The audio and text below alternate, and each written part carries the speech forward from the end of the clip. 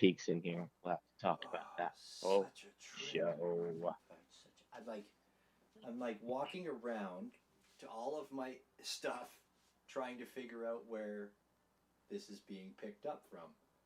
I am in front of my one phone right now, which is on mute. I'm walking over to this on here. This is fucking wacky, man. Testing, testing. Hello. Oh well, iteration. Oh, you sound great. Awesome. Well, I'm on Android, so there you go. Oh, we're gonna do it like that, huh? All right. You Yeah, sound great. that's my opener.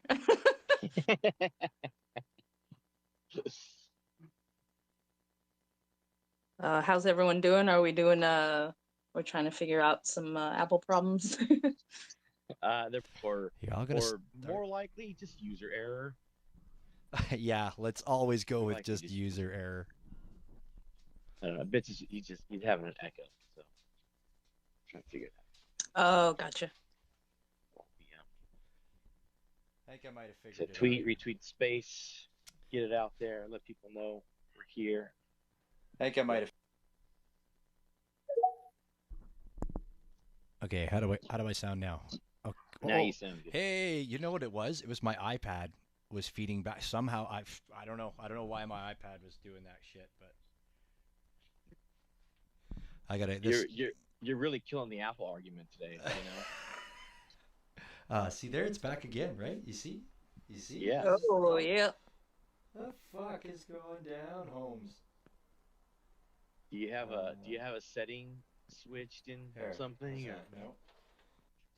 There, let's go with that. How's that? There we go. All right. Well, that was bizarre. Man, that was so weird. No, it wasn't an Apple problem. It was just, running fucking 4 things at once. Okay. All right. You know what? I'm just going to play an opening track. And hey, you figured it out a lot faster than Elon did. I know, right? And I'm not 20 fucking minutes. And I'm not even running for president, so. All right, I got us a track here to play.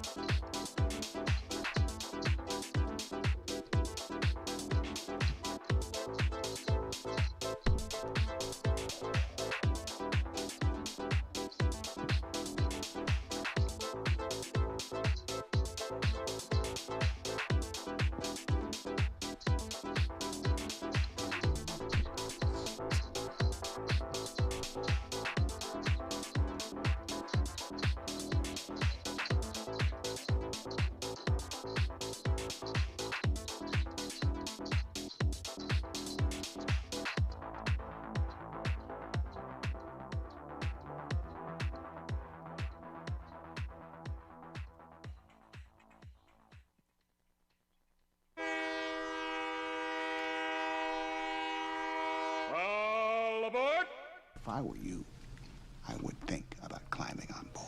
WXAPK, it is the night train. Welcome. As you heard the conductor say, it's time to climb on board, jump on the train, find yourself a seat in the lounge car, Don't worry about tickets because the ride is always on us. My name is Bits, and my other host down there, Mr. One Wheel Willie. One Wheel Willie, how you doing tonight? Doing good. Woo! Doing a lot better than last week. Yeah, you were rough last week. You know, that's what happens when you guys have them holidays and then you got to come in and do a night train. Yeah, something like that. At least you can drink on the night train. Tonight, the opening track that we had there tonight was Vita Sprout, Thumpy, the original pressing. That was from Chip Clip Records, available on the blockchain, on the Tezos blockchain. It's pinned up at the top if anybody's interested in checking it out. Groovy tune, love it. It's actually a 7-minute song, I think, that one there. So I faded her out just a little bit early. Tonight we've got Iteration will be our guest this evening. Once we get through a little bit of our housekeeping, we will be having a little bit of a chat with. It's been a long time coming. We missed the first one. We had to detour a little bit a couple weeks ago, but here we are now. I'm pretty happy about that. Willie, what you got going on? I'm just excited about the new Apple Vision Pro.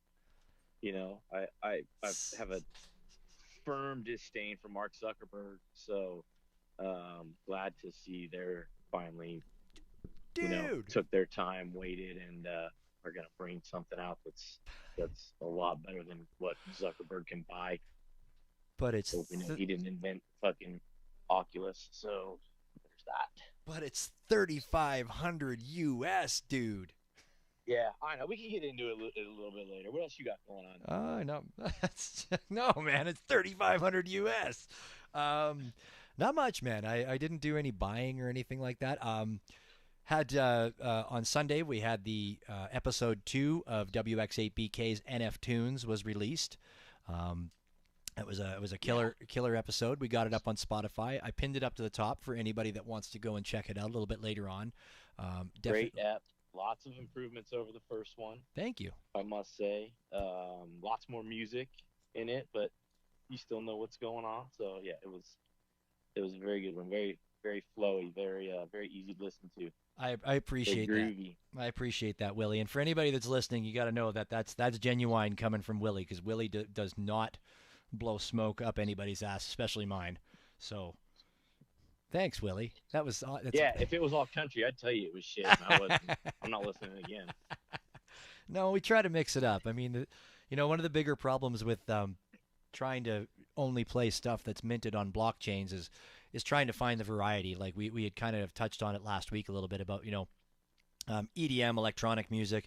A lot of the rap using samples is very easy for people to make, as opposed to the good old fashioned sitting in a garage with the drum kit set up in the whole 9 yards. But I've been finding a pretty good variety. There's a lot of it. Every week it's a bi-weekly episode. The episodes are bi-weekly, so I have 2 weeks to prepare for the next one. But I'm always stressing out a little bit, like the day after the first one, because I'm like, oh my god, I got to find new music. But then it just starts to flow. It just starts to come in.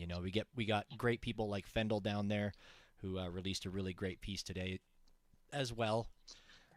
There's lots of music to be found. But thank you. Thanks, Willie. Yeah, definitely. If everybody could give that a check out. Highly recommend. I do play it on Twitter on the Sunday as well. It is on Twitter, but I highly recommend you listen to it on Spotify. The audio quality is just it's not even comparable. I mean, we all know how these spaces sound sometimes, but and definitely recommend headphones when you're listening to it to get into that groove. It was good. It was a fun episode to make. I really enjoy making it. I enjoy connecting with all these people creating music, and just another great piece of entertainment underneath the WX8BK umbrella. But what about from like a branding and bringing people in standpoint? Or does it matter at this point, or how do you mean?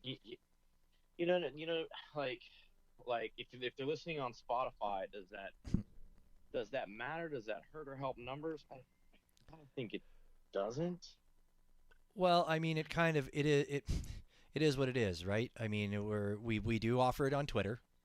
I mean, it is on Twitter. It's where I promote it. It's where I find, I talk to the artists, and I've got the tweet going on. But, Spotify, people can find it by accident on Spotify too, right? And all the, in the description, I was trying to Right. do a really good job in the description in making sure that I had links to all of the artists as well as links to us back here. It's just got to work on it, I guess, and figure it out. I mean, if there was one big, happy, wonderful place where we could just go and everything work together really well, that would be great. Maybe Elon will do that in the future for us. I don't know. No, that'd be a Cook thing. Yeah, there you go. That's a jobs ecosystem. Yeah, I mean, hey, as long as they're listening, we can steer them back here as well, right? I mean, Yeah. I have that platform, and if people are I mean, listening, So I guess if you are listening on Spotify, you do know that reviews and follows and subscriptions, that kind of stuff, does definitely help on those sides. yeah, So it is kind of yeah, cool, like with the Spotify with the Spotify podcaster platform, like this podcasters use. I mean, you got all the analytics are there, which is kind of cool. You know how many people have subscribed, you know how many people listened, you know how many people re-listened. So it's interesting. We know. I'm watching. It hasn't been many so far, but I'm excited every time somebody looks. We've got 2 subscribers. yeah, that's always good. See, That's good. subscriber count, even Yeah, if you're not listening, I think is the nice free way to help that out. yeah. And then once I get it tied into all the other podcast platforms, I just didn't have time to do that yet, but it'll be available on all of them. You'll be able to find it on Apple. You'll be able to find it on anywhere that you get your favorite podcasts from. The podcast grocery store. So yeah, I'm excited. They're really fun episodes to make, and me being a DJ from my past, it really speaks to me. It really really excites me to do it. And the half-hour episodes, just like you said to me yesterday, right? You're just getting into it, and it's like, oh shit, I gotta wait 2 weeks for the next one, man. Yeah, yeah. I mean, it'll be great for people who like go back, who find it later down the road and like want to go catch up. Binge They'll it. binge through them really fast, as opposed to the night train. You can only listen to 6 in a day Right. if you're up the whole day. And that's a lot of listening to Willie and Bits. So So yeah. Yeah, and then so other than that, that's about the biggest thing that I've had going on. I didn't collect anything this past week at all. I don't think. I'm actually just looking at my object right now, but there's there's a couple events going on, right? There was the Bullish event, which is going on till #Bullish, which is going on until Friday. Lots of really cool pieces coming out in that I've been following. And there's the 200 Tezos that's going on right now as well that we got going on. There's some really amazing pieces in there. Alexis Hartwell has a really cool piece for that. Actually, everybody does. I can't even I could start listing it off, but it's like thank thank goodness I don't have any Tezos in my wallet because I'd be broke already.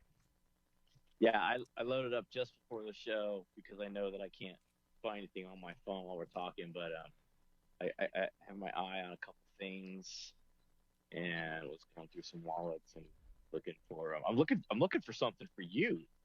I haven't got you anything yet for my oh hello piece. For your you mean your oh hello? Oh hello. Your oh hello piece. Yeah, so I'm still shopping for you because I it's one of those things where it's like I know the most about you. I'm really trying to dig deep, and like always trying to find something that Mike Nash hasn't found yet. So that is part of the challenge. Yeah. Well, that's there you go, right? That is a big challenge. That's a huge challenge. It's a wide, wide world out there. And Mike Nash has slayed it all. What's up, guys? Man, Hey. I love y'all. How's it going? Good, buddy. Thanks for popping in. How are you doing? Oh, dude, I'm gonna make it, man. Woo. We've had some like crazy storms come through here down. I'm finally back down at the nest for the first time in a few months, and I really wanted to try to catch a water spout on film, and have been unsuccessful so far. But other than that, yeah, things are good, man. Things are really good. Beautiful, buddy. Good to hear from you. Good to hear from you, as always, for sure. Cool. Well, I'm excited you're here tonight, hanging out, being the Mike Nash up in the nest, making sure everything's okay down there in America's Wang. What? That was that's from the Lowrider, man, American Wang. No, that's what I was on The Simpsons too. The Simpsons, fucking, they were going to Florida, and Homer's like, "Oh, it's America's Wang." Oh, I got you. Yeah, I got you. Okay. Yeah, you're looking at the map. All right. Oh, dude.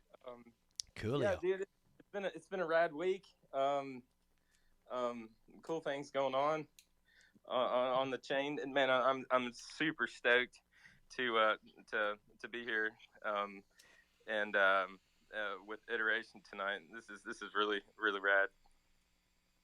I'm pumped for it too. And when Mike Nash says that he's stoked for a guest, that's you know we're in for some good times.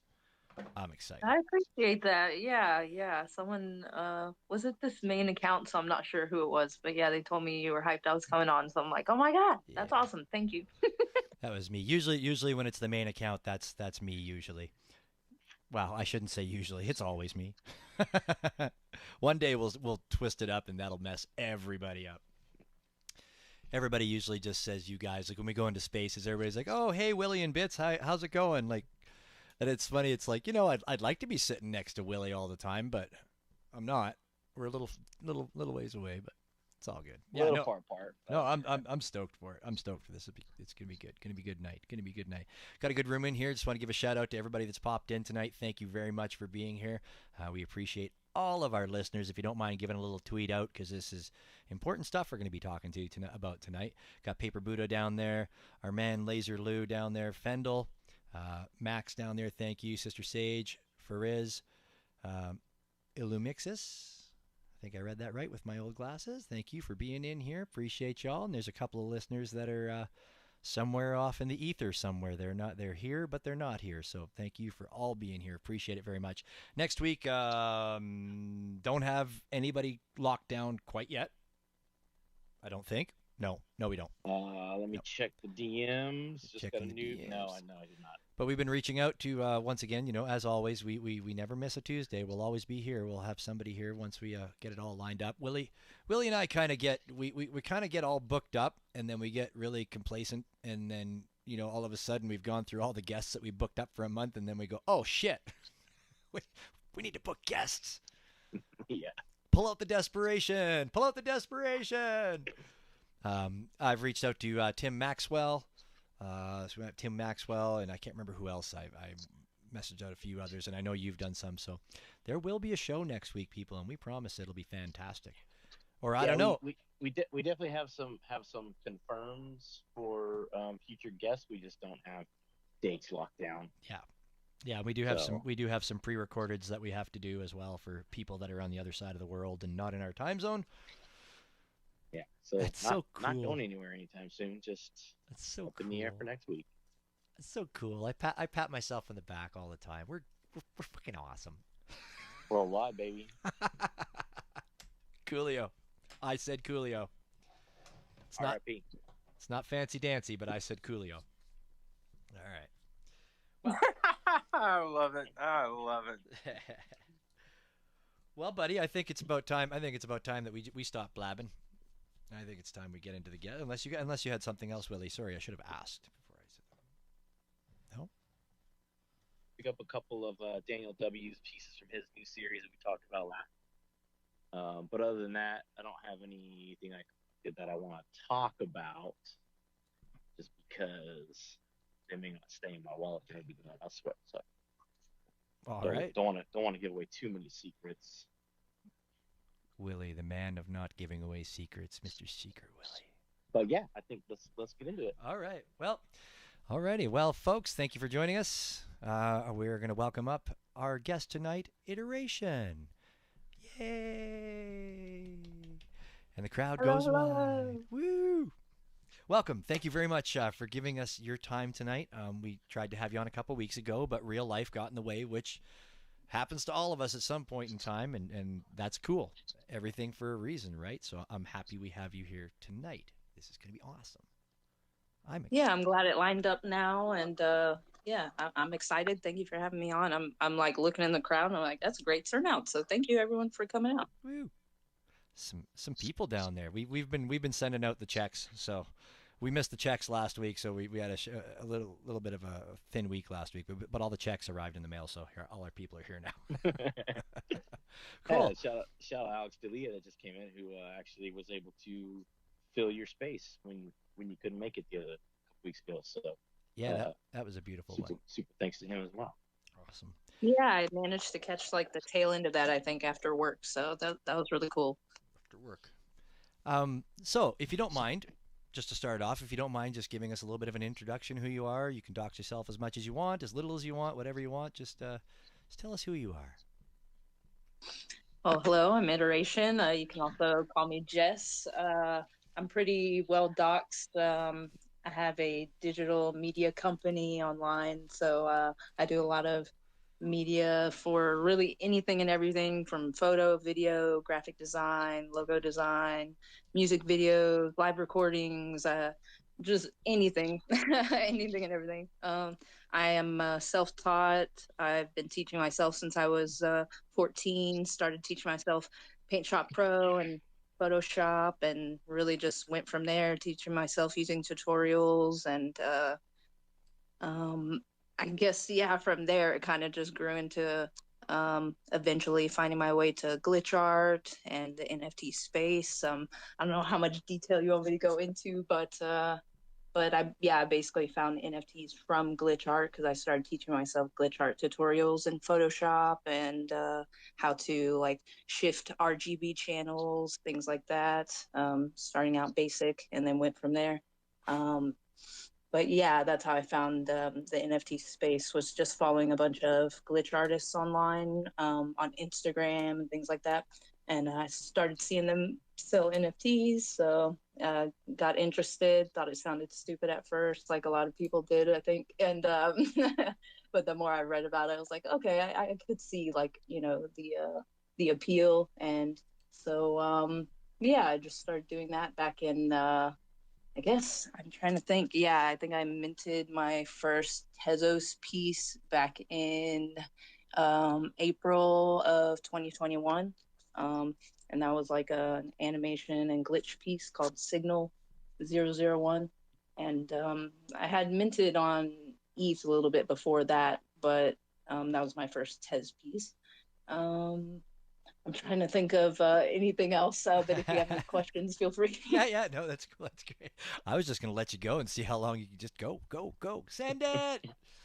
Um, so were you always a really super artistic person when you were growing up in school, at home, crayons? Yeah, definitely. I don't come from an artistic family, but I was definitely drawn to traditional drawing when I was a kid.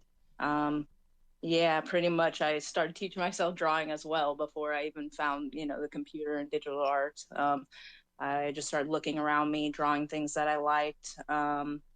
The first drawing that I can remember is from when I just looked outside, saw a pretty tree, and just started sketching it in a sketchbook. And then from there, I started sketching like cartoons that I liked. I loved Powerpuff Girls, so I used to draw Bubbles all the time. She was my favorite. And then, and then I was also really into Invader Zim, and Jonan Vasquez also had the creator of Invader Zim also had a comic that I really loved called Squee. So I used to draw him a lot, the main character Squee. And so I just started teaching myself by copying, like a lot of artists do, and started drawing portraits and animals and doing commissions and anything I could, really. So yeah, I've been doing art like my whole life, anything and everything I can do. I used to also like I used to also make my own like clothes, like not necessarily sew or anything, but I would do like stencil designs on shirts and make my own purses, put my own stencils on there too with acrylic paint. So I have done a lot of traditional art when I was younger. And then as I, grew older, it's like everything moved to digital, but I still tried to keep in the traditional art world as well, doing like Inktovers every October, kind of fallen off the last couple of years, but I did that for like multiple years in a row, which was like you just draw an ink drawing every day for the whole month of October. It's a really fun challenge to like, you can't erase ink, so that's like the best growing kind of challenge. And yeah, so definitely been into art my whole life in any way I can. That's pretty cool doing the your own clothing kind of stuff. I did that. I actually got into airbrushing, and that's was the first stuff that I airbrushed was always clothing, jeans, sneakers. It was always nice because you always had something that nobody else had, right? And if they liked it, you'd be like, "Yeah, I could do something for you," or you can buy the pants right off me right now. No, I don't think I ever said that, but Yeah, exactly. And I would use my skills in Photoshop to make my own stencils, print them out, put them and use an X-Acto knife to cut them out. So yeah, it was like super fun doing hands-on stuff like that. dude, I so remember printing out stencils and cutting them out with an X-Acto knife and how much of a pain in the ass that was. You'd always, I always found that I realized it'd be like, I'd be like, oh yeah, this is awesome. I'm going to so do this. And then I'd print it out and go to like cut it out and go, okay, that's a little too intricate. I'm going to go back and I'm going to make this a little bit more bland, I think, because I can't cut this crap out. But probably just me. Right.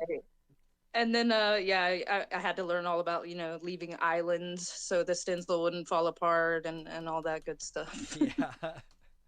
Yeah, or holding it down with me, it was like always, it was like, oh shit, I cut that piece out, it fell out, damn it. So I'd be like holding it down with my fingers while I'm like airbrushing over top of my fingers. Good times. Good. Yes, amazing. It's good. It's good to know. It's good to know. It's good to know the struggle was real around the world. It's good.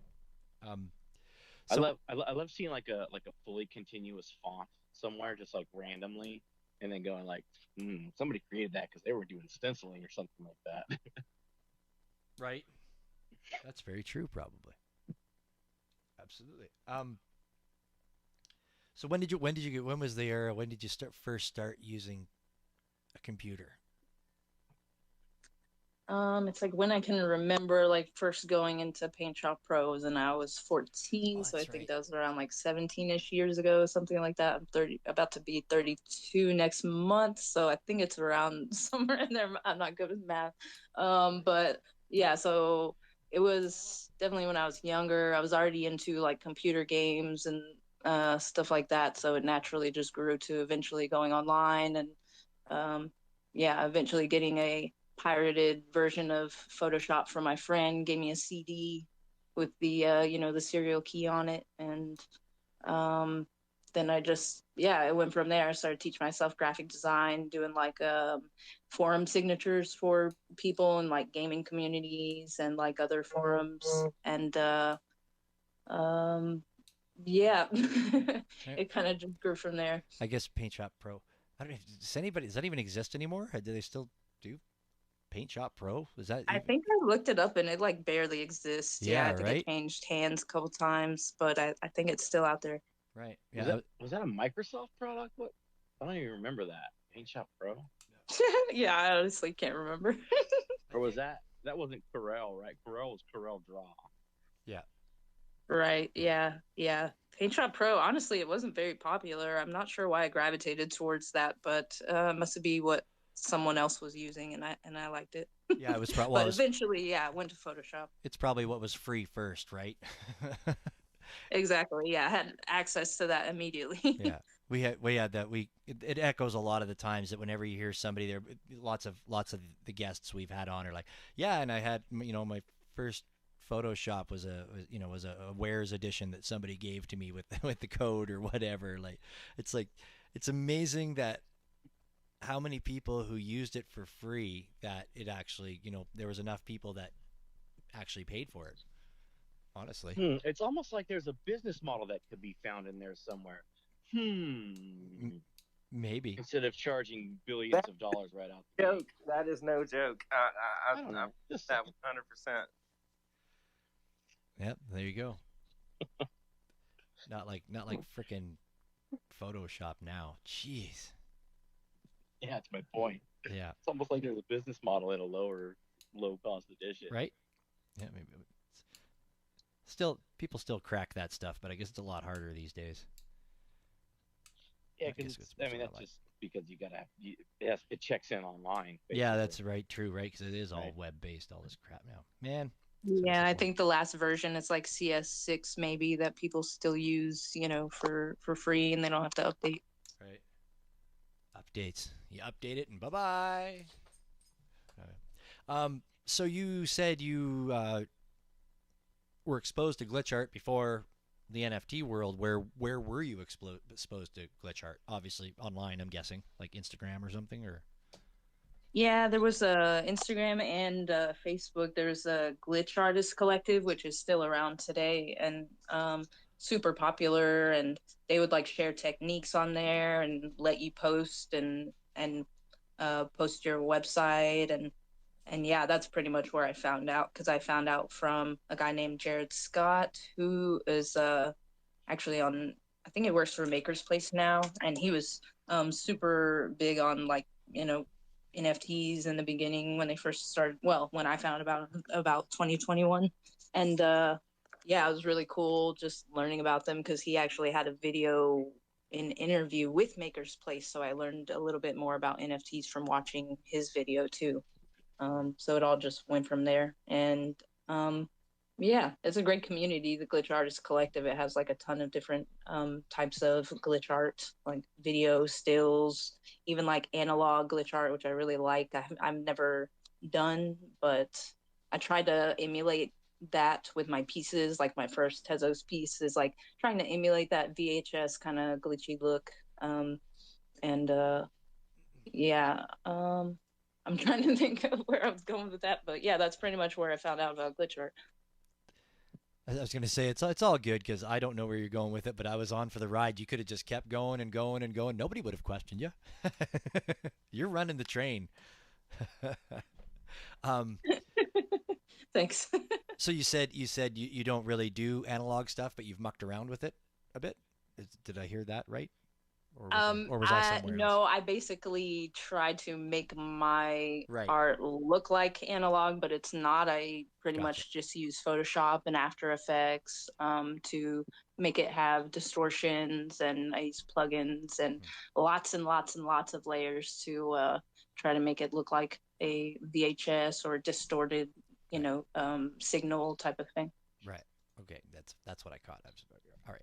Um, yeah, the people that go hardcore into it that like to use like the actual physical pieces of equipment, that's a whole other freaking monster on its own, right? Like Voxel Junk I know does a lot of it, and I think Purs does a bit of it, but yeah, no, it's crazy stuff. Like I mean, you'd have to go like searching out all these old VCRs and stuff like that. Yes, I'm definitely interested in it, but it definitely costs some money. Like circuit bending, everything like that. Like Max Capacity also does that. He has a Right. bunch of like, yeah, and analog TV setups, VHSs. Like they basically go out and collect VHSs from, different sales and then use those to glitch out and then edit in After Effects. It's like a really cool process. I would love to do it one day. And yeah, I love that look. It's so crazy that it's an art form. I mean, when you really think about, I mean, I was a child of the '80s, so I mean, I knew how it was back then. Sometimes you had a videotape that you went and rented, and the tracking wouldn't be right or whatever, and you'd watch a whole entire movie with like this crap going on your screen, right? Or the old tube TVs, like all that stuff, or even something as simple as frickin' putting an Atari game in that didn't seat right into the machine and it comes on all whacked out, and it's so crazy that that became an avenue of art. Like, I guess I Yeah, it's it's that nostalgic factor that I definitely love, and a lot of people can connect with that like imperfection, and yeah, like the old TVs with the antennas that you had to move around to try to get signal, and like yeah, all of that stuff is definitely nostalgic for a lot of people. So I can see why it became like a whole genre in itself. yeah, that's absolutely so cool. I never really thought of it that way, but it's very neat. Something that back in the day I was like nobody wanted, And now it's like people are like searching this stuff out, Yeah, creating it. you didn't want scrambled porn; it's just all you had. You said it. You said it. I was I do remember way back in the day when you had like pay like I don't know like the channels, the pay channels, like the pay movie channel. Super Channel was the one up here. I don't know if it existed down there, but anyways, you had like a little brown box on top of your TV, and you had to like go to channel 3, and then the buttons on that box on top were then the paid for channels, and the ones you didn't pay for were like scrambled. But there was a point in time where you used to be able to run a piece of tinfoil up the cable, and if you had to be really slow about it, but you could if all of a sudden somewhere along the cable it would even out and you would get to watch stuff. It wasn't porn, I was watching just other movies, but yeah. Yeah, HBO, Man, Showtime, that's those were hardcore. I all never played with tinfoil. just scrambled too, like that, right? Yeah. But I mean, let's they also had a lot of porn on them, a lot more than they do now. I mean, that's kind of why they were on there, or they would, specifically show more like regular theatrical release movies that had a lot more nudity in them, kind of thing. Those are the ones that I went for when I was a kid. Anyways, back to our guest. you could also so like we didn't have the boxes. It was just like through a regular cable. But if you put a magnet on the side, because they were tube TVs.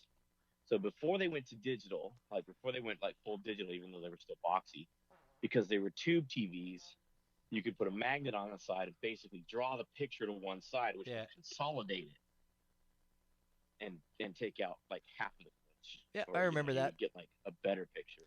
Put stereo speakers too close to your TV and it messes with your screen. Or makes it better if we're talking about glitchy. Right, exactly right. Which we are. We are talking about glitch. Get some unshielded stereo speakers, and they would all of a sudden increase that picture for you. So, iteration, you have minted pieces for the 200 Tezos. Have you not? I have. I minted all my scrapbooking pages.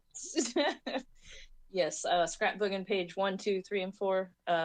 And yeah, I made all those in Midjourney and Photoshop. I used a new generative fill to like help fill in parts that looked kind of weird, or I kind of just used what was already there and like subliminally, like I built off of that, and then of course added my own color adjustments, other images, and yeah, they're like collage pieces, vaporwave, aesthetic, summer vibes, and yeah, they were super fun. Honestly, I used to do stuff like that traditionally when I was younger. I used to do like collages, cutting out like magazine clippings and, making different pieces like that. So it's basically just like that in digital form. So I love doing it. Mm-hmm. Yeah, no, they're great. They're great pieces. And it was funny as soon as you said scrapbooking pieces, that's when it clicked up on my screen. I was like looking for those words. But thanks for helping.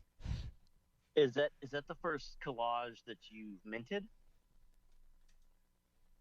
No, I wouldn't say that, but I'm trying to think back, because I have some other pieces that are like, I would say more maybe minimal collage. Like my daydreaming is like a fish and a building, kind of double exposure collage with some glitch. And I definitely have done some others, but this is more in your face collage for sure.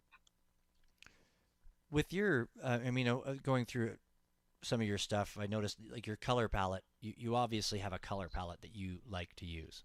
Like a lot of your stuff, it's a lot of the pastels and very 80s kind of vibe, if I could say that. I guess that kind of falls in with the vaporwave, right?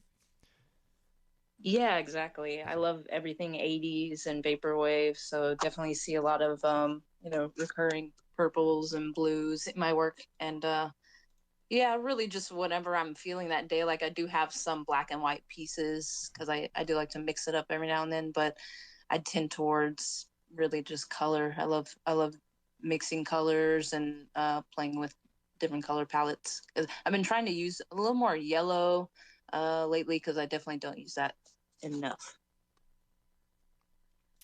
You think there's a reason for that, or it's just coincidental? I'm not really sure. Yeah, because honestly, for a lot of the pieces, it depends on what it is. But for a lot of the AI pieces, I may not enter in a specific color palette, but Vaporwave generally gives that same type of color Sure. palette, like the blue, purple, stuff like that. Right. Yeah, I like it. They're calming colors to me. They're really, I don't know. That's what I think about them whenever I see those colors. It's like they're very calming. They're very welcoming. It's not like a savage murderer doesn't come out, you know, in this pastel color format. Well, maybe in the 80s they did, I guess. Never mind. All right. Yeah, I definitely like to imagine, yeah, different scenarios. Like I've even done some I haven't minted that are like landscapes with these color palettes, just to try to mix it up, give it some sort of different look. Yeah, I love those relaxing colors for sure. Yeah. So I'm glad people appreciate those a lot. I've noticed in the space that a lot of people do like the 80s and vaporwave colors. Yeah, it seems to. It's. I definitely notice that as well. There seems to be a lot of people that are really big into it and dig it quite a lot. I know off the top of my head, Retro Manny was one that is just like he thrives on it. He loves that kind of stuff. Um, I think the first time I was trying to think of the first. I think it was the WebCore Tech.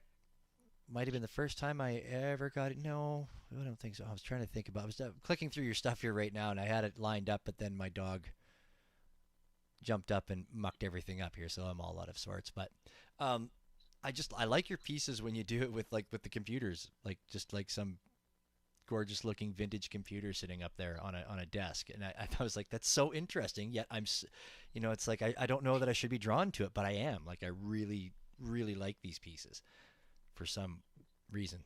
But I guess way to go, you succeeded in catching somebody's eye, lots of people's eyes.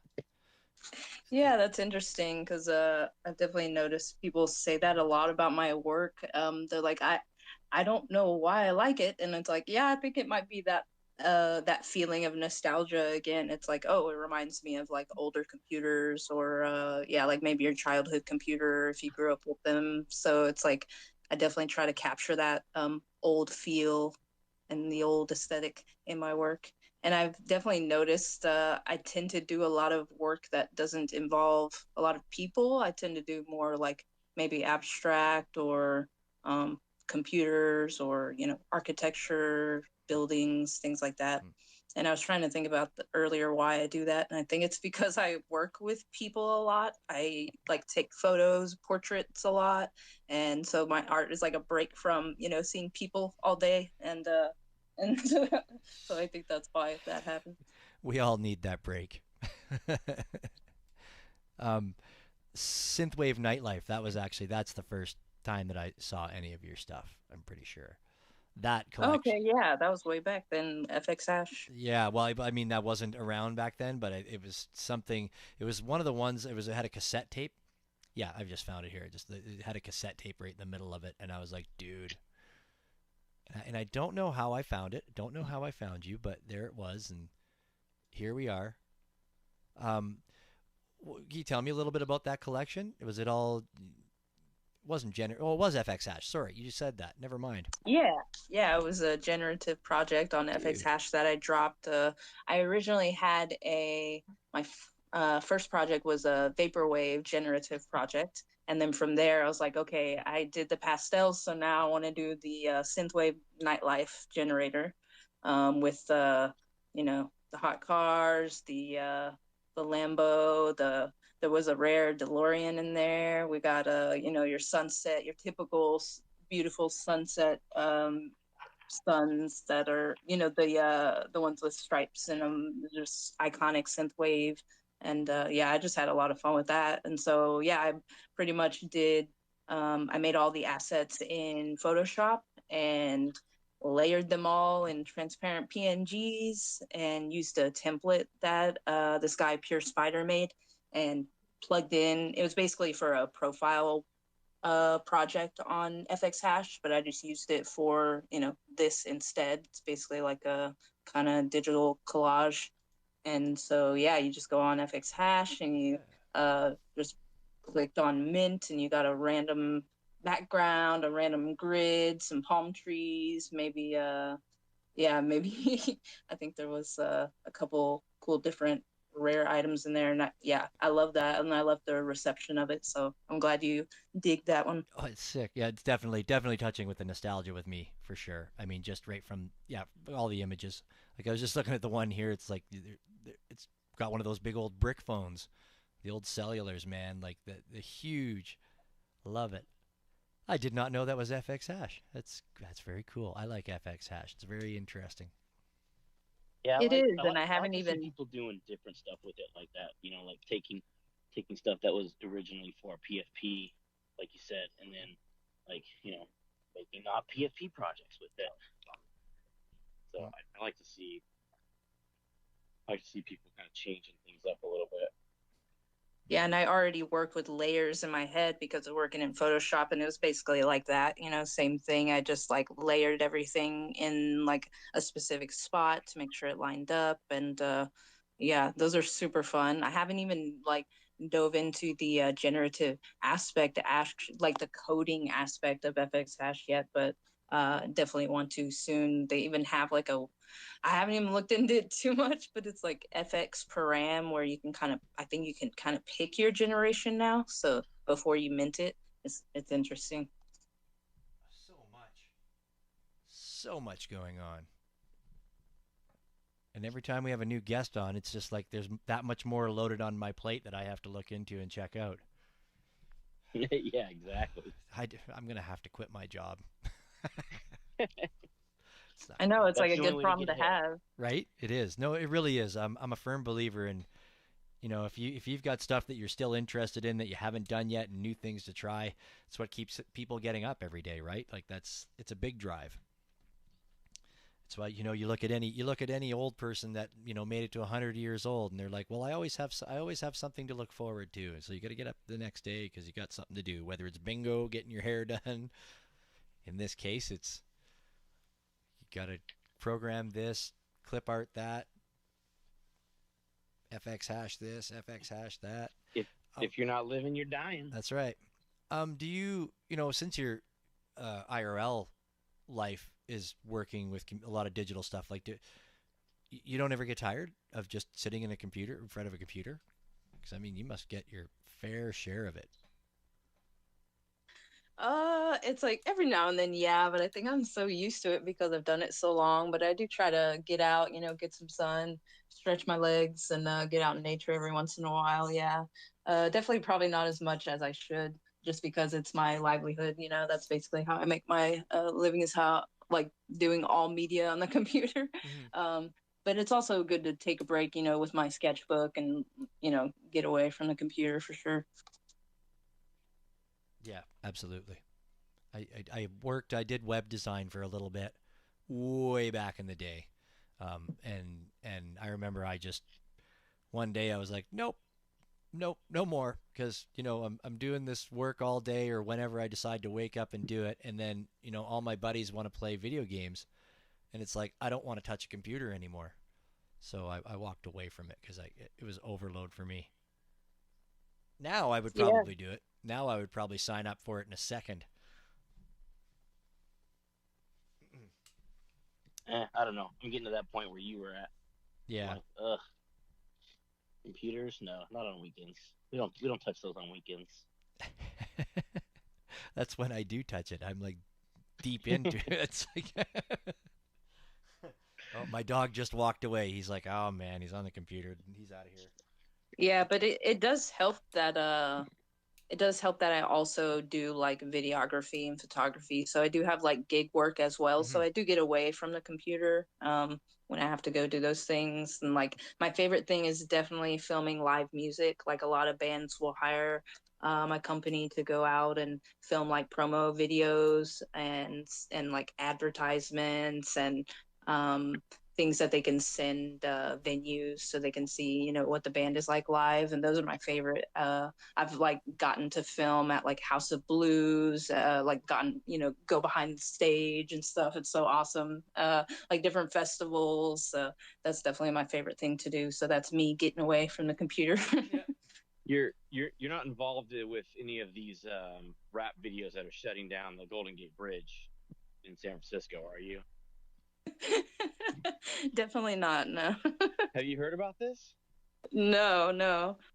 Yeah, so apparently it's becoming a big problem. They'll basically like coordinate the cars as they cross and then shut the bridge, park cars on both sides, they get a group of people, park cars on both sides, shut the bridge down so that no traffic can get through, illegally film a video in the middle of the bridge, and then get back in their cars and take off before the cops can get there.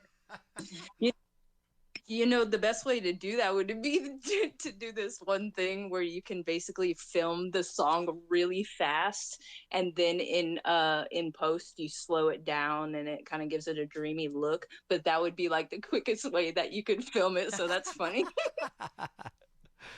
Yeah, I don't know. I don't know. I mean, they might be, they're not dummies, so they might be doing stuff. I was gonna say, even if she was part of that, man, you wouldn't admit to it, because then yeah, I wouldn't want you to admit to it. So let's just say maybe she is. Um, that's well, I guess that's great. That's saving a lot of money, because could you imagine? I mean, there probably is a price tag to shut down the bridge to film something on it, but it would be Oh, yeah. astronomical. Yeah, I don't think it's possible. Permits and so much. Like, yeah. Unless if the bridge has actually been shut down illegally to film something. It would be crazy. That's kind of cool. Yeah, I think that's what you. I do believe that when you were supposed to be on a couple weeks ago, you were doing some.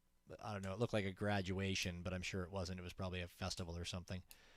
No, it was definitely a graduation. Oh, was it really? Okay. Yeah, definitely. It was graduation season, so I go out and take photos like right after the kids graduate. I'll just snap a photo real fast. So I do like 300 to 500 photos in the span of like 30 minutes to an hour, just like rapid, shooting. But it's pretty fun, actually. Cool. Yeah, well, I guess it's kind of like go, and everybody's stoked too, right? It's not like it's a crappy place. It's not like you're at a funeral snapping Exactly. photos, right? And everybody's Yeah, exactly. Yeah, everyone's coming over, throwing throwing their peace signs and making faces and stuff. So yeah, it's a pretty fun time. Oh, that's cool. That's cool. You're making memories for people and creating your own while you're at it, right? There you go. When I used to do mobile DJing, I remember grad season was just like endless. It seemed like it was just endless. Not that Yes, it goes on forever. It does. So are you like pulling contracts, or I mean, I guess getting verbal okay, before all of that, or is it like a setup through the school where you're like, hey, I'm going to be taking pictures of all the students as they come across, and then if you want to buy them later, almost like Six Flags, like a roller coaster ride would be. Taking them all, and then you're like, hey, find it on the website. Like, right. Yeah. I mean, yeah, we coordinate with the the school districts, and basically, yeah, we throw them all up on the website, and we're like, here you go. If you want to buy them, there they are. how much? What's your what's the average like? So you said let's say you take 300 pictures. What's the average buy rate? Is it a third of that? Is it higher? I'm just curious. Yeah, we actually take both pictures, the walk across where they shake hands and shake hands and actually get their diploma. And I would say we get like probably half to a third of people buy those, and then maybe just a little less of the ones that we take right afterwards, where it's like a little more candid, a little more fun. They're just holding up their diploma, just them. Um, so yeah, it's really not a bad rate. I mean, yeah, because you're pulling a lot of quantity, so yeah. It seems. I thought that seems like it'd be a pretty solid play. I thought that was an interesting question you asked there at the beginning there, Willie. About do you like line it up with somebody, or you just show up? Can you just imagine you just like, excuse me, pardon me, get out of here. I'm gonna go snap. I'm going into this school function. I'm gonna take pictures. Yeah, they just let anybody on the field, but no, there's like security and stuff, so they make sure that only approved vendors, are going to be on the field. Do the old Wayne's World thing, holding up the backstage pass. Exactly. Do you do a lot of what is it? A lot of with the music with some of the bands and stuff you filmed? Do you do a lot of local stuff? Is it a lot of smaller bands, or you doing the Guns N' Roses of the world, future Guns N' Roses of the Definitely, world? definitely local for now. For now, Cool. yeah, a lot of like pop stars and rock stars around local Houston area, and honestly, there's a ton of cover bands in Houston.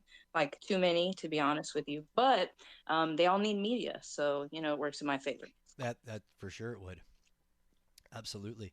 Um, so you said that you were minting on ETH before you went over to Tezos.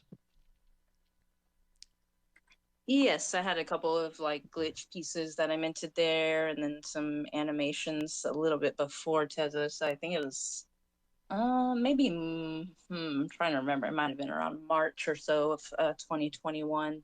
I have like an overthinking design, which is again using my graphic design background to I glitched just overthinking text. I just glitched that and made it look kind of psychedelic looking and added textures, and that was like my first piece ever as an NFT. And so that one was super fun. And then I minted a couple different variations of that. And from there, I did my living painting collection on ETH, which is super fun. I used EB Synth to do some digital painting on some animal portraits. So there's a couple different types of doggos. I've got like a um, golden retriever and a pug, and I just basically painted over um, a frame in Photoshop and plug that into a program called EB Synth that like applies a style to the video, and so it made a really cool effect, and I looped that in After Effects, and so that was a super fun collection, um, trying to basically have a consistent like painting style. I made it super colorful as I do, and so yeah, I had a couple pieces on ETH before Tez. Cool. What brought you over to Tez? Was it people in that collective, or just kind of a natural progression? Yeah, I believe there were some overlaps from people from the Glitch Artist Collective, and then there's a guy named Cruel Coppinger who is my first collector, but he convinced me to mint over there, and he's basically encouraged, just like I was thinking about it, and he's like, just do it. And then back then there was the Tezos Fountain, and this lady named really really nice lady named Rose Jackson helped me. She sent me like back then, maybe one or two Tezos. That's all you needed to start, and so I just started minting from there. And yeah, I love the community. It was on Hicket Nunk back then. Kind of had that underground punk feel. Everybody was like sharing each other's art, buying each other's art. It was like the highlight of the NFT space for sure. And there we heard it. There we heard it. There was that somebody gave her one or two Tez. That's the beauty of the Tezos. We've heard it so many times. Nobody gives you one or two ETH.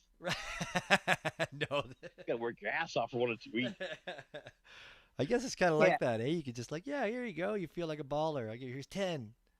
But that's cool to hear that. We've heard that from so many people, and especially recently, our guests, that you hear that. Well, yeah, no, it was, somebody gave me 3 Tez and said, "Here, try it out," right? And that's so cool, man. And the punk rock thing, we've heard that echoed a bazillion times as well. Tezos is awesome. Yeah, it's the best. It's still my favorite. It's Mhm. just but don't tell anybody. No, I'm just kidding. But yeah, it's like the best We just talk about we because of tell the the world every gas Tuesday. We fees. do. But I was gonna say, Yeah, like the non-existent gas fees. But yeah, it's amazing. I freaking love the community. Even still, like there's still like groups and stuff that were built from around that time that are still going strong. absolutely. Oh, dude, I was just looking, I'm clicking through your stuff as we're chatting here. Yeah, the love in Tezos is just absolutely amazing. I mean, honestly and truly, Willie and I wouldn't be here with this space every Tuesday night if we were trying to focus on ETH. I don't think it would work. I mean, you know, Don't don't have the capital to collect no, that much. well, that's right. I collected. Plain and simple. Well, I collect one piece every 6 months, and Yeah. Yeah. No. But I was just looking at Open Till Midnight, this piece of yours here, and I really like it. It catches my eye. And Thank you. yeah. Thank you. Yeah, I thought about it. I haven't minted a lot of my just straight photography because I have a lot of that, but that was a photo originally uh, taken outside a Wingstop, I believe. I just really like the neon sign. I'm always drawn to neon signs. So I took that and then I brought it into Photoshop and glitched it a lot, lots of glitch layers. That's how I kind of work is I'll use, if anyone's familiar with Photoshop, I use displacement maps a lot. Um, so I basically will do a displacement map layer and then I will mask out different parts of that layer. So I'll do like multiple glitch layers and just mask them out so it's not so crazy. Because if you do just straight displacement maps, sometimes you just can't tell what anything is, you know. And I definitely like to keep some of the text and some images in there, so a little cohesive in there. Displacement map, kids. Displacement maps. Write that down There in you your go. books and work Tips on and it. tricks. Right? Yeah, they're super fun. But basically, like the map of the displacement is like a black and white or grayscale image, and so I tend to use a lot of like kind of blockier ones to glitch my stuff. And there's a couple different programs you can use to generate it, or you can just literally make them in like Paint if you wanted to. Cool. Oh man, my wallet I was trying to buy it and my wallet's crashing on me. Damn it. For those following along at home, if you're watching on the YouTube stream, or if you watch on the YouTube stream, you can see what Fitz is looking at as we talk about it. Oh, actually, it was a black screen at that moment in time. Well, it was just for a moment, but yes, being it's up there right now. ass. It's up there right now. It's up there right now. No, it literally was, and then I clicked because I have a really bad habit when I'm looking at my phone, and then I have my computer in front of me as well. So I'll be doing something on my phone, but then I'll take my mouse and like use my mouse like it's going to work on my phone, and then I'll f something up on the computer, and that's what happened there. There was stuff on the screen, Willie. It was just momentarily, but yeah, it's up there now. I've definitely done that. Something funny I've done before those when I have a Cintiq tablet, and when I'm on there, sometimes when I was switching from like traditional to digital, I would basically use my digital eraser and then try to wipe away the shavings on my tablet as if it as if it was a regular eraser. Yeah. So that's fun. The amount of times that I have reached up and touched my computer screen with my finger too is another one that I all the time. It's like I just hang on, oh fuck, where's the mouse? Everything needs to be touch screen and everything needs to run off the same mouse, damn it. Probably could. Okay, there, I got it. My wallet finally worked. I bought Open Till Midnight. I love it. Thank you. I Love it. appreciate that. I love it. It's a wonderful piece. It's a piece that I totally envision. Literally, it's something I envision sitting up on the wall above my couch. Like it speaks to me a lot. I dig it a lot. And just hearing the little story behind it and how, where it came from and that it was a wing place, fast food place. It's just Wingstop. Yeah, it's hilarious. It was just like outside of Wingstop, just open till midnight. That's a sign that I liked, so I took a little pic. It was even on my cell phone, I believe. So not even like professional picture or anything, but it's just like I love neon lights, so I had to take a pic. Oh, the professional picture. It is a professional picture. It has nothing to do with. Right. No, that's wicked. I mean, it's really cool to hear that stuff. That's the one thing, like, we're very privileged on this space, and anybody that listens with us, to be able to look at these pieces of art, but then actually talk to the artist and hear the things, like hear the background about it, or, hear what kind of a day a person was having or whatever was going on, and or something that you think is like, oh my God, how did you do that? That's so crazy. And it's like, well, I actually dropped my phone. It took a picture while it was going down and right? Like the back. Those are honestly one of my favorite types of pictures. I love those. Right? Just those imperfect, blurry pictures you accidentally take on your phone, accidentally get one of your foot or something. Yeah. Those are great. Just moments caught in time. I was I took a couple photography classes, and that was one of the things that the one lady that was teaching this one class I was in, it was awesome. She had this old SLR. Well, it was a DSLR. Sorry, I guess it wasn't an SLR because we didn't wait for the photos to be developed. But she would set the timer, and then she would take it and throw it up in the air. And then whatever, right? It would randomly. Sometimes it was pointing at the roof, sometimes it's pointing at the ground, and we would go outside and do it with the camera. I mean, it was wild. I don't know. It never hit anybody, but I always thought that it's like Jesus, man. Like you're trying to an SLR is like cameras with a lens on them are not light. If that bangs somebody in the head, but yeah, that was one of the things that she did. Just showing us how photography can be an accident, right? So she would set it for like 3 seconds or whatever, throw it up in the air, and you would get some really, really cool photos sometimes. Yeah, and like especially when I was learning photography, I would just do everything on auto or try to mess with manual but not know what I'm doing and get like really, long exposures of some lights and those are like the abstract shots. I really love those actually. Mm-hmm. Long exposure stuff, I have a really big place in my heart for that kind of stuff. I like to mess around with it a lot. It's a lot of fun. And yeah, you're right. You can get some really cool things happening with that.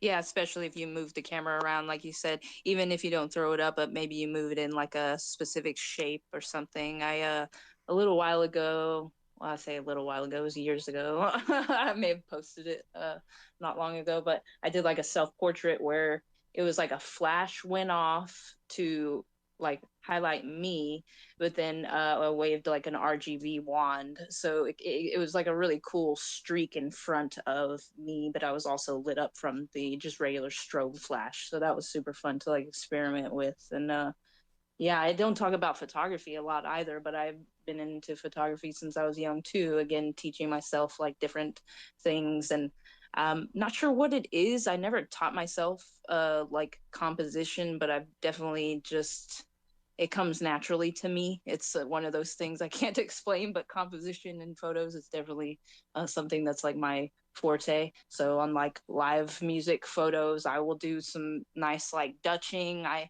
definitely dutch a lot in my photos, and I definitely What need is to Dutching? post more. Which is like instead of doing making your horizon level and making it straight, I will like tilt the camera to the side and have them like coming off out from the corner um st- uh basically yeah, just tilting the camera instead of Okay. keeping it level.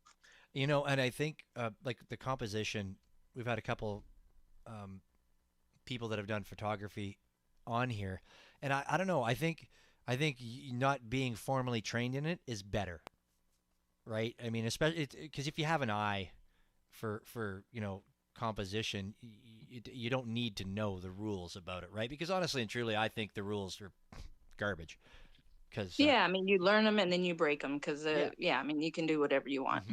Actually, Mike Nash today posted up a picture of it was of the ocean and the sky, and he's like, some people say you're not supposed to have the horizon line right in the middle of your phone, but I saw that. here Yeah, it I thought it was is, perfect. right? Yeah, no, and I dig that. I think it's yeah, I don't know. I don't believe in that. Like if anybody was ever to come up to me and go, dude, you weren't using your negative space enough here, like I'd be like, fuck off. This is the picture. Oh Exactly. man, holy shit! I love you guys. Yeah, well, I'm also not using a paintbrush. Dude, Like it's that's rad. 1504. So how about you fuck off there? 1504. Yeah. Those were the good old days. You know it. Man, that one shot, I just thought there was so much drama, like on all sides. It was like I didn't want to like leave any of it out. If that if that makes sense. Yeah. No, I dug it, man. I dug it. I'm sure Juliette Haas would have loved that one as well if she saw that one. She would have been like, yeah, exactly. Exactly.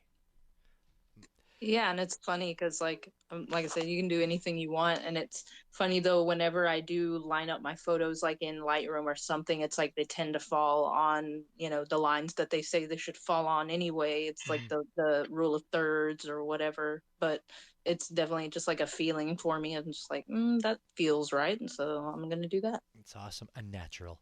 Oh, natural. Um, I just kind of came across. Well, I didn't just. I've seen them before, but these ink mares are like so different compared to everything else that's on these pages. Yes, that was my black and white pieces for sure. I think that was Yeah. around Halloween. I was like, we're gonna get spooky with it. So yeah, I definitely wanted to make some kind of weird, creepy pieces. Ah, they're beautiful though. Like they're just absolutely gorgeous. Like the detail that they're just amazing. And these were all you said they were ink, right? You just said that. Yes, that would be ink mares. That's why it's in the title of the collection. Well, interestingly enough, it is digital, and so it is actually Ooh, Mid-Journey and Photoshop. So it's just a play on, the ink style really for those. cool. And there you go, folks. There's the information. This is what we dig deep for. Cool. No, they're actually really cool pieces. But yeah, when you're scrolling through your stuff and then all of a sudden you get to those, it's like, oh, what happened? Where'd we go?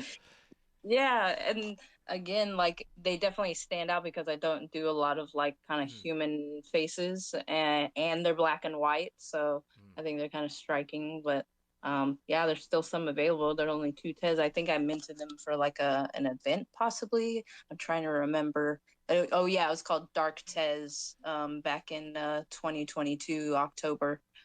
So I'll definitely be doing some more creepy black and white pieces coming up for Halloween. And there's some available, folks.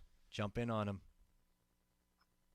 You have a lot of great stuff throughout your catalog. I mean, you have stuff that's sold out, but you have a good variety of stuff that's still available and kicking around, which I really enjoy that when I get into people's collections and you're always like, oh man, I wish I had been like way back so I could have collected. And then you go through the collection, you're like, oh, cool, I can still buy this. Oh, cool, I can still buy this.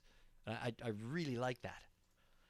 Mike, Yeah, exactly. Like I like to give everyone a chance to collect because that was, the original like hick at nut kind of thing was everyone was collecting different pieces. Everyone could actually afford to collect.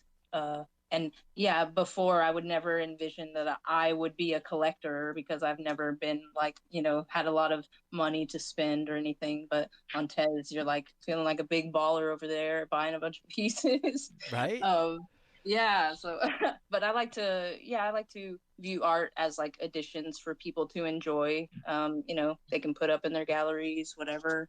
But even if they don't buy it, I definitely just like to have it up there anyway for them to look at. Mm-hmm. So speaking of editions, there's one collection in here that I noticed. I think it's the form subconscious, um, and they're like separate mints, but they're editions of two and three and four. Was that at least when you look at an object, was that on purpose or was that just like a different minting contract on another site that did it that way? Yeah, so that one was interesting because I actually got suspended from Object for a little while for copy minting myself. So that was a fun experience. Um, but I did that I did that as an experiment because on ETH whenever you have editions that you sell you can get numbered editions, so the first one that buys it will get number one in the edition title. And I was like, man, Object needs to have that. I was like, but they don't, so I'm going to do it myself. So I just started numbering it, and I was like, to make it obvious, I'm going to be putting it in the description so everybody knows, this is edition 1 of 5, is edition whatever. Put it in the title, put in the description, and then not long after I like minted them. And I basically did that because that's more like premier collection. Like I wanted it to be like just the finer art collection, so everyone can have their individual pages for their edition. Because yeah, as you know, Object doesn't have that. You just have the one page with all the editions. So Oh, we know. yeah, so I got suspended for like a couple. Well, I think it was maybe only a day or so because I contacted um, Object, and got it sorted out, but I basically explained to them like I'm not complimenting myself. It's okay, and so then they finally fixed it. That's That's funny. yeah, that's really cool. I'm glad I asked that because I was, it was like, well, it seems weird. Like, why would you just do it as additions? But I wasn't thinking about trying to be, owning the first of five or the first of three. Um, was was it a lot more? Was it more difficult to mint it that way? I mean, obviously there's a little bit more effort involved, right? But is there a substantial amount of effort involved other than having to go through object and get unbanned? um, yeah, I mean, just a little more time for sure. Yeah, because I had to individually mint each one.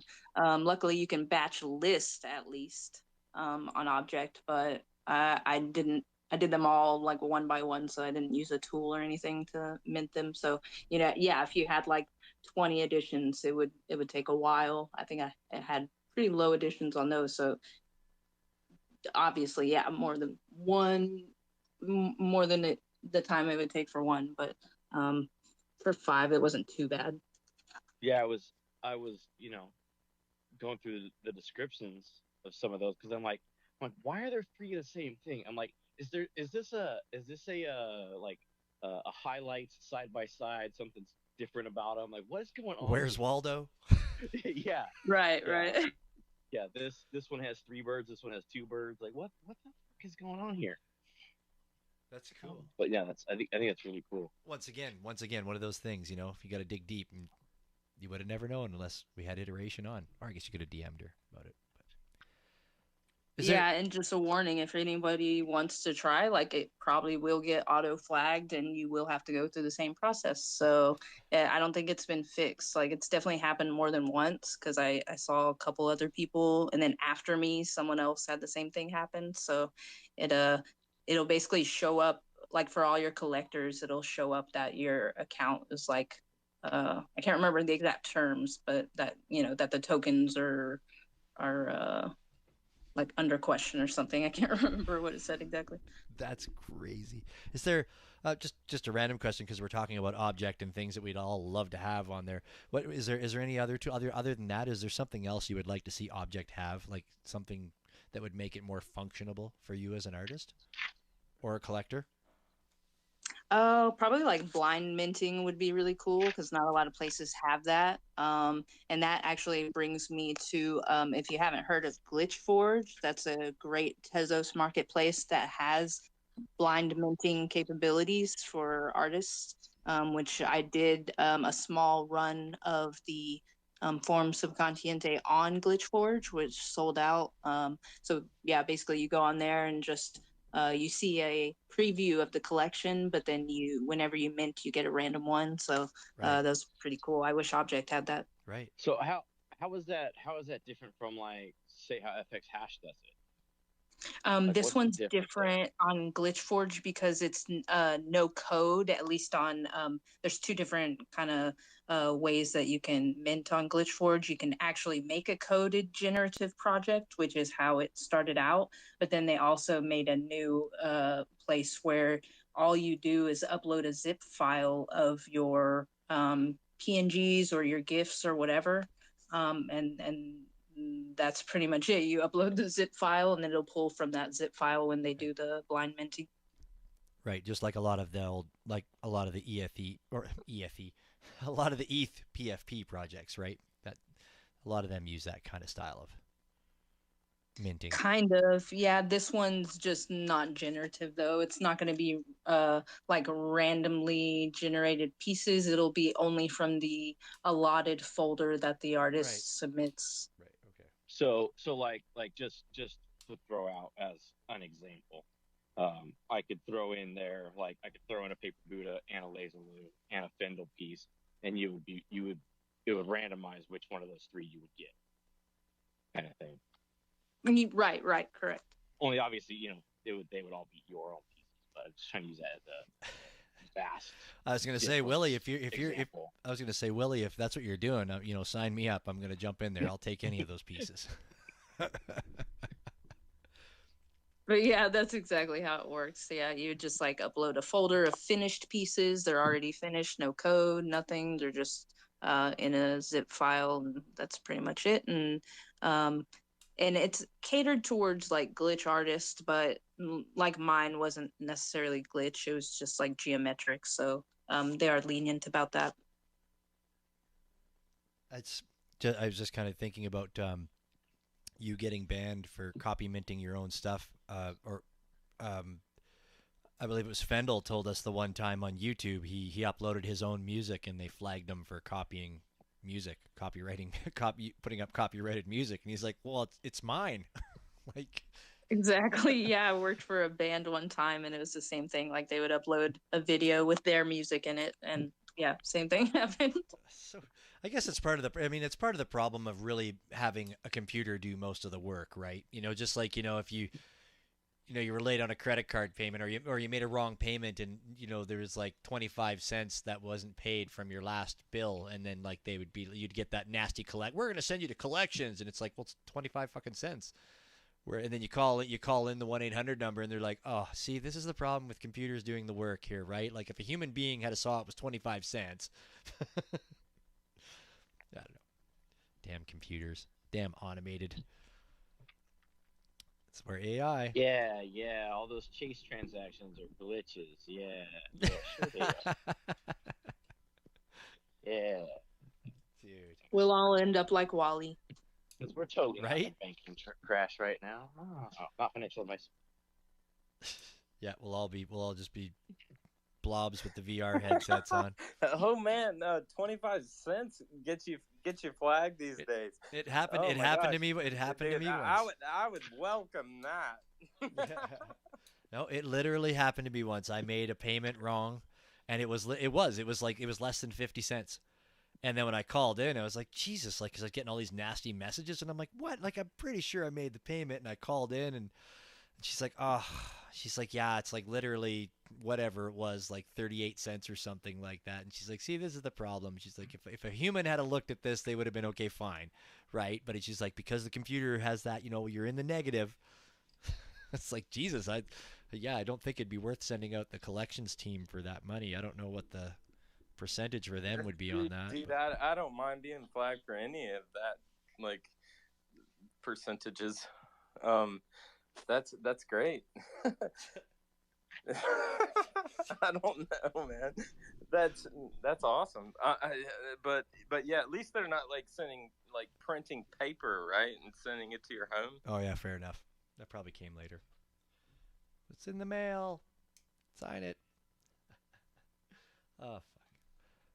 I'm liking this. I need to load my wallet up with more Tez. Whenever we get talking to an artist and I click through their object while we're talking to them, it's just like, yeah, I want to buy that. Oh, I want to buy that. Oh wait, I want to buy that. I almost didn't make it to the space on time today because I was shopping right before. I'm like, oh wait, oh shit, it's 6 o'clock. Well, I got my one piece. I'm happy. That's all I'm gonna buy tonight on the show. So he says. But I've only had one glass of wine too, and I haven't lit up any joints. So. Oh, There you you gotta go. get to it. Like, there we go. There's enabling. There you go. That's enabling, isn't it? Yeah, whatever. It's safe. There's nobody. There's no. Well, not yet. Anyways, I was gonna say there's no meetings you have to go to for collecting too much object art. Is there? Not yet. An AA for object. Oh gosh, there should be. Right. I was just looking, but you have. There definitely should be, man. I know there's a joke in here somewhere. I'm having Right. a hard time finding it today. Well, I was just looking. Like, I mean, even iteration. Like, you've got 26 pages. And Yeah, a lot of those are like the vaporwave, vaporwave generative and synthwave generative. Because each one of those was a 101, so it like I think some of those are 200 to 300 pieces for the project. well, this is in your owned wallet though. That was looking in owned. Like Yeah. what I've collected. Yes, Oh yes. yeah, but which isn't bad. 26. I think I'm right close to that. But then you're gonna tell me, well, I have 3 more wallets too, right? I still haven't gone through all the 200 Tez pieces. I got to go through and look at some more because I know there's a ton that I missed. Yeah, it's so tough with those events, right? Like it gets to the point where my eyes get sore, and I forget what I'm looking at. Like I'll be like, like you'll definitely see stuff that you really like, and really awesome, and then you're going through, and then you're like, what is this? Like, what am I even looking at? Oh, right, I'm in that 200 Tez event. Okay, keep looking, keep looking, keep looking. Oh, I have 30 pages. Jesus, I have a lot of pieces. Holy shnikes. Okay. It adds up fast, man. All right. Well, speaking That's of, what happens when, there's some events back in the day that are like, some people will do 0.25 Tez pieces. It's like, I got to collect all of these. oh, wow. I've only been collecting for just less than a year on Tezos too. Man. Okay. All right. Well, I might have to go sign up for that. Object A. All right. I just made my open till midnight my background screen on one of my monitors. I like it. Thank you. That seriously makes me smile so big. Thank you. Cool. I'll take a picture of it and I'll get it up in a tweet after for sure, just for verification. But yeah. Yep. Picture didn't happen. Yeah, that's right. Right. Totally. Oh, geez, I was looking. I just realized I was going to ask you about a piece of artwork that I just found here, but that's something you collected. No, okay, I need to switch this back around again. Start asking you about somebody else's art. You're like, dude, no, feel free. I have no effing idea. Why did I collect it? Do you, when you collect, do you have a certain thing that you like to? Do you collect a lot of glitch, or do you have another genre that you like to collect personally yourself? Or just Honestly, whatever you like? anything and everything. Yeah. When it comes to art, like collecting, I love every single style. I mean, I know it sounds cliche, but no, I really do. I love every single style. Like even, like AI art, definitely not against that. Obviously, I use it in my work. But like vaporwave, I definitely love. You'll find a lot of glitch stuff in there, but I mean, anything goes. Just whatever I'm drawn to. There's some photography in there as well. I think it's cool. I mean, and you find it more like in traditional art, like people going to galleries and stuff like that. I think you probably were more prone to run into people that were stuck on one kind of art, really, or maybe two kinds of art. But I think it was more streamlined with traditional collecting as opposed to collecting digital art. Perhaps it could have been just because, I mean, hell, you only have so many walls in your house, right? So you kind of had to streamline what you collected. But because really, if you look, I don't think that I've ever ran into anybody's wallet where I've gone, wow, this person only collects black and whites or whatever, right? No, Yeah, it's interesting. I have actually, but there's a guy that only collects circle works, and then there's some people that only collect like black and white stuff, and so they make galleries out of just that. So it's pretty cool seeing those. But have you tried to deep dive to see if those are just a particular wallet of theirs? That's true, though. Yeah, some of them are. Yeah, because we know that Flexosaurus Rex split his wallets not about a year or so ago. When we talked to him, he said, yeah, he's like, I split my wallets so they're a little more curated. So if you want to see the black and whites, they're all on one wallet. If you want to see the abstracts, they're all on another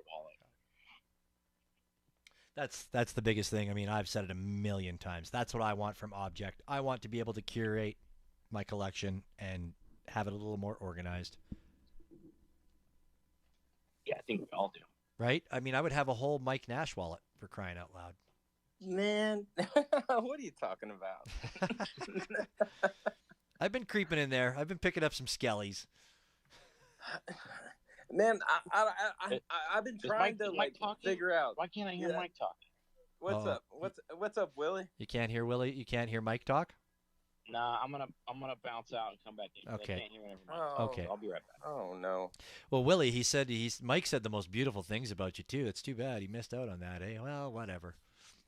Should we not let him back in? No. Who? Willie. Me? No, Willie. He just jumped out. Jump back in. It's gonna say no. No, of course. Willie's banned.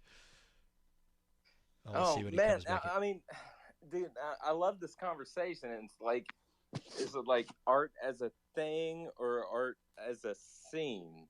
Like, are you about it for like the event and the party, or are you about it for,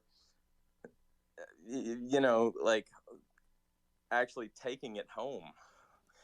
Um, does that make sense? Yeah. It's it's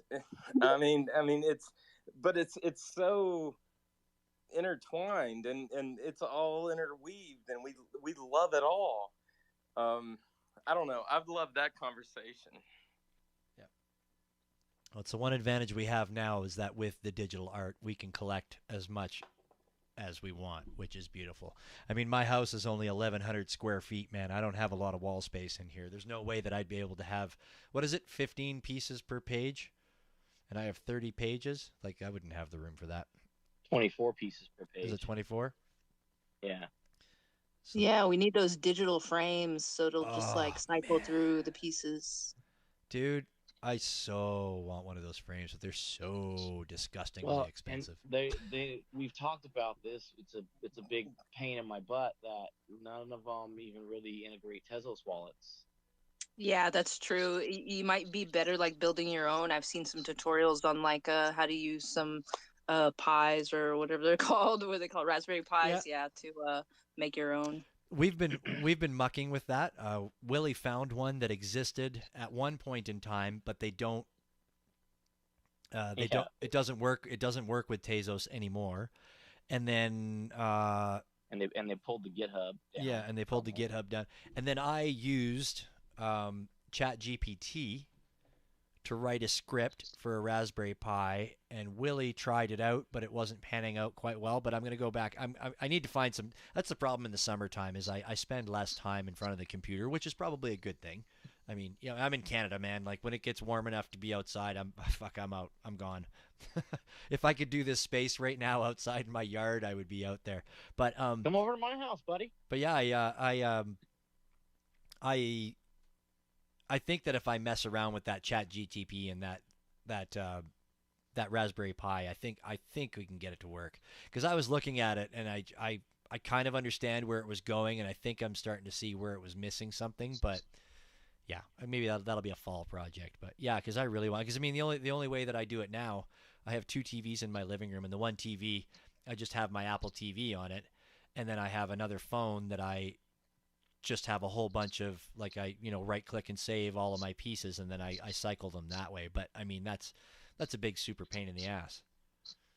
Yeah, that's how I do mine too. Yeah. I think if you knew anything about web design, you could pull from the TIA page. You could pull from the TIA.art. You can pull their code down and basically duplicate it and change the scaling and the numbering kind of thing, so it's one instead of however it tiles it, 6 or 12 per page. Right. I don't know. There might be something to it that it might be a bit of a pain in the ass, because I mean, how many people have we had in here that have had great extensive technical knowledge and nobody's come back to us with it? So.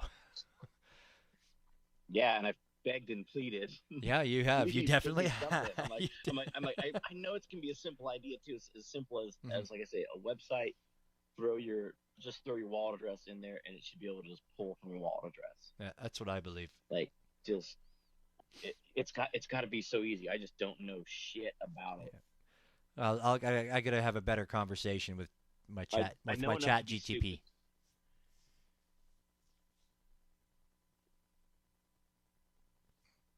Oh. Are we still there? No, you're there. Okay, cool. Yeah. No, I just saw little lines moving and I didn't hear anything, and I'm like, oh shit, is it my turn now? Am I out? No, do you hear rain in my background? It's fucking raining on me now. Is it? Raining raining in the desert, Willie? Come on. Yeah, bro. It rains in there. It's kind of cold today too. I almost need a sweatshirt, but I don't. Damn. Just kind of want to give a little shout out, little room reset in here. We are talking to Iteration tonight. We've got a great room in here. Alex Delia, Fendel in there, Jay down there. Thanks for popping in, my man. I lost my headphones. I was going to say Denise Blacksmith is down there. Thank you for popping in. She's on the other side of the world in the future on Wednesday. Thanks for being here. Also, we got Blockchain Steppas in here. Fangs down there. Thank you for popping in. Appreciate it. Experimental NFT. Web3 Women, appreciate you. And if I missed anybody, I am sorry. And then we still have those 2 listeners that are off in the ether somewhere that are just here as 2 listeners and not really here. Hmm. They're listening. They're listening. The alternate dimension. Right? Twitter Spaces. They're in between somewhere.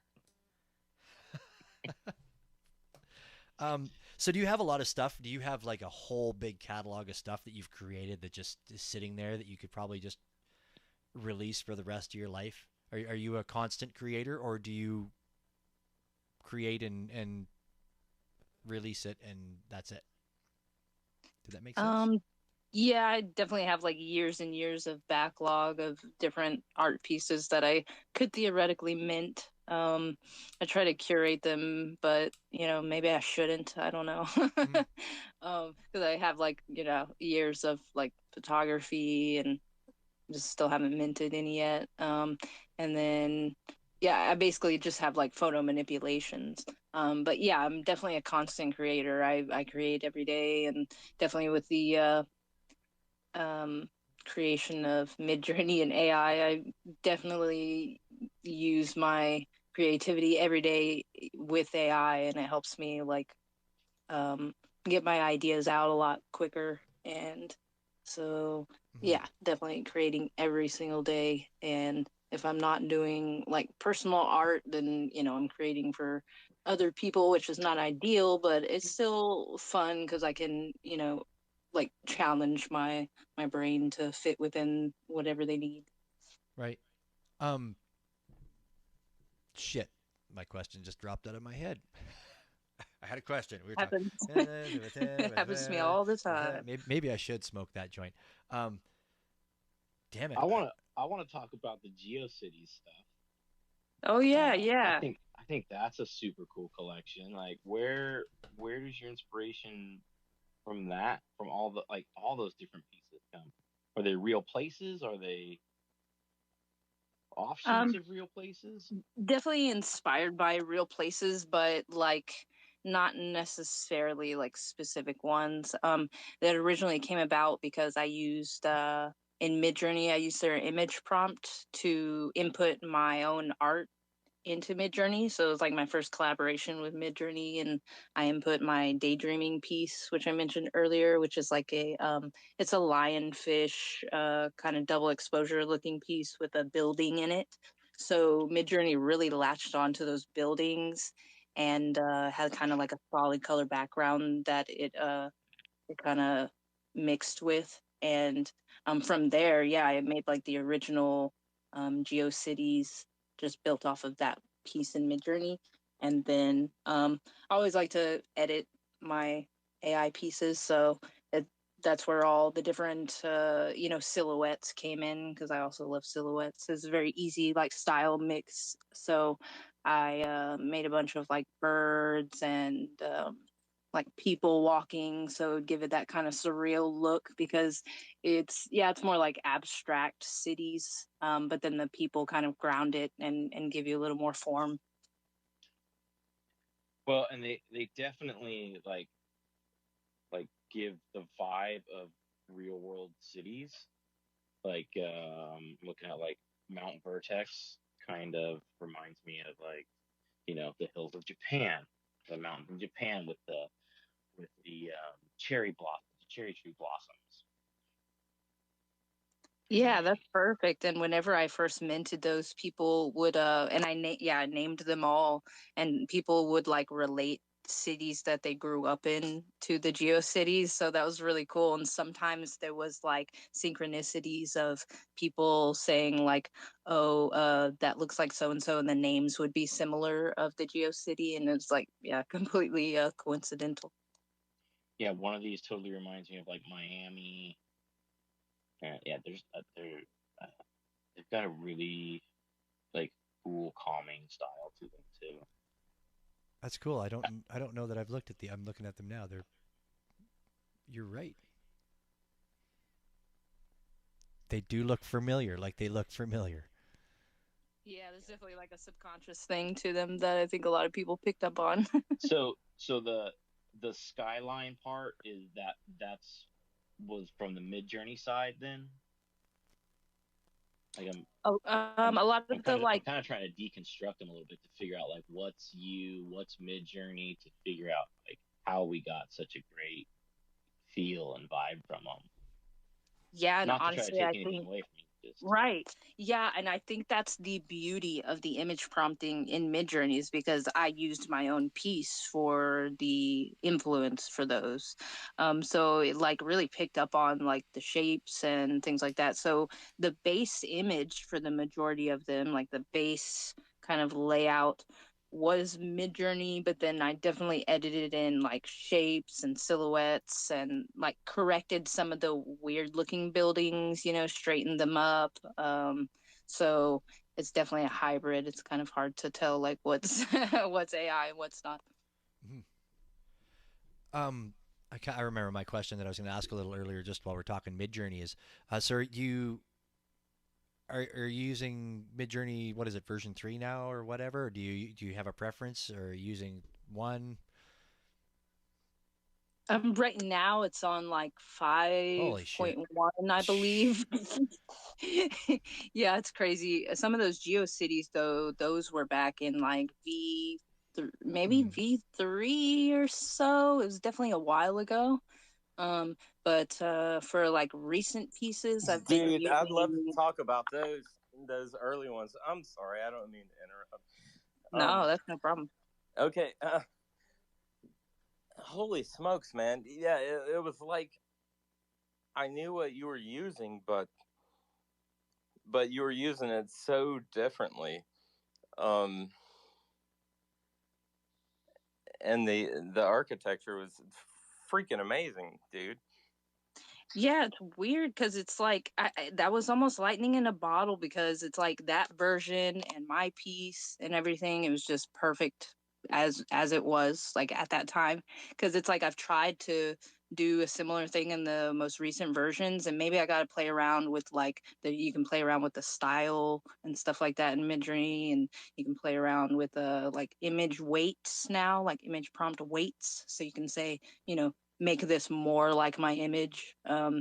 There's a little bit of like coding, not coding, but you do your dash dash and then image weight and do like anywhere from zero point 0.5 to 2.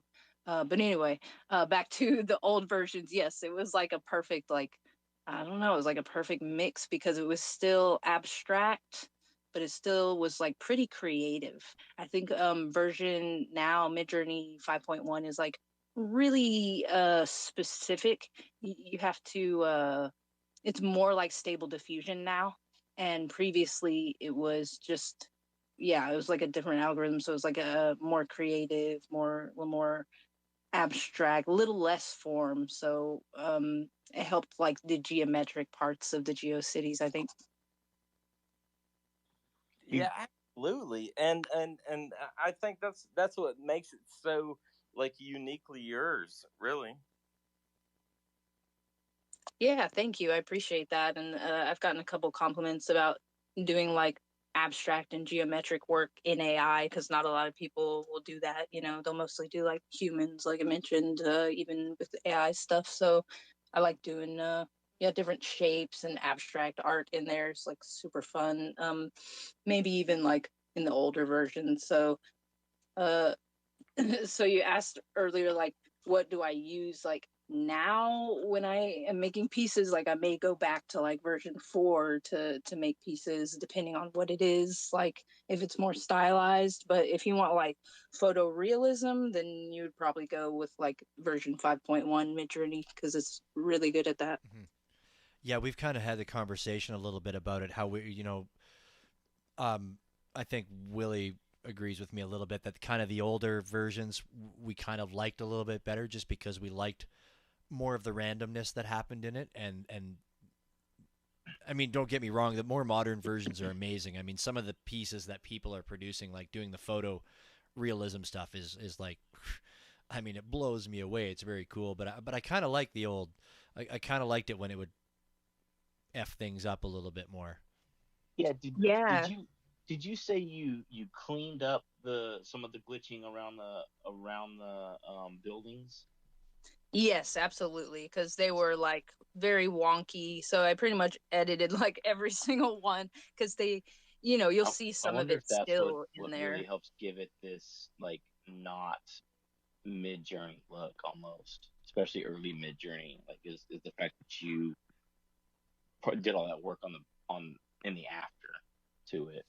Yeah, exactly, because it's not like straight from Midjourney. I like had to clean up like power lines that it would add just randomly in the sky or something. Like I said, if you look close, some of them still have like little bitty remnants maybe of stuff like that, but I definitely try to Yeah, make it like I'm seeing cohesive that in one of buildings. them now too. But Yeah, but it was like even more so than that. It was like definitely had to use the healing brush to clean up a lot of spots, and I used like just a regular rectangle tool to make like the silhouettes of the buildings because they're pretty minimal. But yeah, that's why they had a little more cohesive and clean look. But definitely, if you look in the gradients, you can see that Mid-Journey style. yeah, I dig them. I really dig them. And that's something people need to hear a little bit more of too. I mean, we've had a lot. I mean, there's damn near nobody that. I mean, well, no, I shouldn't say that. But I mean, there are people that do things in Midjourney and then get to where they want and they release it. But there's quite a few people that do a little bit of afterwork to it to touch it up, whether it's in Photoshop or add different things. And I think people still need to understand that. People that the naysayers, the people that hate this Midjourney and a lot of this AI stuff is like really like I talk to people almost on a daily basis about it, where I'm like, no, like you got to understand that there's still work going into this. The Mona Yeah, exactly. With my background, like I can paint over things. I've been doing that recently. Is like I'll do kind of digital painting style in Midjourney, but then bring it into Photoshop and just digitally paint over it and like add on different elements, different lights, and like that's super fun. It's definitely like a tool. Like it's yes. I don't say like I don't say I'm a Photoshop artist, but I'm an artist that uses Photoshop. So it's the same with AI. I use AI, but I'm not. I don't know. I've never really called myself like an AI artist specifically because I do so many different other things. Mm-hmm. So definitely don't want to box myself in. No, you're definitely an artist would be a fairer thing to say than any particular kind of artist. That's for sure. A creator. Yes, exactly. Yeah. No, it's great use of the tools. And and honestly, I think from the art standpoint, I think that those people I think that that's starting to calm down a little bit. I mean, somebody else could correct me here, but from what I've been seeing, I think some people are just starting to calm down on that shit a little bit. And now they're more Well, and now they're I more think it worried has about. to do with the fact that we're seeing a calming of just minting everything that comes out of it. So I think that's helping with some of the conversation as well. I think The market's not flooded, and we have people like Shirley Preston who have a very cool, very unique style that without without the time behind it wouldn't have produced that way. Like you couldn't have seen that in the first 10 minutes or whatever, right? right. But now that he's got so much under him, it's like, all right, well, this guy definitely has a style. So I think a lot of that is starting to help that conversation. I think people are more drawn to that it's going to take over the world now instead of the art. Oh yeah, that's. I mean, we're not taking that off the table. No, that's definitely happening. That's where it's all going. Yeah, as long as it makes it past my kids, though, I'm all right with that. Holy moly, holy moly. Taking over the world. I would definitely like to reach out to folks in the crowd. If anybody, those that have been listening, if anybody has any questions for Iteration, you're definitely more than welcome to come up and ask those questions if you would like. And if not, that's fine. That's fine as well. That's fine as well. Iteration, and also too, I definitely had to remind you as well. You're more than welcome to check out whenever you feel you have to go and do IRL stuff or what have you. But we'll stay here for 5 hours otherwise. Yeah, I think probably at 10 I'll call it just so I can grab some food. But yeah, if anyone has any questions, feel free to come up Mm-mm. and yeah, I got a couple in the chamber. I just get yeah. started. No, so like with all your different styles, you know, some of the ones I'll talked about several already in there. They're all pretty unique. You know, you've got abstract and glitch and vaporwave. Um, so like where does all your influence come from? All these different styles. I mean, we already kind of Yeah. talked about your glitch influence, but you know, like were you just a child of the '80s and that's where all the vaporwave comes from, or like Yeah, that's obviously a good you weren't question. born in the '60s, so you're not you weren't born when Picasso was alive. Yeah, I was actually born in 91, so I wasn't exactly, a kid of the 80s, but I just love, I mean, that aesthetic definitely held over to when I was growing up, but like when I was young, I've always loved that I don't know, something about the 80s or something about the cheese, the colors, the aesthetic, the mood. I love everything like movies, the art from that period, the airbrush advertisement art. I love that just yeah, I don't Is know, something about that is period. I can't I can't explain is it, that but I love it. because okay, so let me think about it this way. Is that because as a child of the '90s, you would have everything that was out on VHS wouldn't have been from the '90s. It would have all been '80s movies from the '90s. Exactly. Goonies, Back to the Future. That's what you would have found at a video store. I'm guessing, right? I mean, Right. I was Yeah. alive during that time, but I'm trying to think back. Heck, thrift storing would have been all 80s back then too. Yeah. Yeah, it's So like there's definitely a holdover of when I was growing up, but I don't know, just something about that era definitely calls to me. I love that like neon, everything as I mentioned, neon signs. And then inspiration for like all my other art really comes from like it's a hard question because I get inspired by everything. Like I love all forms of art. I love like movies. When I'm watching movies, I'm seeing like how they're filming things, their types of shots. When I'm like, even if I'm walking by a TV, I don't watch TV, but maybe if I'm walking by and I see like an advertisement with a cool animation, I'll be like, man, I want to try something like that. Or I'll see a cool glitch and be like, yeah, I get inspired by that. um so it's like I get inspired by really anything, nature. So it's like that's why my styles are all over the place, really. I can I do it all. I want to try to do it all.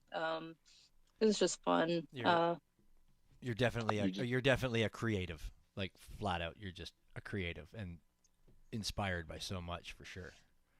That it's like nope, I lost it. Okay, all right, sorry. I'm gonna smoke that joint because obviously my brain is not working right. Will that help or hinder? I don't.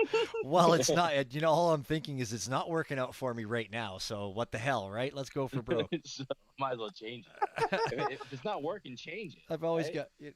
It won't get any worse, that's for sure. I don't think it'll get any worse. It won't get any worse. I mean, if cactuses aren't selling, go with spaceships. I don't know. Yeah, that made Jesus Willie. Oh, this who's that piece, man? That's about as 80s as it frickin' comes, Oh yeah, yeah. I feel like dude. that didn't get the love it deserved. I'm not gonna lie when I released it, but I was like, maybe because it's not animated or something. Maybe I need to jazz it up, animate it. Holy. But that was like super fun to make. I was like, all right, let's do it. Like 80s Memphis group. I don't know if you know like that design group, but I freaking love them. Just like geometric shapes, all the squiggles, like all that stuff. I freaking love that style. The only thing this picture's missing is like a girl with curly poodle type hair with like a scrunchie in it and like the hair coming straight out the top with some Yes, big bangs. yeah. Yeah, hair sprayed up. And 80s Yeah. and Tennessee. Ah. Yep, yep, yep. Oh my god, I need to load more Tez. I need one of these. Holy shit. Like only one of them sold? Okay, that's a little ridiculous. Like That's what I was saying. I didn't think it got the love it no. deserved. Okay, It, if we how do you feel about this? The hell? Maybe I should. Maybe I'll just DM it to you. I'll DM it to you. All I right. don't know. I don't want you to. I don't want to put you under the pressure to like answer on the spot. So I'll DM Okay. you Okay. something about. This is cool. But Okay. I have an idea. I have an idea. All right. I need to load more Tez. I need to get this done. People, you should all go buy this piece. Just telling you right now. Now, Fendel's got his hand up. What's going on, homie? Hey, how's it going, you guys? Great program. Super stoked to just be able to like come on here and ask Iteration a couple questions if it's cool. Yeah, man. Absolutely. Yeah, go ahead. Yeah, I'm just kind of like curious, like what of synthwave and maybe you can share some of the music that has really influenced your style. Yeah, for sure. So as far as like synthwave goes, I really, really enjoy Perturbator. He's a little more like dark synthwave, but he made the music for Hotline Miami, which some people I'm sure have heard of. Um, but he makes some really dark synth music that I love. Um, I'm I'm trying to think of any off the top of my head, but I'll go on YouTube and listen to like synthwave playlists, but definitely Perturbator is one that stands out to me. And then for vaporwave, there's my favorite is 2814, the album Birth of a New Day. It's really good. It's more like a vaporwave like soundscape. It's got like police car sirens going off in the background, raindrop type of thing, but it's really aesthetically really nice to listen to. And yeah, I'm trying to think of any off the top of my head, but those are like probably my favorites. Super cool. And you do music as well?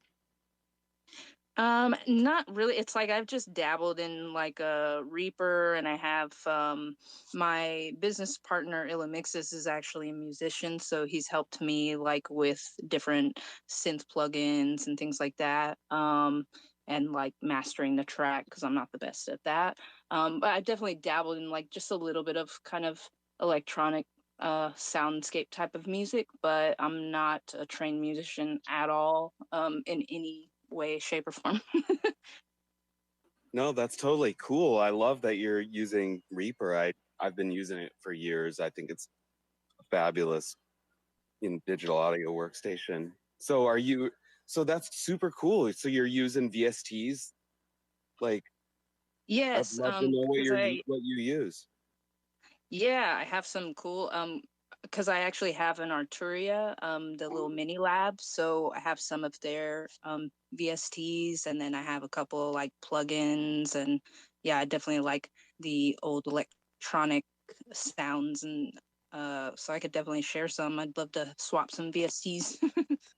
Yeah, I would love to know, anything that you think is really cool. I love Arturia's stuff too. They really like continue to like put out quality VSTs and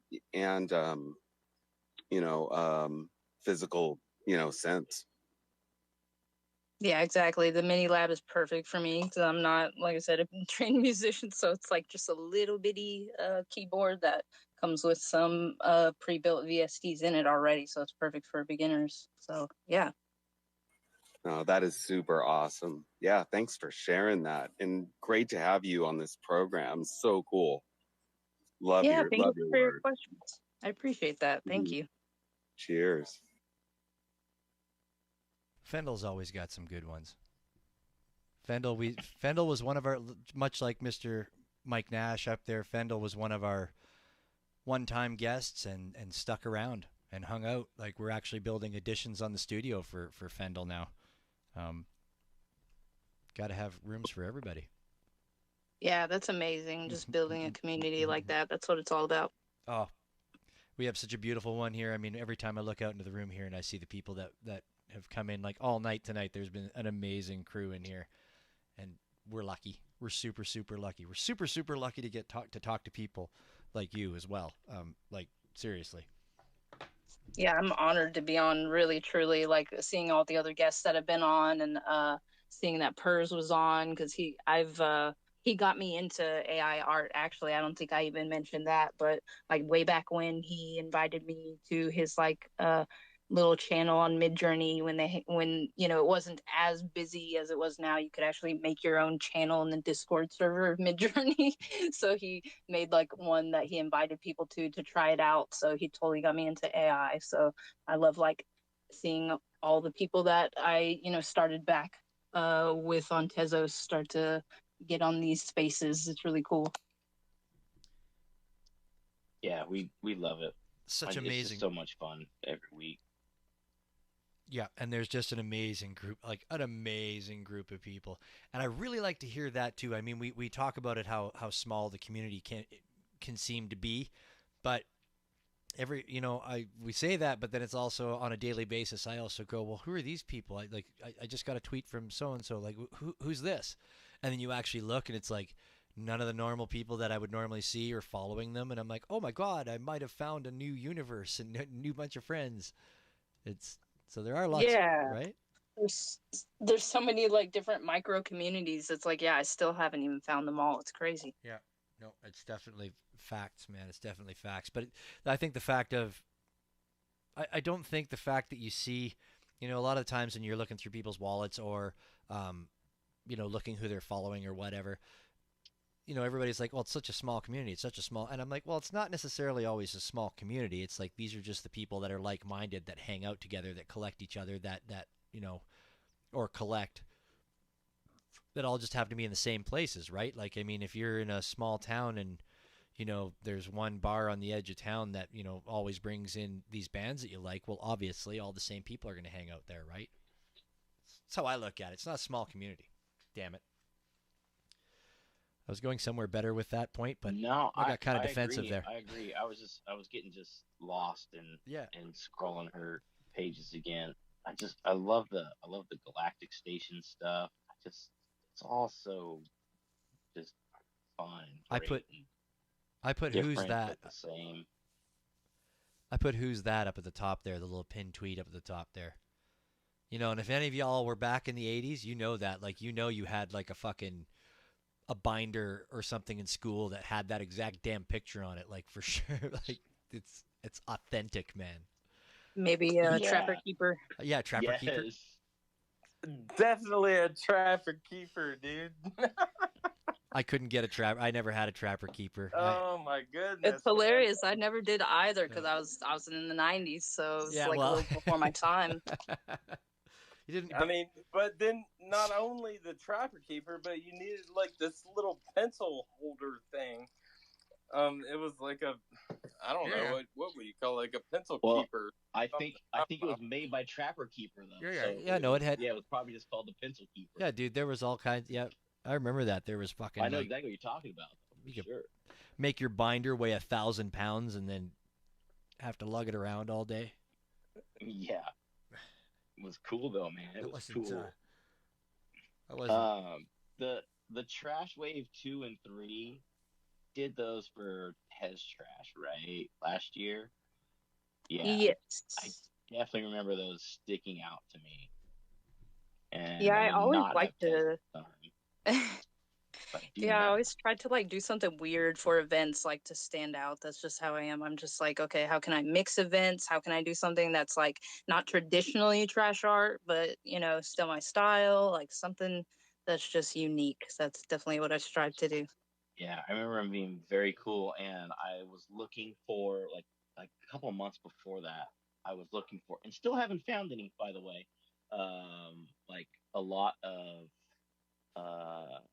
Japanese wood artists, like that style on Tez, and that I would put out thread tweets of like, hey, I'm looking for this style, and I get a ton of reactions, and that one I got 0 on.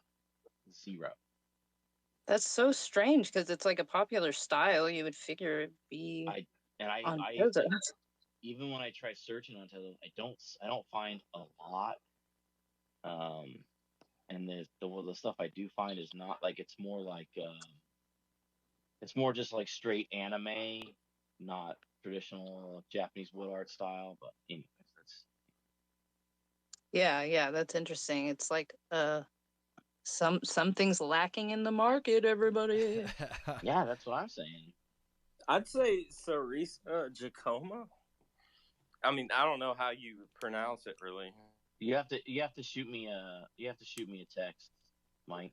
With All right, that. I'll do it. I'll do it. I mean that that's appreciate you giving them a plug out here because that's what we're doing. But yeah, there's no way I'm gonna be able to spell that. So give me a text with that, please. That's the Stairwave project. I meant to ask you that like right at the beginning. Yes, I forgot about that. Yeah. I'm looking on object.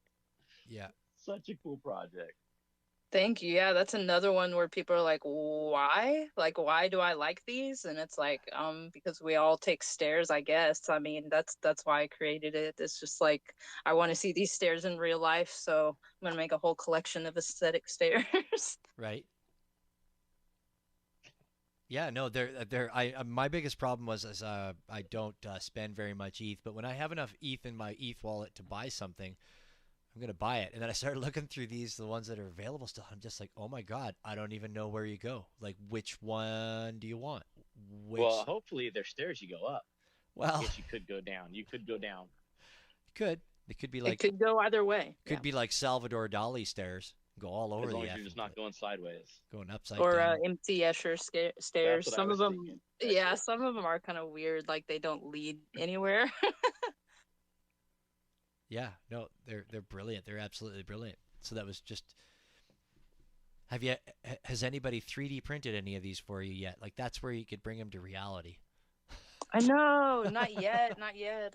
Someone made like a 3D version of one of the Vapor workstations that I had made, which was really friggin' awesome. They did like a 3D, I guess, quote sketch, like a quick little, maybe 1 hour, and built a little 3D scene based on it. But so far, no 3D prints. But that'd be, I mean, not too difficult since there's stairs and plants and things like that. So that would be pretty epic, Yeah, though, getting the physical stairway. no, or maybe I guess build them in real life. Maybe Universal Studios needs to jump on this and build some of these. Dude, suckers. we haven't seen coasters in a while. Just kind of have 3D print, 3D print at a much smaller scale onto a coaster. I could, right? That's what I'm thinking. Oh, that's right. That's the coaster. I never made Iteration a coaster. I never made, and Daniel W. from last week needs a coaster as well. And probably Alex D'Elia. He was too No, soon. He was no. too. I did. Sorry, I'm looking around my room right now. No, I did an Alex one, but I was at the cabin, so I didn't have time to. Didn't post it. No, I didn't post it because I was out at the cabin. I guess I could have filmed out there, but damn it, I'm slipping behind. My coaster pile's not getting bigger. It's all this NF Tunes, man. Okay. It's just it's dragging down the night train. No, it's yeah, right. It's awesome, man. I love it. Thanks. All right, well, I gotta go. Bye. No, that's absolutely not. Cool. Yeah, those stairs are so cool. Like I said, it's just like I got lost in them. I'm like, why do I like these so much? Yeah, that's what I was saying. Like multiple people are like, why? Just simply why? Why stairs? And it's like I just saw some one day on Pinterest that had like kind of like an 80s kind of aesthetic, and I'm like, man, I need more of these in my life. I'm gonna make them happen. And then we just very quickly off the top of our heads mentioned two very famous artists who had a lot of stairs. Exactly. And honestly, MC Escher is like my favorite artist actually. So yeah, definitely influence there with his illusion stairs. And I had the amazing opportunity to go to the Houston Museum of Fine Arts when they had like an exhibit, like a collector of his made an exhibit basically. And that was humongous. So his collection was gigantic. It was like multiple rooms with different all his different themed works. So anyway, rant over for that, but yeah, he's definitely a huge inspiration, and some of my geometric pieces are not similar to his, of course, but inspired by him. Yeah, he was probably the first artist I knew his name. Like, that's how big a fan I was. That such a young age or whatever. Like he was the first artist that I actually, you know, seeked out. It's not suck out. Seeked out more of his art. Yeah, And exactly. Same knew here. him by name, knew who he was. Yeah, exactly. It's like I didn't do that a lot, but his work was like, whoa, it stood out. It's like especially from his time periods. Like he was a graphic designer back then, like before that was even like a thing. He just and yeah, his mind was like just so ahead of his time. It's crazy. Yeah, to even think like that. When you go from hearing somebody like Purs, who can't envision anything in his head, to draw out, and then you get somebody like him who can fucking draw stuff that's impossible. Yeah, it's insane. Like geometrically, mathematically, yeah, like he created his own style is pretty awesome. I could go on all day with you guys, probably all night. But I'm gonna head out. Thank you so much for having me. I appreciate everyone like in the audience too for hanging out. I know I see a bunch of familiar names stopped in. But yeah, thank you so much for having me. I appreciate it. Absolutely. Thank you very much for coming. I'm happy you we finally got you on, and we had a little bit of a hiccup, but it's all good. Everything for a reason. It was meant to be tonight. Um, appreciate you. Anytime we can do anything for you in any way, shape, or form, don't hesitate to reach out to us. You're more than welcome to use our platform for whatever it's worth to you in the future, and we'll definitely be staying in touch with you as well. Thank you for your time. Huge thank you. Yeah, thank you so much. And thanks for Really Thank creating. you. And Yeah, all you guys have a great night. I really like. I can't thank you enough for your support. I totally wanted to talk more Apple Vision Pro, like what you think about, but I'll let you go. Maybe I'll have to talk to Fendel about it, I guess. there you go. Go have something to eat. Thank you. Actually, who I really want to talk to about it was Denver Donkey, because we know he uses VR a lot already. Right? I saw him pop into space earlier. He was. By iteration, I guess. So maybe if we don't have anybody next week, we can have a bunch of people back in this Top Vision Pro. just selfishly, just pick people's brains. It always, right? You know. I just don't. It doesn't even fucking. Well, that was good. Anyways, I was just gonna say that was really awesome. That was glad to have iteration. That was. I knew it would be good, and it was fabulous. Yeah. But yeah. Yeah. No, that $3,500 USD price tag that I mentioned at the beginning of the show. Come on. Honestly, I didn't know that until about 10 minutes before the space. Yeah, that's started. just. I didn't know what the price tag was yesterday when I was watching the WWDC whatever. So yeah, that is definitely kind of steep, but I think it's still really in line with. You got to remember that a lot of VR goggles on the marketplace still. And this is not VR, it's AR, which is completely different. And I think will be a better tool being AR. But a lot of VR goggles on the market still require a full computing setup behind them, right? Like the Oculus Quest is the only one that really doesn't. It's the only one that's like full head on. Like, but most VR goggles are just a fucking monitor and controllers. You know what I mean? Yeah. No, it's so you're right. There's so a lot to it. 3,500 is depending on how it actually performs when it hits the market, is very reasonable, I think. That was actually another thing. I mean, I know they've been working on it for a super long time, and I know Apple's pretty damn good with releasing stuff that's pretty damn legit, like right off the bat. But I think I'm gonna hold out. I know I'm holding out because of the price tag, but I think that I'm really apprehensive until it actually gets out into the market to see what it's like. I just think that because I mean the whole like I dig the AR feature to it, right, and then it does go full VR as well, but yeah, I want to see how that all pans out. Like, but I know that Apple patented the technology for 3D TV without a television kind of thing, right? Like the hologram style thing. Like I know they patented. Like they've been working on this stuff for quite a while. So I mean, I don't doubt that it'll be awesome. But I don't know. I'll never own one. That's a fact. And you know that $3,500 price tag is going to stay the same. Every year they'll release a new model, but it'll stay $3,500. Right, but with inflation, that's going to be like $3 in 3 years, man. You know, like by the time it comes out, that's already going to be half price. No, it's going to be 3.5 million. No, because the price tag stays the same. Inflation goes up, right? So 3,500 would be $7,500 today by next year. It's Because not inflation rises so quickly. It's not financial advice, right? You got to Not say financial that. advice. You got to say that, sure, Willie. not financial advice. You got to say that. Not political advice either. Just facts that are going on right now. Yeah. You know what I've been wondering? I've been wondering what's going on in Ireland. I know, right? What's happening, lads? Good morning. Morning, Good buddy. morning. I figured it's morning. Good morning. It's my morning. You know the crack. It's actually 4:18 a.m. Sitting having a coffee, smoking my joint, listening to you guys. Sorry, I haven't been about in a couple of weeks. I've been fucking stupidly busy, to be honest. And I've mostly been sleeping at this time in the morning, but a lot of catches this morning. Well, how's the form anyway? Keeping all good? Yeah, we're good, man. We got to thank you for the 1 year anniversary piece. We still got to get that minted, get it co-minted, get it sent out.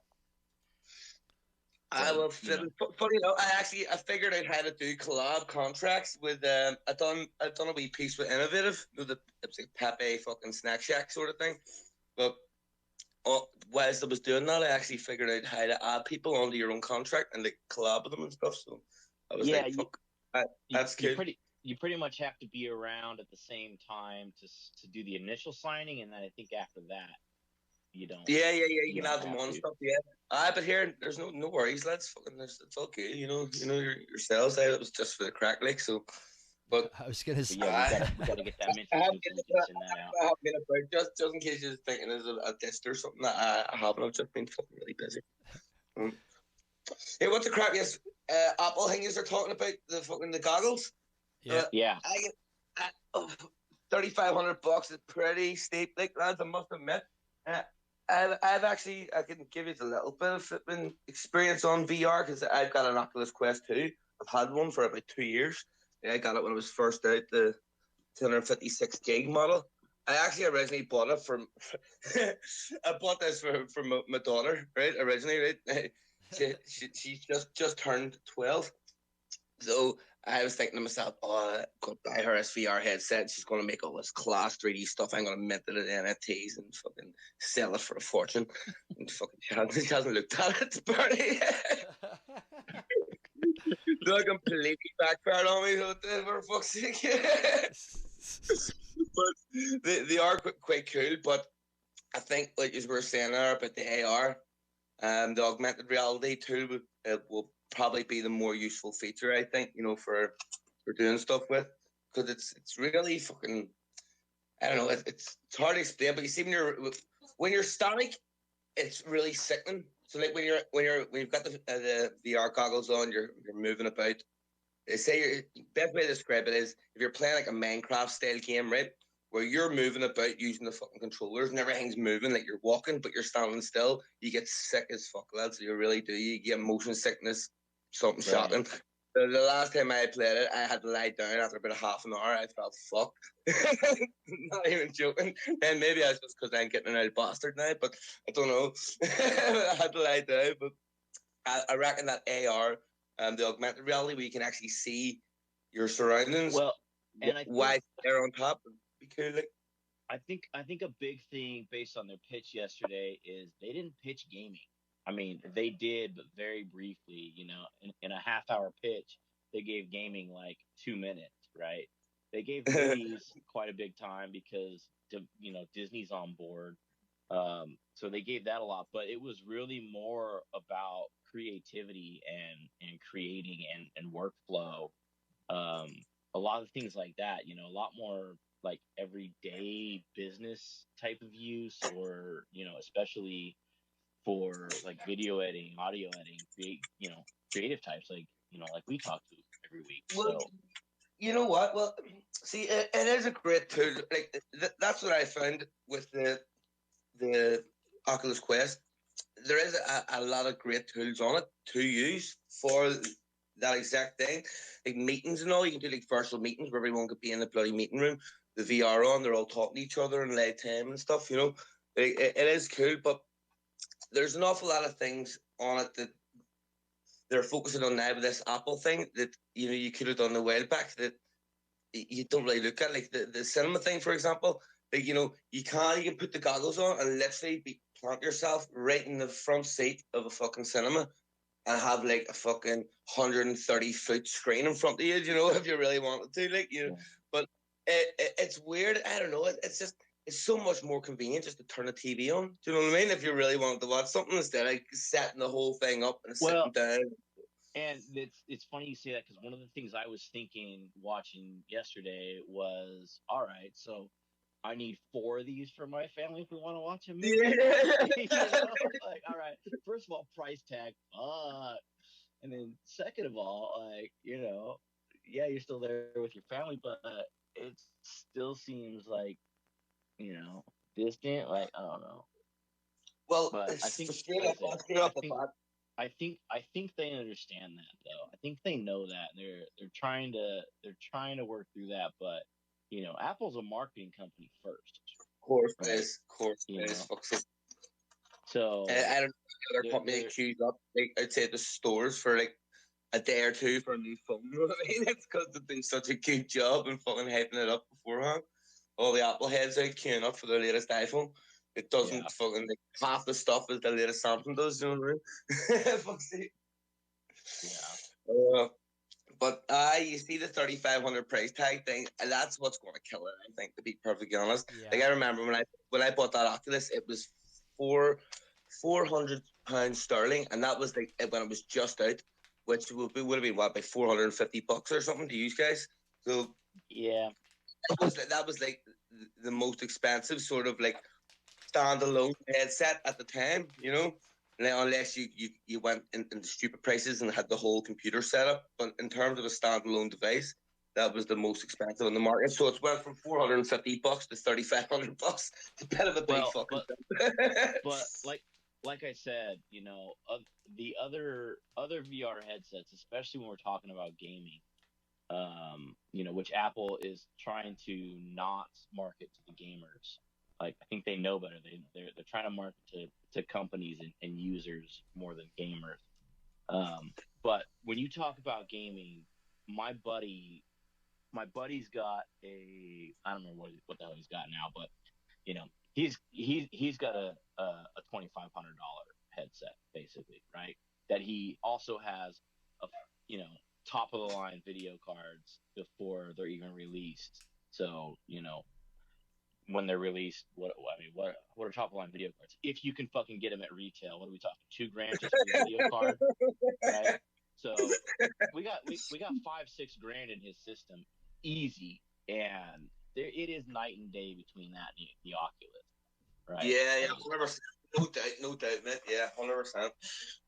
Yeah. So like I said, I think, Well, you know, even to gamers, if the power is truly there like they say it is, and Apple Silicon just runs way more powerful on native apps than it does than any other thing has ever run.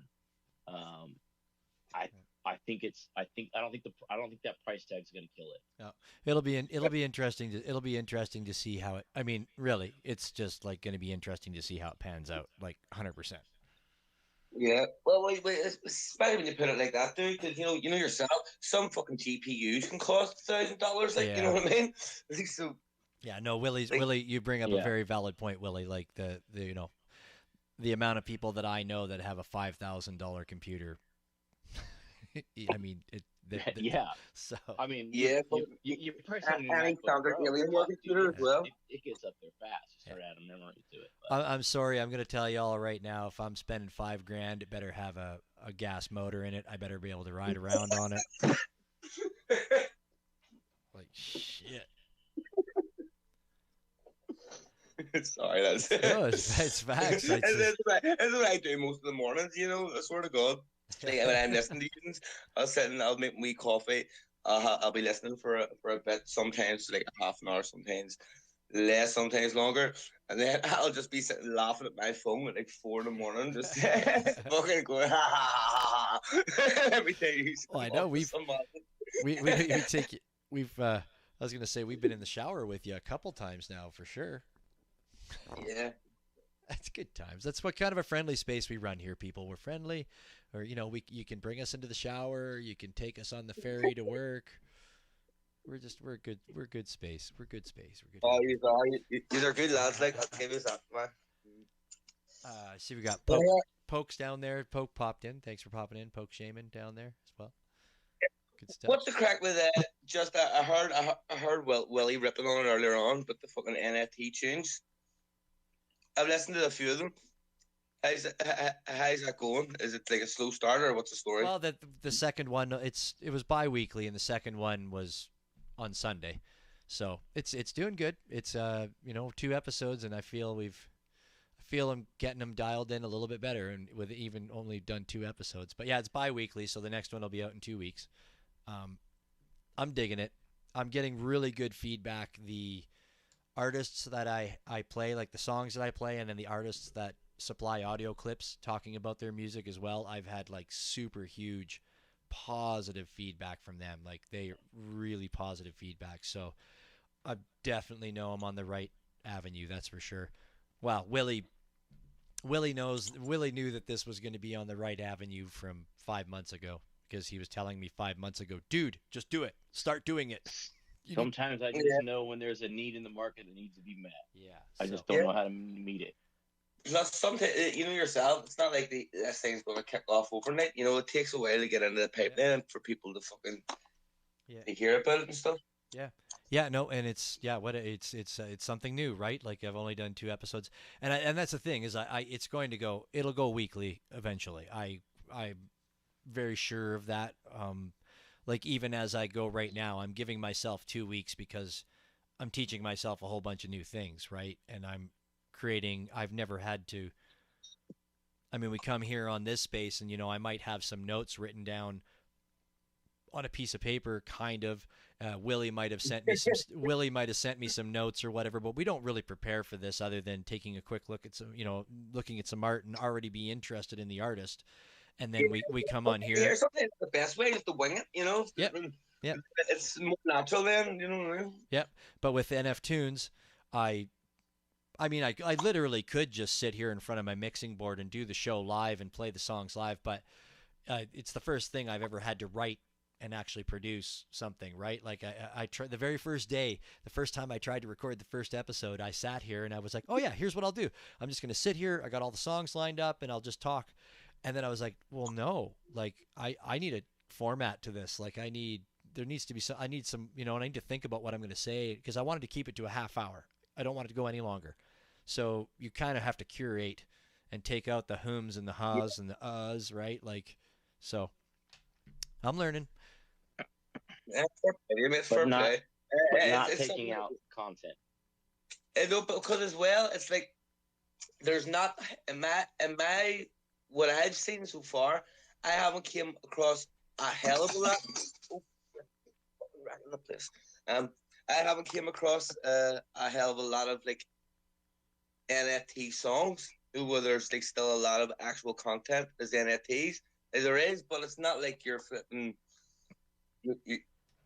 What you would call like your classic commercial stuff, Yeah, it's a lot more just like beats. It's a minefield. Yeah, it'd be hard to actually pick tunes out.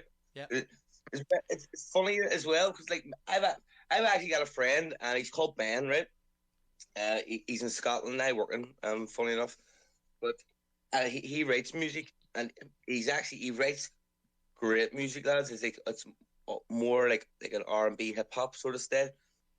He's white, by the way, as well, right? Just like he's and not that you have to be black to write hip hop. It's just throwing it out there, right? No, you just have to be from another country unless you're Eminem. Right. So, but I swear to God, lads, he does it all legit. He writes music. He's got loads of friends that have studios and all, and he uses this other studio out in Lisburn, and he pays like a couple £100 to get the songs recorded and all. And he's a fucking idiot, right? Because he's literally got something like 200-300 songs recorded, maybe more, and he's never released any of them. We even made a music video for one time, like a legit, like paid this woman, like an actress and all, like an amateur actress and all that, and made a music video. It was actually pretty cool. And again, he's never done anything of them with him. Now I've been busting balls to try and get him to mint songs as NFTs. So you might even have a new collection to take your pick from. Yeah. Bits No. whenever you do get up and going. Yeah, no, that totally. He's a good guy to keep pushing to it, because I mean, it doesn't. That's the beautiful thing about it, is that, and I'm sure Fendel would agree, is that your artistic freedom is yours. You don't have a record company executive breathing down your neck going, oh no, that's not radio playable, we can't do that, or you can't do this, or somebody having control. Plus, it does not cost an arm and a leg to mint out songs, right? Like, yep. Like, absolutely. And it's coming. It's just like everything else in this NFT world. This is all still, once again, it's been shoved down our throats over the years, and we've heard a bazillion times, like, we're still early, right? Like, it's all brand new. And I think even with music, it's just a lot more mainstream has to latch onto it. The problem with mainstream music latching onto it is most mainstream music, they're all tied into contracts that they've signed with record companies, so they can't. Is what it boils down to, right? Like, and it's still new. It's still new. You're not reaching. Who are you reaching, right? When you release these on NFTs, I mean, if your fans aren't into NFTs already, I don't think you're going to convert them over to NFTs, because you're probably going to release the song some other way too, right? So I mean, that's the problem. Yeah, that you're on exactly onto the fucking topic that I'm getting at. He thinks, I mean, doing his head like, Ben, mate, seriously, mint the fucking songs. I was like, let me mint them, and I'll take the money for them, like, no problem. I'm messing about.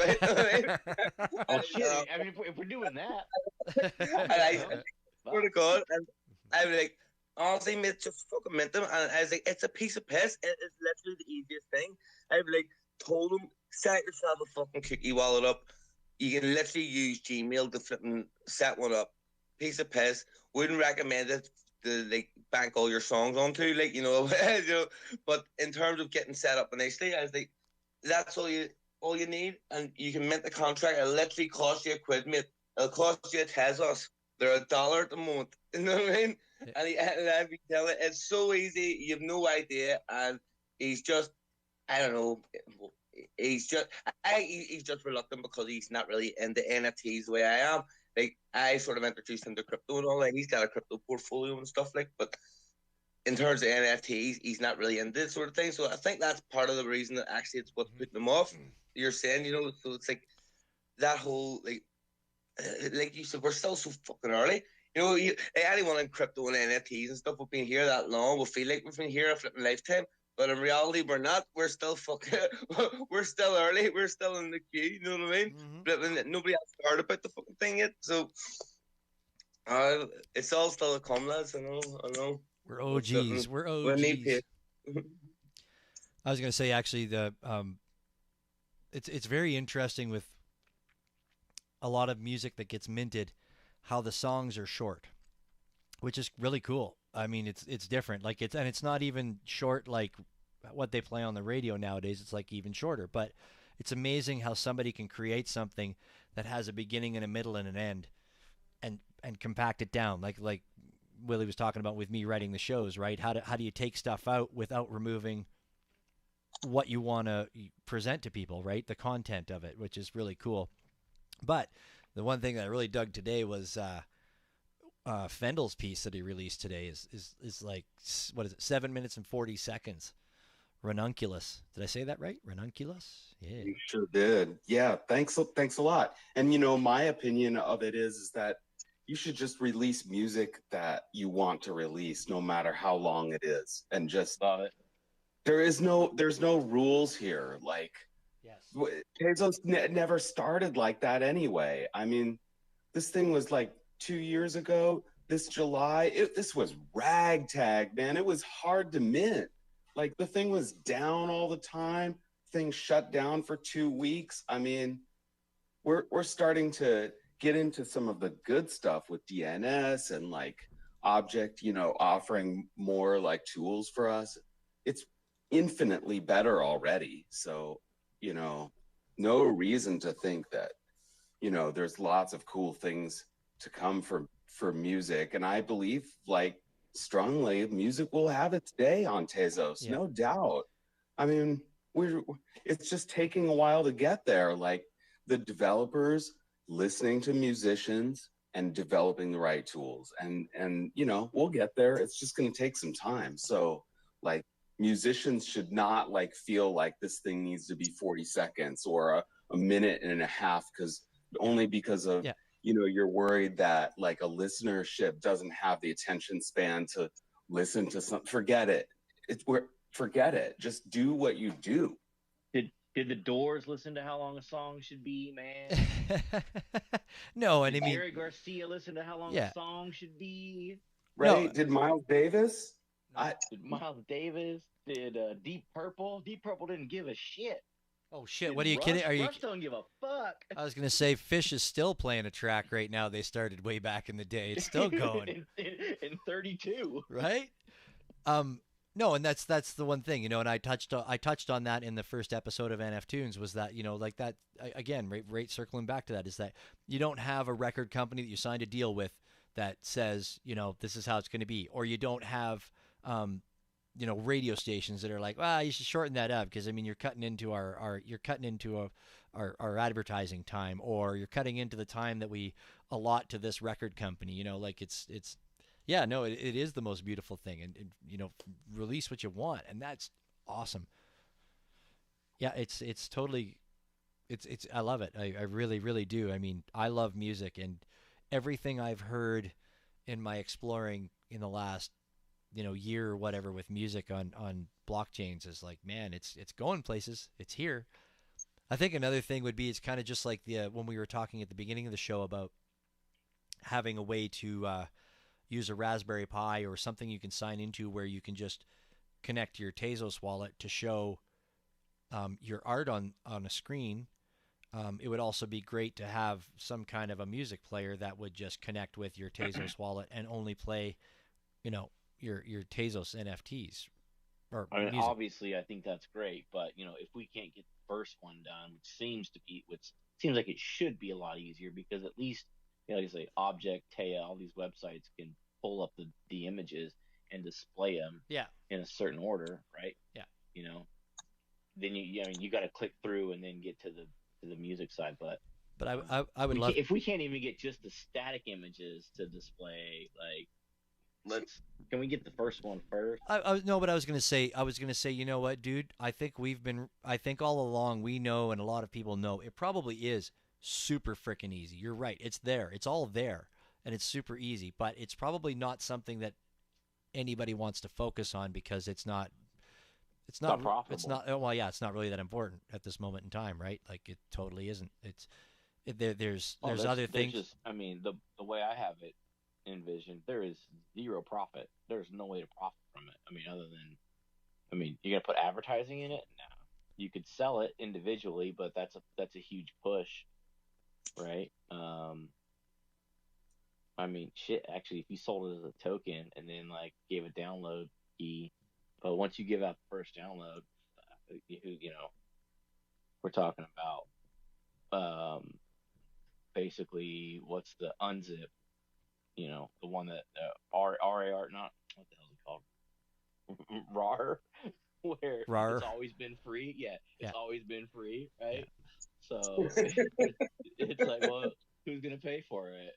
I don't know, but I think the Tezos community as a whole would, I know I've never played for RAR. I've been using it for 30 something years. I would absolutely pay 2 or 3 Tez for this, whatever you want to call it, website, program, whatever it is. Just because I'm now in a community that supports the artists and what they do, and if building a website like this, it's even as simple as it is supporting that art. That I guess my mind shift has shifted from when I was a super broke 15-year-old trying to pirate Photoshop. To Man. now actually, hey, maybe we should support these people so that they keep continuing to work on things that we want them to work on. We've all been there, mate. We've all been there. I agree. Yeah. Support the artist. Thank you. It's a dope. I was just looking. I just realized we were talking about supporting the artist, and I'm like, oh shit, I haven't bought this piece yet today, Fendel. Fuck. Sorry, I'll get on that. But yeah, like it's. Where was Do you know what? Sorry for interrupting. Dude, just on that note, I actually didn't realize Fendel made so much change. I'm actually on his page right now. Just as you were saying that Randonkulus flipping with the two skeletons dancing by the piano. But there's shit ton of music here. So that's something I've just discovered today. So I'll definitely be giving these we listen to, Fendel. Just to throw it out there, man. Yeah. Oh, thanks. Cheers. Yeah, no worries.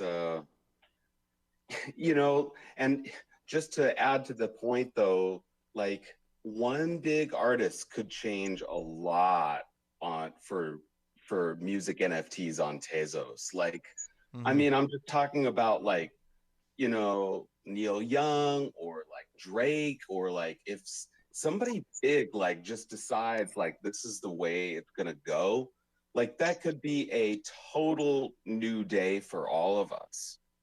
Right. Seriously. So, you know, just who knows what's gonna happen. But I could just see that like happening, you know, fairly soon. Like some bigger artists will, you know, gravitate to it, you know, just because they're and you know, the other thing is that there is nothing going to be stopping them for re-recording their hits.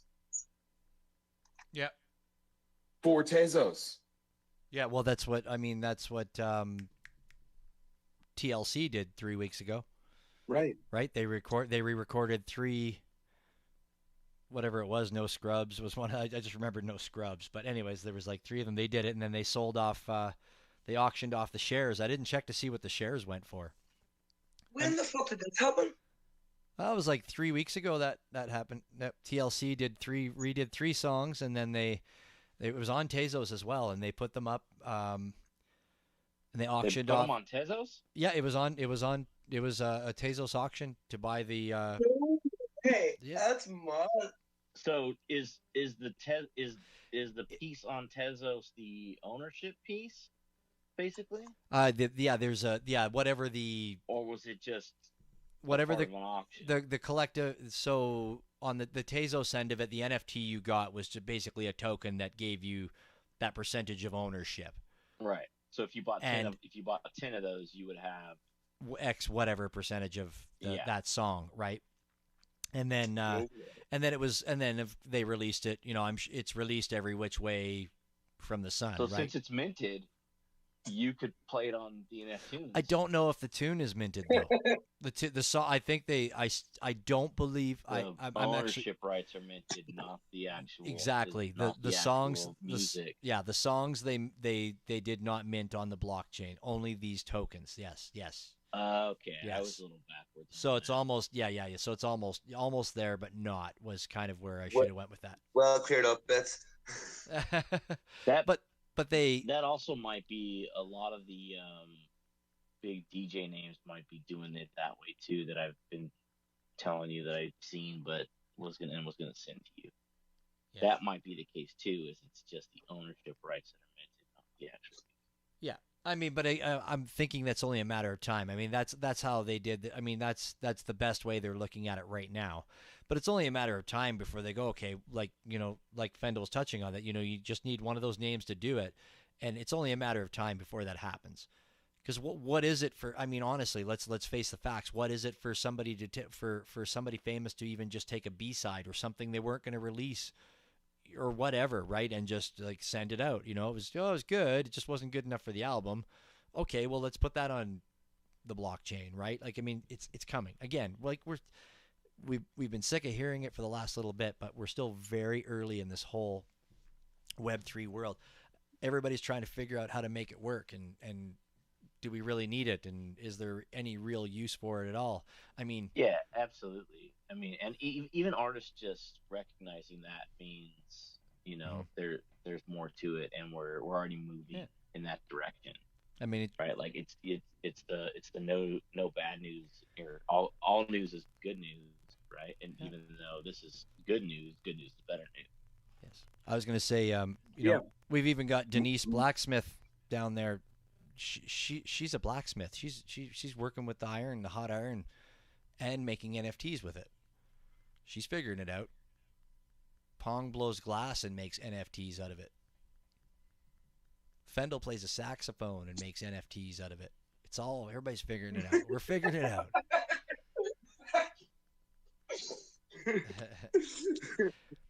Sorry, that was funny. Oh, we all make shit and make NFTs out of it. Your point is, Willie. Well, it's everybody's figuring out how to use it, man. And once all of us that are here now and for the last few years figure, once we've laid down the golden path, everybody else will come. I believe that. I hope so. I don't know what I'm really doing for the whole process, but but I hope everybody else does. I hope the artists do. Yeah. Right? Like, 100%, 100%. Well, that's it. Everyone's still experimenting and everything. You hear something new coming out every week, and generative art, and people coming up with new ways of making shit. And actually, speaking of which, actually, I was on a video call to a friend. He has us. I don't want to say too much because he hasn't minted this yet, but basically, he's figured out how to do 3D GIFs animated that you can populate and on your own Saber galleries and stuff. So like you can actually, like usually when you're making a 3D item, you can put it in your own Saber gallery.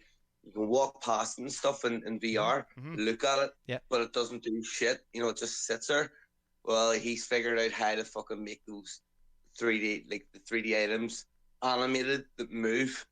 And he was actually he was messing about with a piece by another artist that he made a 3D piece out of, and he was showing me how it worked. And we were actually like ironing out a few bugs because I had found like a few wee spots where I positioned myself on the on-saber and the thing went static. Then it froze. So he was still figuring out a few wee bits and bobs, but I was like, I've never seen it being done before anywhere else. Cool. So there's constantly people just figuring out stuff, finding out new ways of doing things, and we're all a part of it.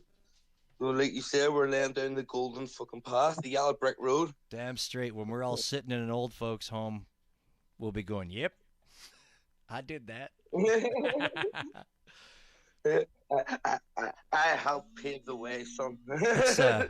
It's kind of interesting when you're talking about walking around things and taking a look at them. There was an artist I found. I was just trying to find it here in my object, but I think I sent Willie a rubber duck or an oven.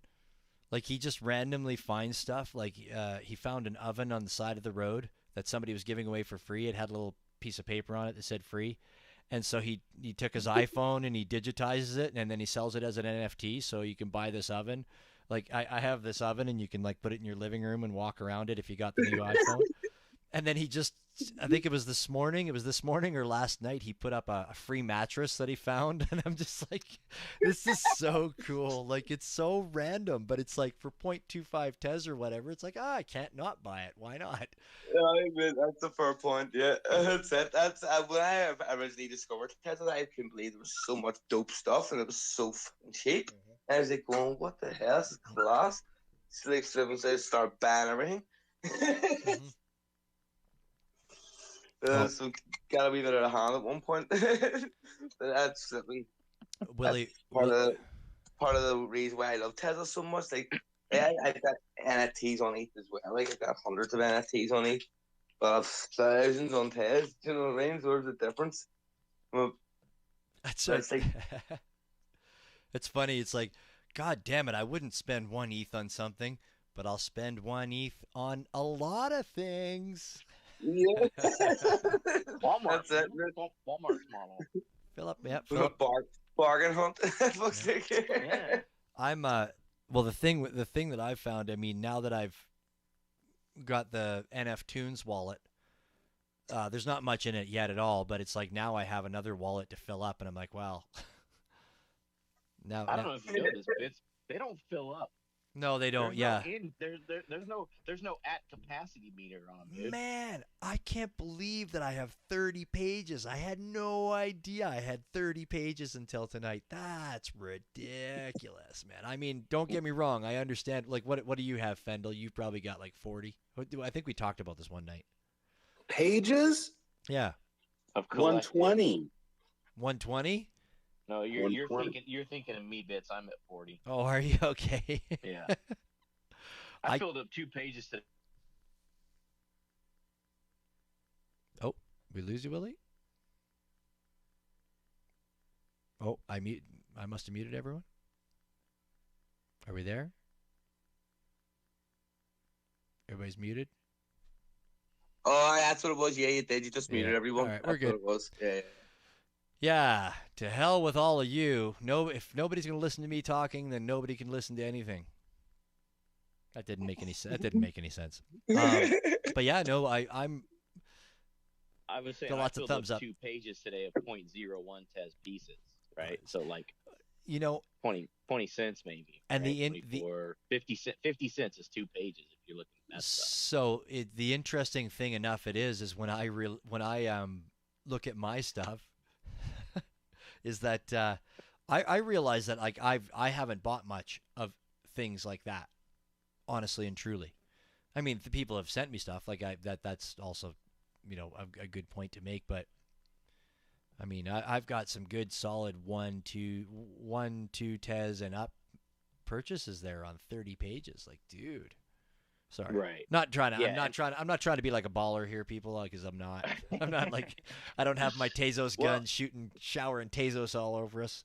I would love to though. Yeah, I mean, but like you know, even at 25 cents a page right now, you know, if you're looking at it that way, it still adds up. Really Yeah, no, quick. Like you know, it's still there. Yeah. And then obviously, you know, you throw some pieces in there where, you know, you've got 300-400 tes into that. I was gonna you say, happen don't to pick up it. don't you have like 5 a tes. don't you have like an 1100 tes piece? Oh, I've got 2 swipes. Oh, do you have 2 swipes? I think those are my most expensive pieces. No, I've got no. 2 3 swipes. You bought, what was the other card you bought? Oh, my Mad Dog Jones. Yeah, that was like 1100 that's- tes, wasn't it? Yeah. So that's the most I've ever paid for a single piece. On tes, no, probably altogether. But my swipes are worth more. Yes. Oh, your swipes are beautiful. You swiped one of those swipes out from underneath of me, but if anybody wants that story, they can go find it in the back. Holy shit, it's Nick Dimes. Damn. Nobody told me Nick Dimes is coming. I'm totally not I didn't wearing. know Nick I am Dimes not was wearing the right coming. stuff for Nick Dimes, man. I look like a slug. It's just Nicky a- Dimes, what's up? What's up, brother? I was going to say, Willie just messaged me, and yes, I agree, Willie. We should definitely have Denise Blacksmith on sometime. 100%. I've reached out in her DMs. Oh, There okay, somewhere. then. We just definitely will get that happening. Yeah, for sure. The steel, the NFTs. I mean, it all goes together. Did you look at her work? Were you looking at her work? Yeah, I just Uh-huh. hit the first or the last 3 tweets or whatever that she posted, and I'm like, yeah, we should need to talk to her. Yeah, right. And Oh, she's no. another one of our fam from down under now too. We can call it, because now she's another person from the future, as I mentioned earlier tonight. Oh, okay. So, I mean, when we go down there, right, we can go see Lainey, we can go see Denise, we can go see MXEI, Dan Williams, frickin' dude, like Ben Kenise. We have a tour down there. Like, there's absolutely no reason why we shouldn't be going to Australia. Yeah, big Australia presence. Yeah, no, 100%. 100%. And we'd be in the future. We wouldn't be in the future. We'd be in the present. Oh, yeah, okay. Well, it depends on how you look at it. But to your Yeah. mom, we'd be in the future. But what if we were there on a Tuesday? What would we do? We would have to do our show on a Wednesday. Well, no, it would just air earlier. It would just air earlier. Oh, And then it would still replay. We'll replay it at an earlier time, but we'd air it earlier. that joint that I smoked earlier. Now that really kicked in right there. I was like, whoa. Is that how that works? I don't even know if that's how that works. That's so messed up. Well, I no, don't because time travel a lot. but if we were Not sure. but if we were in Australia and we were doing our show to be broadcast at our regular time, we would have to do it on Wednesday at like noon or 1 o'clock in the afternoon. No. That's Wednesday this time. We wouldn't be in this time. We're not in this time. No, we would have to do it Wednesday Australia time to be Tuesday here. Right, but I Yes. would do it in my current time, which I would be in Australia, so it would have to air earlier. Or Wow. it would just be it would still be pre-recorded if we just air it This just live that just made at my, its normal regular Wednesday Australia time. okay. This just made my head hurt. We need a flux capacitor. Yeah, I was flux. trying to make it so Fendel's difficult right. that you would change the subject. Yeah, Fendel's right. We need a flux capacitor. Let's get on it. Oh shit. How's I things? wish we could flux capacitor us back to before that conversation. Why did it? Get rid of it. That wasn't a bad conversation. No, it just hurt my head too. Yeah, I think it was entertaining for anybody that's high. I think that was a fabulous. Yeah. Oh shit. Here, that's just on that bombshell. My lips come to get me here. He just rang me. Which here I just found out, by the way, on that call, you can actually keep listening to the online spaces whilst you're on the phone, as long as you mute the mic, then you can talk. So I was still hearing you guys and Gavin talking to me at the same time on the phone. Oh wow! So, just fun fact, I just discovered that there.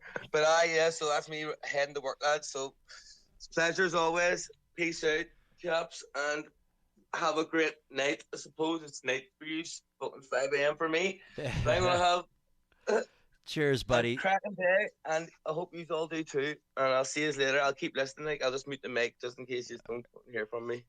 See you Cheers. later, lads. Take your handy, he says. Appreciate As you, always, buddy. pleasure. Good hearing from you. Yeah. Thanks again You for too, lad. the Cheers. 1 year anniversary piece. Go No put problem, up lads. Anytime. go put up some Bunch of signs. fucking legends. See you later. All right. Go put up some signs and tell people where to go. Yeah. Damn. I wish I was that rambunctious at 4 a.m. No kidding. If I was going to say if I'm still up, I am, but no, usually by that time, it's probably time for me to go to bed. Unless we're in Miami. Then I'm ready to keep going. And then Willie's looking at me going, dude, you got to go catch your plane in the morning. I'm like, yeah, I'm good. I've got 4 hours till I have to be at the airport. I'm good. Nicky Dines is here, though. He got you there. Yeah, he did. That was most amazing ride of my life. 100%. And it was done in style. I still can't see a nickel to this day without thinking, God damn it, how did I not see 2 nickels makes a dime? Right. Well, it's Right because in you front of me weren't. this whole time. It's because you weren't born in the 1890s, where that would have been a common thing to say. Right. That's a good point. Mm-hmm. This I'm just kind of because I still have this up on the one screen here in front of me, but this ranunculus, like the Shirley Preston piece, that's I see it once I read that it was Shirley Preston. Well, pin it to the top, man. I should. I'll Okay, pin it. I could I'll do. pin it. Are you gonna pin it? Okay. I just got it on my computer screen, but also too, it's like I never. It's a beautiful piece, but it's like I didn't think it was Shirley at first, but then I see it's Shirley, and then I look at it again, and I go, yep, that is Shirley Preston. 1000%. Super stoked to. It just doesn't have the border around it. Like Chili stuff usually has like a. Yeah, there is. usually like- There's a border kind of- around. There is a. Let me get into the. I'm just looking at the Okay. right now, actually. So No, working with Let me, Shirley, like that's a really awesome that you guys got this piece. You work together. That's dope. Yeah, and this is actually not the first time we've worked together. We did the Art of the Deal. Oh, Um, okay.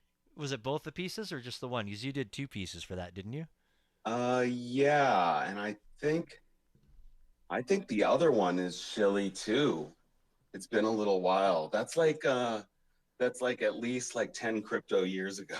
Yeah. Right? I remember those pieces when you they came. I was like, I bought both of them right away. I didn't vend those through the machine either. I just bought. Were they supposed to be through the machine? No.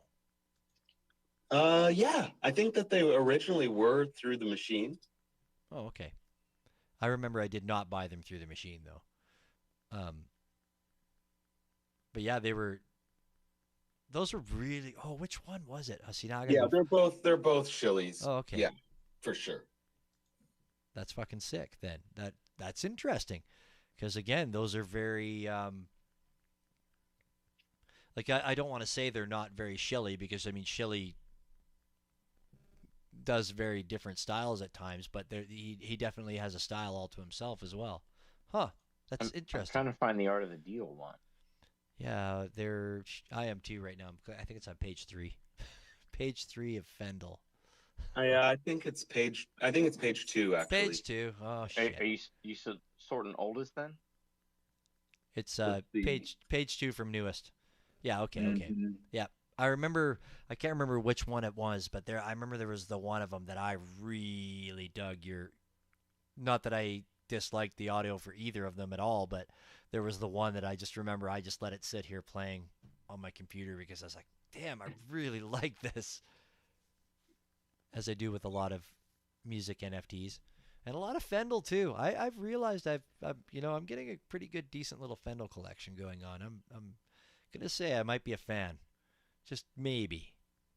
Big Preach fans, Right? you know the vibes. I do, man. So awesome. Oh, you and Yeah. go ahead. Oh no, I'm just like, just looking at these pieces. I don't like usually go backwards and look at my own stuff like that. But I'm just like, wow, yeah. I guess this is like the third collaboration with Shilly. So that is awesome. That's something. Yeah, that's I know Mike Nash is well. I guess a lot of artists probably don't. I don't know. I guess it's not a question that we usually ask. But like I know Mike Nash, when we had him on, and even to this day, we'll be like, "Oh, well, this I just bought one of those." He's like, "Oh, dude, like I don't even remember that." Like, it's cool. It must be really cool for you to kind of click back and go, "Holy shit, okay, 3 times with Shilly Preston." Totally. I mean, and Shilly told me before. Wait, what's the like, third one now? So the third one is today. Oh, okay. What? There's two. There's two. There's two. Okay, so there's the Art of Neep, or NEAP, Okay, I which saw that was one. which is part of the Art of Neep game plan, and then the Art of Delph, or however you want to, it's AI, like whatever he's doing there. Deals. Get Down to Business is the Get Down other. to Business, is the name of it. Yeah.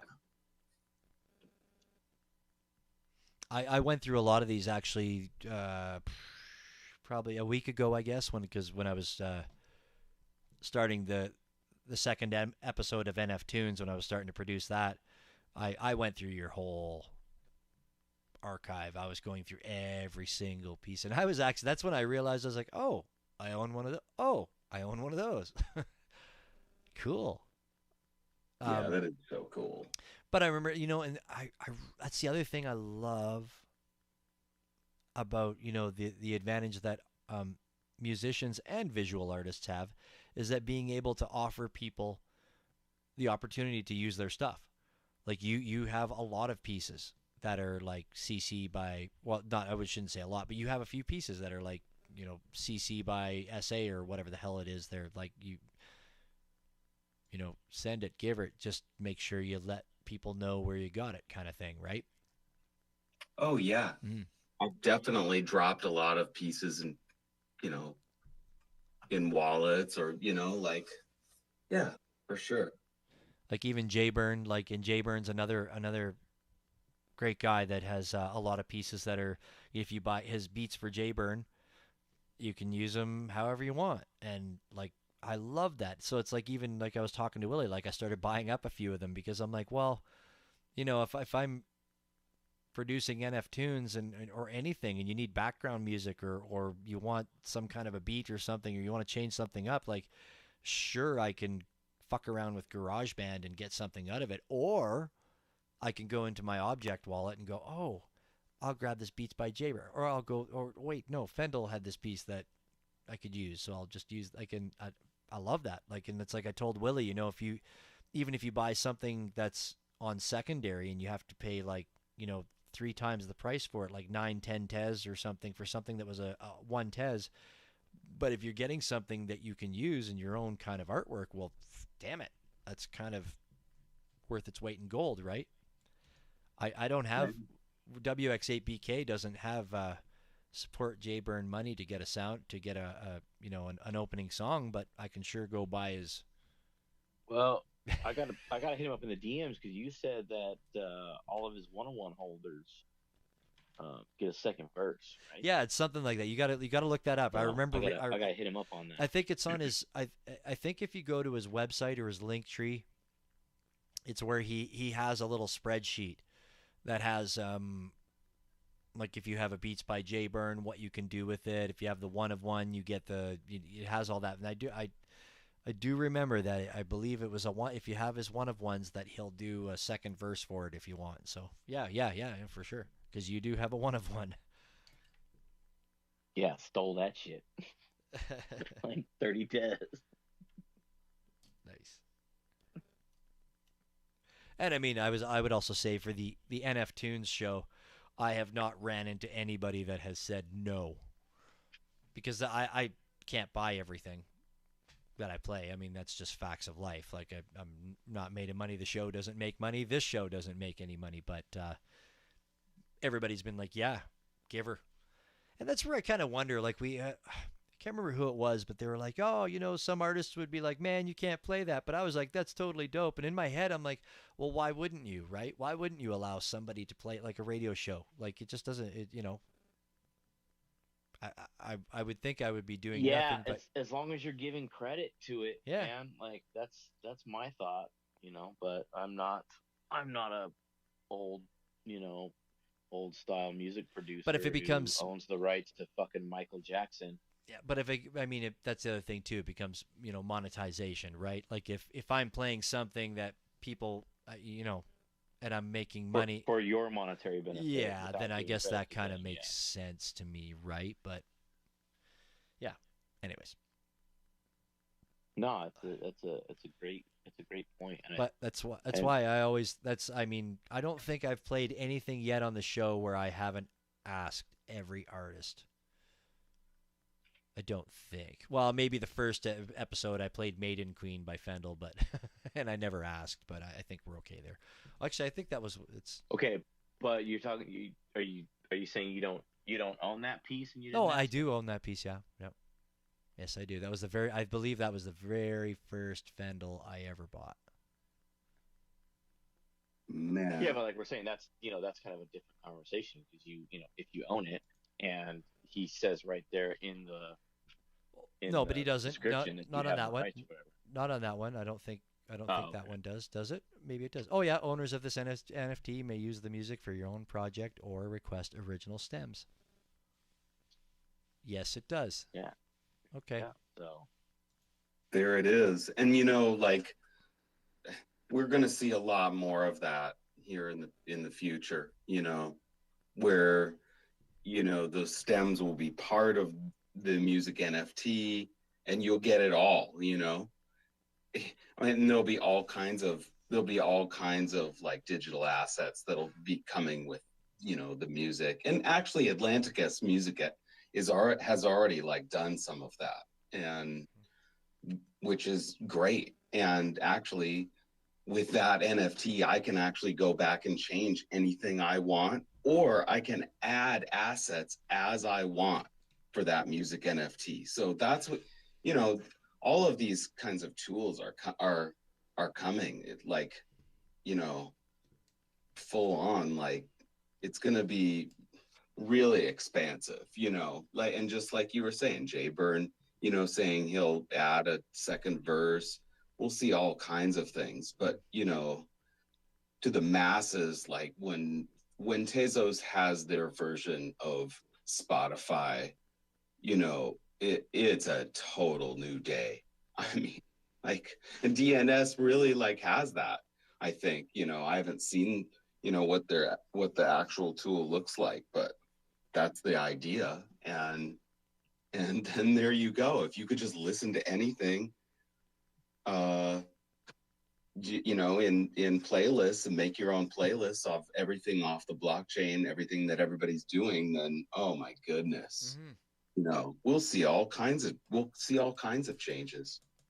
Yeah. That on the last NF Tunes episode, I had Kane Mayfield. I played on there. He didn't have time to chat with us, but he just released on DNS and he was raving about it. And I had no idea. And I went over because I talked to him a few weeks ago, and then I went and checked it out, and I was like, oh, shit, this exists, hey?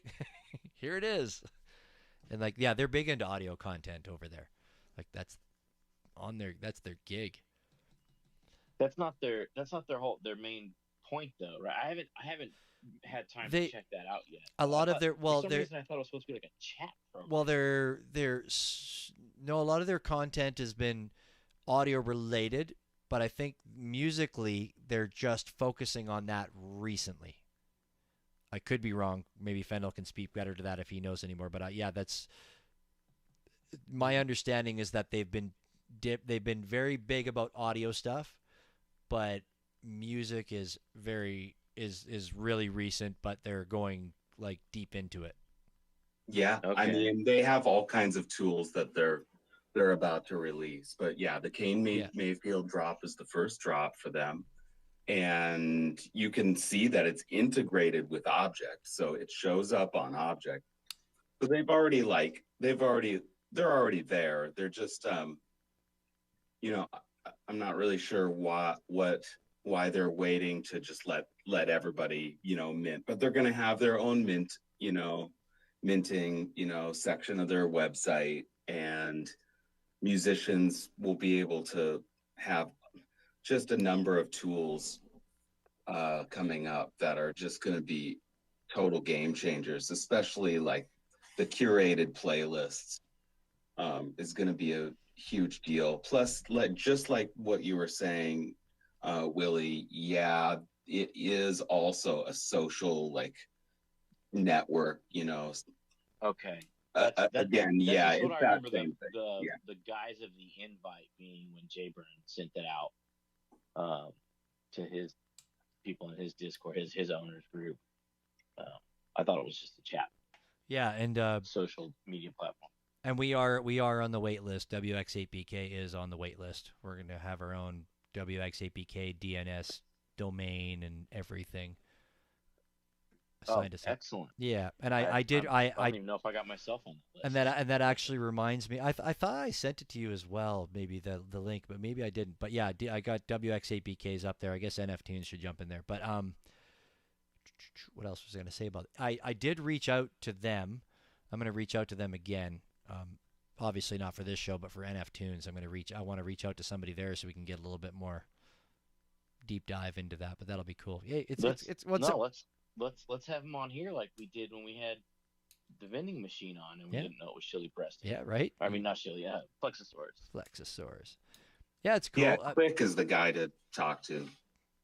Yeah, let's just have him on here and go over all the tech and and nerd out about it, man. Yeah. Oh, I know he'd be super into it. Yeah, and you know, it's a really exciting time actually. Like I know that Kane was really talking up DNS and these guys, you know, like I gotta give them a lot of credit. They listened to the musicians and we told them like the tools that we wanted them to make, and they did it.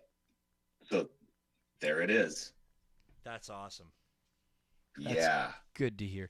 And it's one of the advantages to being around in this world nowadays and with technology is that, you know, voices can be heard. People can reach out directly to who they want to reach out to, and get that feedback, and it can actually be listened to.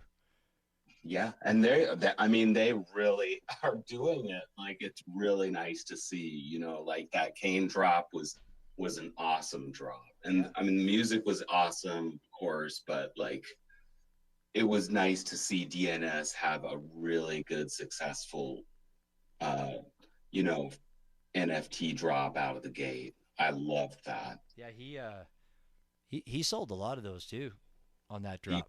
did. Yeah. I definitely did buy. I mean, I could only afford to buy one of them, but I did buy one for sure. Nice. I did not. Well, the only reason I didn't is because I missed. I missed out. It's all right. No big deal. It's all right. It was No cool. big deal. It was cool though. I reached out to him and he's like, "Yeah, man, go ahead, play the tune. You bet." But he was a nice guy. Oh yeah, yeah, great guy. I've been in Twitter Spaces with him a few times. Yeah, great musician, you know, and yeah, like he's great spokesperson for DNS and Tezos, you know. Fuck yeah. Mm-hmm.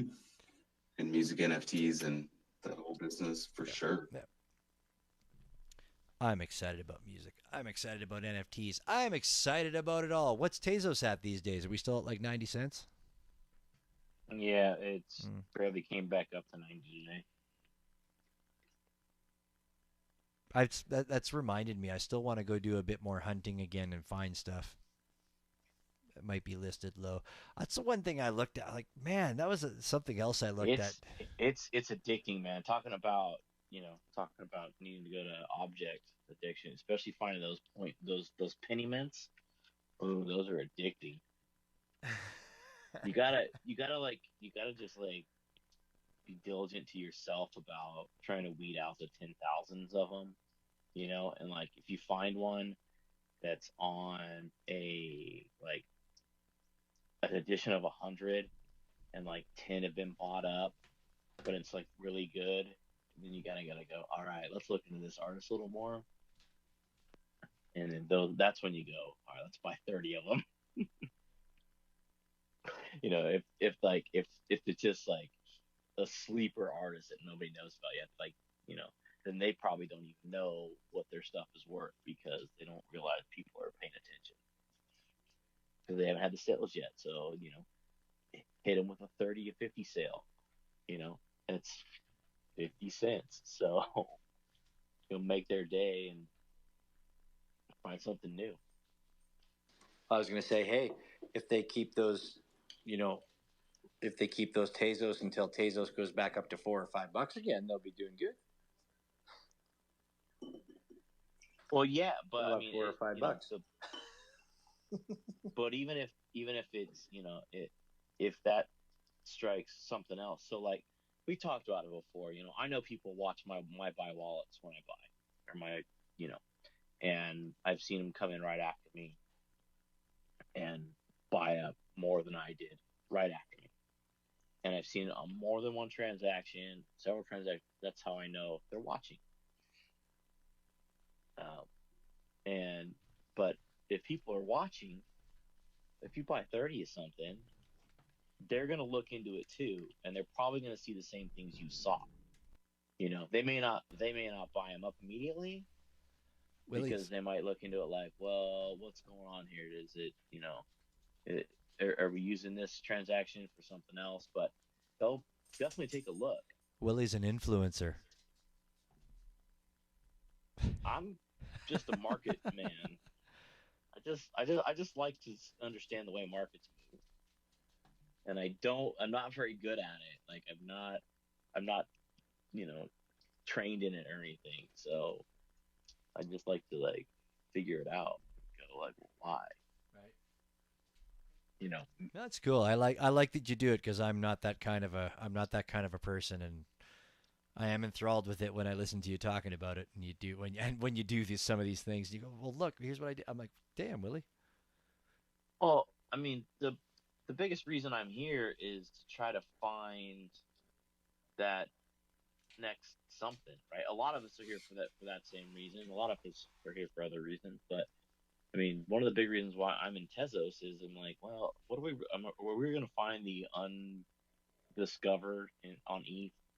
Maybe, but probably not. You're more likely to find the truly undiscovered on Tezos or any other cheap gas chain. Um, but when it comes to art, you're probably more likely going to find that truly undiscovered artist on Tezos, and then what will likely happen is if Tesla still goes nowhere and it still stays pretty flat while the rest of the market pumps and pumps, they'll move on to other chains. But guess what? You'll still have those Teslas pieces. Well, that's where was it Jay Byrne tweeted about it the other day, where I think that's kind of a good point. Is that, I mean, there are Ethereum artists that have Tezos pieces, but we've talked, and I think we also talked about it with Purs possibly as well, but where it gets discount, or maybe it was, I can't remember who it was, but right, but like that some people are like, oh, it's Tezos, ew, he just must have been doodling drunk when he did that. Like, we don't want that. But it's like, no, the fact of the matter is that your ETH artist released something that's cheap and you should pay attention to it because it's still that fucking artist. Yeah, and I always think about it in the form of like John Lennon's notebook sells for way the fuck more than any of his songs sell for. You know, the early stuff when they just sketch things out and write things out like that. Maybe that's why I gravitate towards like we always talk to those who tell us that they kind of have handwritten sketches and things like that. That's why I gravitate Yeah. towards like I want to see that. Especially like Chavevo said he was doodling it while talking to us. I'm like, I have to see that, dude. Like I don't like I would gladly pay you a lot more than you know like than what you think it's worth for you to ship that to me just as my own little personal memento. Like I love that stuff, and I think that's kind of in the same vein of what I'm saying about trying to find that undiscovered stuff. Like you said, the B sides. Oh yeah, some artists will maybe they'll mint a B side on Tezos. Yeah, I guess I'm Man. the the one guy who wants to find that B side Man, the old days, man. I used to remember that in Seattle. You probably could still easily go out and do it, but I remember back in the day when I used to go, we had 3 shops in the downtown core area that would do all these import music. So you could get like European stuff and B sides and rare presses and shit. I used to love doing that, man. Going to find some rare golden gem. Damn, where'd that stuff go now? I don't know. Sorry, just got off there on music. But Yeah, I mean, there's still some good shops here, like Easy Street and a few others, like where you can find stuff from around the world, but not, I don't know, not like it's not not what like it used to be. No, it's not what it used to be. Yeah, for sure. Man, that used to be such fun stuff. I used to love getting like all the import stuff, like especially. I mean, back in the day. Nowadays, it doesn't matter because it's like, well, it's digital. I mean, you can definitely go out and still buy vinyl. I mean, that's still very big and popular and stuff like that. But I mean, it's all digital. There's no such thing. Like I remember back in the day. So there used to be in the '90s. There was the Real McCoy. They were called. They were dancing. They did this song called "Another Night," and it was huge on the radio. They released it. It was like, yeah, yeah, yeah. But then they couldn't release it in North America because there was some country band named The Real McCoy or something like that. So at work, DJing, people wanted to hear it, but I didn't have access to it. So I went to one of these shops and I'm like, hey, dude, like, can you find this for me or whatever? So I ended up getting a CD single and it cost me $152 back in like 1990 fucking 7 or something like that. But I was like, I like to tote myself as probably the only DJ in the city that actually had that fucking song to play because you couldn't get it in North America. So interesting. Exactly. Right. Exactly. Or I mean, or if you could get it, then it was a lot more expensive. You know, you could you could buy you can buy an ICP album all day long, right? You can buy the Great Malenko for 9.99 all day long, but to get the Great Malenko Japanese version with like the two extra songs on it that were never released anywhere else, that's going to cost you 35, $40 easy. Right. Oh shit. Oh man, I've got a crazy story about that. Send it. Back in the 90s in Boston, right by Berklee College of Music, like directly across the street was a three-storied Tower Records. And this place was nuts. But in the this massive jazz section, like the buyer would like order all of this European stuff and like all of this really rare stuff from around the world, and he wouldn't put it on the floor. He'd just hide it behind the desk. And anybody who like knew him or like knew to ask or whatever, you could just ask this guy about like whatever he had behind behind the desk, and it was insane. And I got to know this guy, and he let me just have at it. And That's like the I 90s got version of a paywall. so much good music. Like I spent so much money like getting what I needed. Like I was just like, no, I have to have that, no doubt.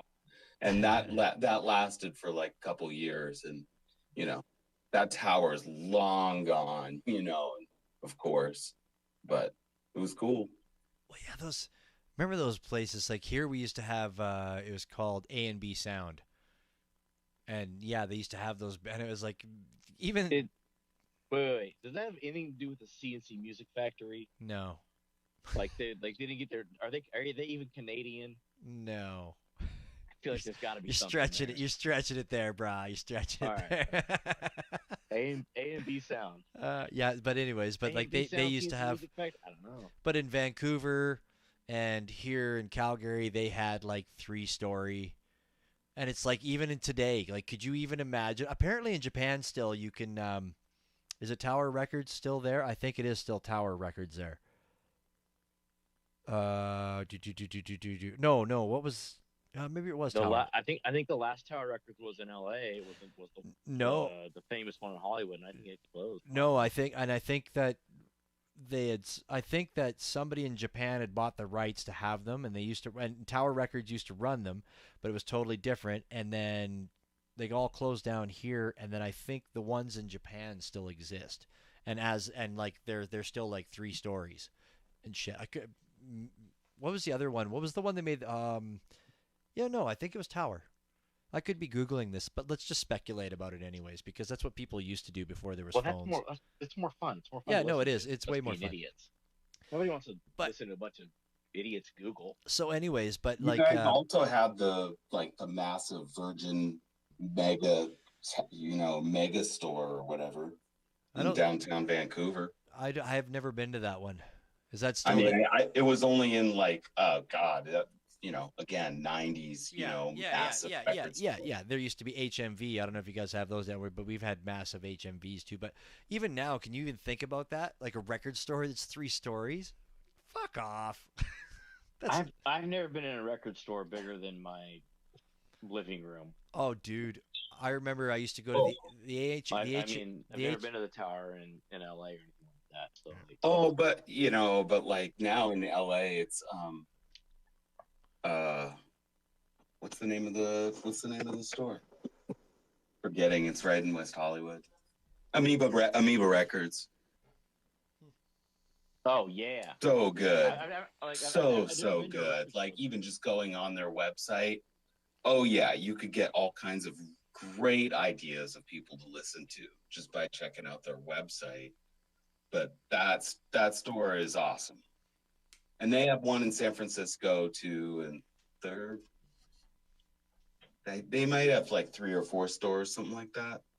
just guessing, but the LA store is the one that I'm familiar with.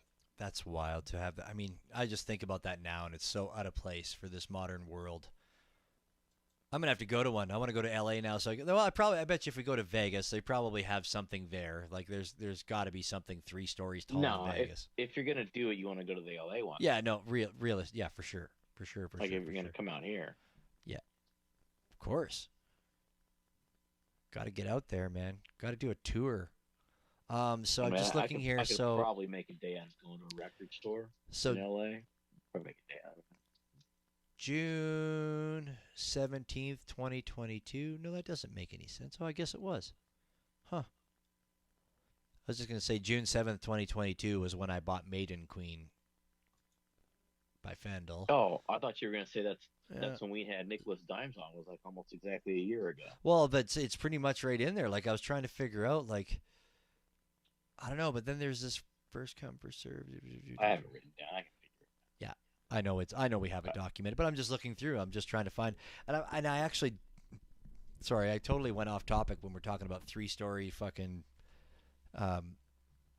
music stores, and now here I am talking about Maiden Queen and when I discovered Fendel. But I have no idea how I discovered Fendel. I don't remember now. I'm sure it was in the intro when we talked to him. No, we didn't talk to Nicholas Dimes till October. Hasn't been a year yet. Anyways, that's very interesting. Gonna have to look back in that, think about that. Gonna have to look back into that and think about that. Faux shower. What's that? Probably because of Mike Nash. Yeah, very well could have been. Pop Lazarus too, maybe. I know you from the originally kind of saw you was definitely part of Threesomes Discord. Definitely saw your name in there. Yeah, grotto. Definitely was. Like I've always been. So you know how much I love Three's work. I mean, like I'm fascinated by the work. I love cards. I grew up with 80s baseball cards. I love baseball. And I love art, and I love comedy, and I love fun. So he has all of the, lots of elements that I love, and I've always been fascinated by his, by his whole ecosystem and just like trying to learn something new. I wish I could afford the pieces, but I just, whatever. I'm fascinated by it. We had a good conversation about that last Sunday, I think it was. Oh, Friday. Willie and I were talking with Poke Shaman and everything. We were talking about that, where it's like, just about the cost and trying to, in the Threes project, what you have to do and some of the money that some of the collectors put into it. And it's wild, man. It's wild. But it's cool that you can still participate and not have to buy all that stuff. I bought a few. I'm not disappointed. I mean, anyone in here that's into threesomes, sorry, and for those that don't know, let's put this into context before I say, whoever's into threesomes. No context. But yeah, anyways, the Threesomes project, yeah, man, nothing you buy out of there goes cheap. Like the value of the project goes up. Like I was talking about the other night. So I have the Thomas was what I was gonna say, but Stan Thomas, and I bought that for I thought you won that one from the No, I bought that from the Paper Buddha Discord. No, I bought that because Chris Truman, I asked him what I should buy as a base card for my first one, and that's what he told me, because of you get somebody definitely won that from the temple though. Oh yeah, no, it wasn't me. But so I bought that, and at the time when I bought that, it was 72 Tez, and Tez was 250. And I bought mine for 250 Tez. And I was gonna say the last time it sold, I think it sold for 400 Tez. Yeah. So I'm not. I got mine somewhere around the 250 range. And really, when it all boils down to it, is that if I sold that one card for 400 Tez, damn near pays for half of what I've invested into threes. And what I've invested into threes is probably 7x now, I wouldn't doubt. When's the new season start? You know what? That's a great question. It starts June 22nd, Oh, I good. think. Wait, hold on. Let me get that date right. It should be, sorry, June 21st. June 21st should be the first game, which means if you are interested or are there, get in this week, figure out what's going on. Yeah, I was gonna say I should probably get in. The forms will go live on the 20th, I believe. They should go live the night before. Because so June 21st, that wins 2 Wednesdays from now. You're in the bleachers, Fendel? Yeah, I mean, I'm just hanging out in the bleachers as far as I know. Like, yeah. But you're actually a free agent, I think, right? I mean, if I'm still a free agent, yeah, then I'm still a free agent. I don't know how long, Threes will let people just do that. But I mean, I don't think he said anything about, what, like, kind of, once you're in, as long as you're in good standing, you're in good standing. Yeah, I think I agree. I think that's pretty good. Yeah, I need to step back in there and see what's going on. I don't even know if I'm a cat mom anymore. That'd be a conversation with Christian. Yeah, I don't know. I think the best way I would probably find that out is if I go back in and see if I can go in the cat mom channel. But I would have to. Yeah, actually, yeah. But I would have to put that back on. That was one of the discords I had to get rid of because it was just too much.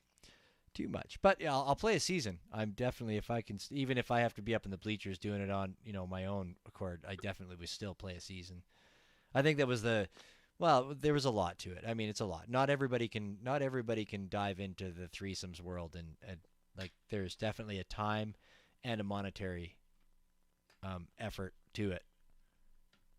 But I like it. I've liked it.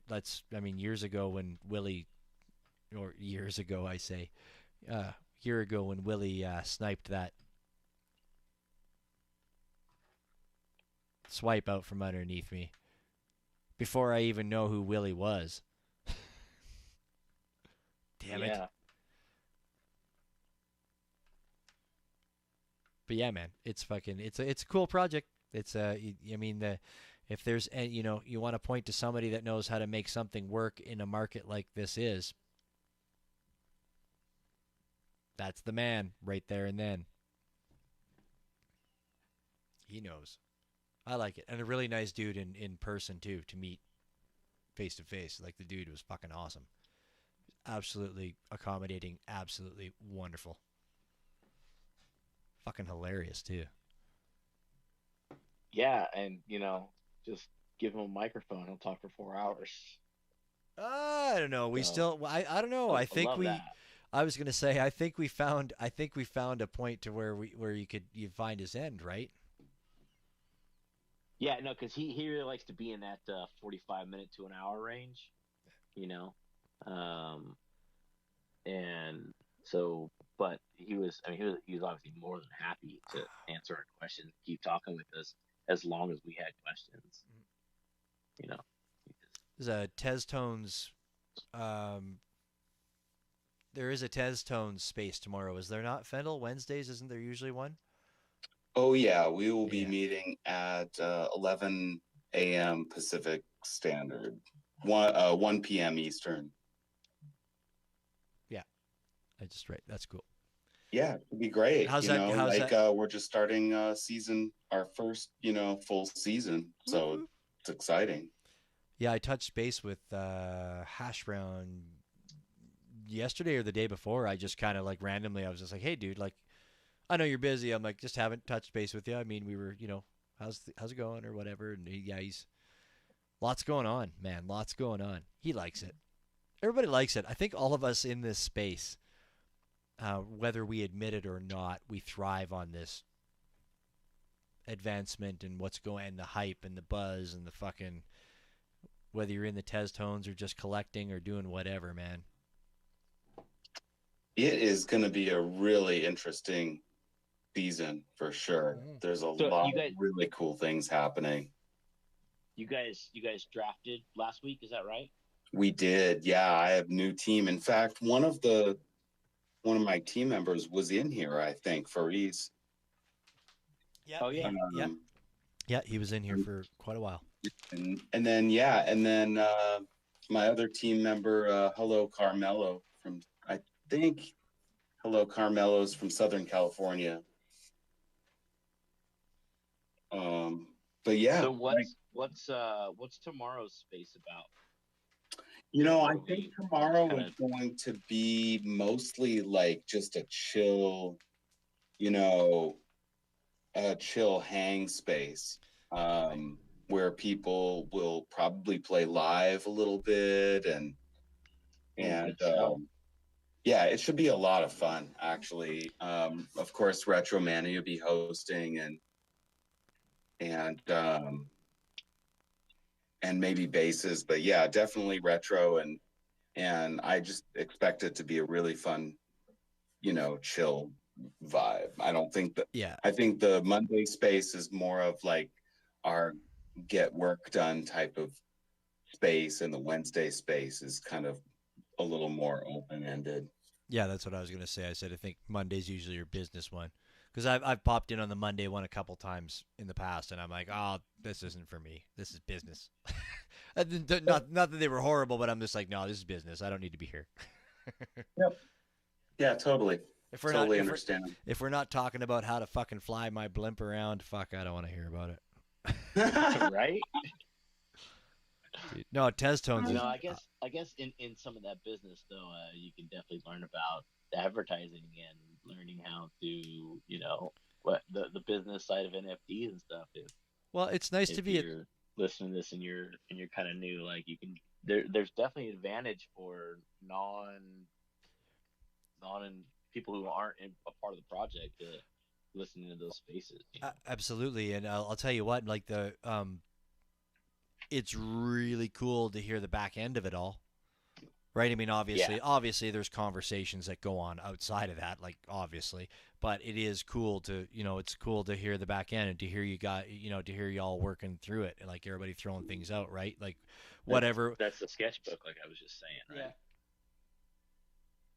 Yeah, it's just a great group of people, that are really trying to make something happen. I mean, I just don't think that this could really happen. It would take a lot for somebody else to get this far, like with a group of musicians and like trying to organize things and having consensus and, kind of democracy within a group, and everybody still likes each other. I make suggestions all the time and I'm like, and I don't get my way, and it's no big deal, like, because it's just, But I think it's dope. Yeah, but it's dope that you can all talk about it and you can all have some input. Like, yeah. Who are you? Who are sorry, it's who? Very open, out on the table, like there's nothing. Yeah, no, going on behind the scenes. And the other thing is like, people could do it, but also, once you guys figure out what it's all about, that's when people will want to do it if it can be monetized. But half of these ideas and the things that float around and the things that are being created right now, right from this space or the art that's being put out on the blockchain on Tezos, or the music or Tez Tones or any of the other projects, it's like you have to have people that are crazy enough to put all their time and effort into it for free for the first little bit. You want bit. ideas, man? I'll give you 3, 4 a night. Easy. Yeah. I'll give you ideas all day. I'm not gonna put them together. Yeah, right. Like that's the big thing. I mean, that's where I'm stoked. I mean, the spare time that I have now to be able to put, like Hash Brown wants to be able to use, if he speaks to us on here or when he spoke to me on NF Tunes, like he wants to use Willie and I like as media, right? Like as which I'm like, yeah, Willie and I were like, yeah, fuck yeah, absolutely. That's why we have a blimp, right? Like it totally makes sense. Like we're willing to help it. If more people are willing to get the word out and to add an element that somebody that's creating something feels that they can use, like fucking rights, I'm there, man, because it only helps me and helps everybody else. Sorry, I didn't mean to make it sound like it only helps me, but it helps everybody, right? Like the more professional and the more fucking everybody taps into all these amazing skills and abilities that everybody has and that are available at our fingertips now in our phones. Like, dude, it's endless. Yeah, and it's just going to get better, Yeah. as time goes on, and we'll get into a groove with it, and we won't always be, innovating, like just how the season, is supposed to look, or like there'll be a lot of that, initial groundwork done, and we can just kind of let it rip, Yeah. And I think that's when, we'll have a lot more participation too. But as it is, we have nine teams this year, and or for the first season, official season, and yeah, I mean, we're gonna release all these cards too. I mean, it's actually happening. Yeah, I was gonna say the participation. I mean, like from the first round to the second round, it went like sixfold, and now you got 9 teams. So it's 9 teams, and how many are on a team this time? 4, 3, 3. I think it's mostly 3. There might be one team with 4, but I'm not positive. And I think we're gonna have the option to add somebody like mid-season, but that's not really confirmed yet. Still, like, that's the idea. That's huge. That's and bringing trades and waivers and all kinds of shit into it, man. Right? Doesn't that sound like a lot of fun? Yeah. Yeah. It really does. 100% it does. No, it's a brilliant idea.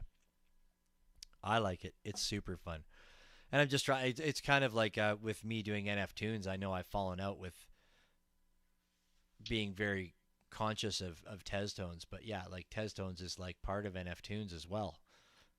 I mean, there's music there. There's music. Oh yeah, and you featured a bunch of folks that are that are in Tez tones. I mean, Shadow's. Yep. Shadow has his own team. Shadow and it's sorry, I was gonna say it's Lorena, but me retratito. Oh yeah, I had her on as well. Absolutely, yeah. And I had somebody else on. Well, I interviewed Hash Brown. I played the track, the winning track from, was it Green Light? It was right from I round think 2. Sixth the Law, or I can't. Yeah, it was Sixth the Law, and yeah, but yes, I featured that as well. Yeah, no, absolutely. Yeah, it's an incredible track. Dude, all this stuff, like I've said it multiple times, like to be a judge, man, like, it's really tough. I appreciated the last time Paper Buddha was one of the judges last time, and I really appreciated it on the day of the event when he flat out said, he's like, I had to be careful because he's like, I wanted to vote for this track and vote for this track. He's like, but I also had to realize that, I was really one-sided to rap, right, and EDM, because those are his music tastes to begin with. And he's like, well, I had to look at these things that way, but also admit to myself that this is what I like, or it's to pick that stuff is tough, dude. Yeah, but you know what? The teams that won the first 2 rounds, you look at those pieces and you're like, yep, yeah. they deserved it. Like, I was like, whoa, those were strong pieces, and now we know. Yeah. Right? We know what it takes. Yeah. Okay, everybody's gonna kick it up a notch, and then this season, the first round, you'd be like, what the fuck? We did that. Oh, now we got to do this. God damn it. Yeah. But we did everything. We followed now we gotta do it. No, it's really cool stuff. I'm excited for it. I'm excited to be a part of it. I think that they set the bar just great. You know, the art is excellent. The music was just fantastic. I bought that. I bought that winning piece. Dude, did you? Oh, man, I had. I really should. I really should. And I really should I wouldn't say necessarily the winning pieces each time, but I definitely should buy the pieces that I like. I know I should. Yeah, I don't even own obviously I don't even own my own pieces from either of the first two rounds, but I bought both winning pieces. Right. I dig the positivity of the people that have been attracted to it. Right? Like I mean, we're all pretty damn positive in this space in general, and like around, like everybody seems to be pretty. It's not often, we hang out with somebody's like, yeah, like fucking, Eeyore off of Winnie the Pooh. But I feel like if anybody, that's me at the beginning of space sometimes. Oh, it's like, fuck. I'm tired Well, that's today. but that's different. But that's not your That's not your. It's not your No, attitude. it's not my Yeah, attitude you can towards feel space. you can feel that. I Yeah, mean, it's just everybody like can have those instant, days. Yeah, but everybody that's got jumped into this Testones project is just like fucking energy beyond. Like just talking to half the people, just like I'm like, wow. Where are you getting this energy? Shadow, because I talked back and forth with Shadow because I had him on the last NF Tunes, and like that dude, like man, that dude's working. Like that dude's working. Like he is producing content like constantly. Like he is going fucking hard, man. That guy. That track you played for him was on point too, man. That was fire. Yeah, that was which one? I played 3. He had 3. He was. He's got all kinds of great tracks. Yeah, no, he does. They were all good. Yeah. The last one you played was Bitcoin Billionaire, which I actually sing at Pike Place Market as I'm setting up, like loud, dude. Because I want to stack them high, Yeah. This is where I want to see the backstage footage stuff, man. I want to see that. I want to see a little clip of that. That was okay. That was beautiful, Fendel. He knows that, right? You've told him that? Because if you haven't, like, holy shit, you should tell him that. That would fucking send him to the moon. You know what's really funny? Like I was singing it at the booth, okay, yeah, I will definitely do that for you, Willie. I will share the B-sides or whatever, but like I was like singing it really loud, and then I walked into this, like, it's a private bathroom, like, and I didn't realize that there was somebody else in there. and then I just was like, oh, and then I just like walked out and like didn't even see that person. But it was just like one of those funny moments where I just did not know somebody was like right next to me. That's great. Singing Shadow's song hella loud. Hey, get it out there, man. But then you just got to own it. Like, own it. Fucking rights. You just got to own it. Fucking hey, I own that shit. A Bitcoin Billionaire was awesome. Yeah, he's that wasn't the one you played right after you played the recording from him, right? No, the one that I played right after. So the one after his voice recording was called Nobody. Yeah. Nobody. And then Bitcoin. That was the one I was really really yeah. To. See that, and that's interesting because that's that piece Nobody from Shadow. So I had listened to it. Well, I thought I had listened to it very closely. But I was like, yeah, no, I dig this, right? And he sent me the link again later. I'm like, yeah, no, this is the one I'm gonna play. What he was like, well, how about play these other 2? And I'm like, well, let's keep it to 2 songs. Like this is the first episode where I'm playing around with playing 2 songs from each artist. So let's just keep it to 2. And he's like, yeah, that's cool, man. And so then the day that I'm producing the show, and I got to his part, and I was like, holy shit, what happened? Why did it cut off? And I'm like, I don't know what went. So I went back into it and I recorded, again. I'm like, oh, it's only 48 seconds long, and it just cuts off. Because if you buy his album, which I think is on Ethereum, like if you buy it in the full context and whatever comes next, the next song is part of that song. So that's kind of what it is. Like, back in the day, if you had a CD where 2 songs ran into each other, like mixed into each other, right? That's what it was. So I'd got a hold, like I texted him. I had 15 minutes, and I'm like, I gave myself a time limit because I had to release the show. And I'm like, okay, So I messaged him. I'm like, hey, dude, this is what's going on. I said, I can make an executive decision if you don't get back to me, so don't feel stressed. I said, this is what, is this how this song's supposed to be?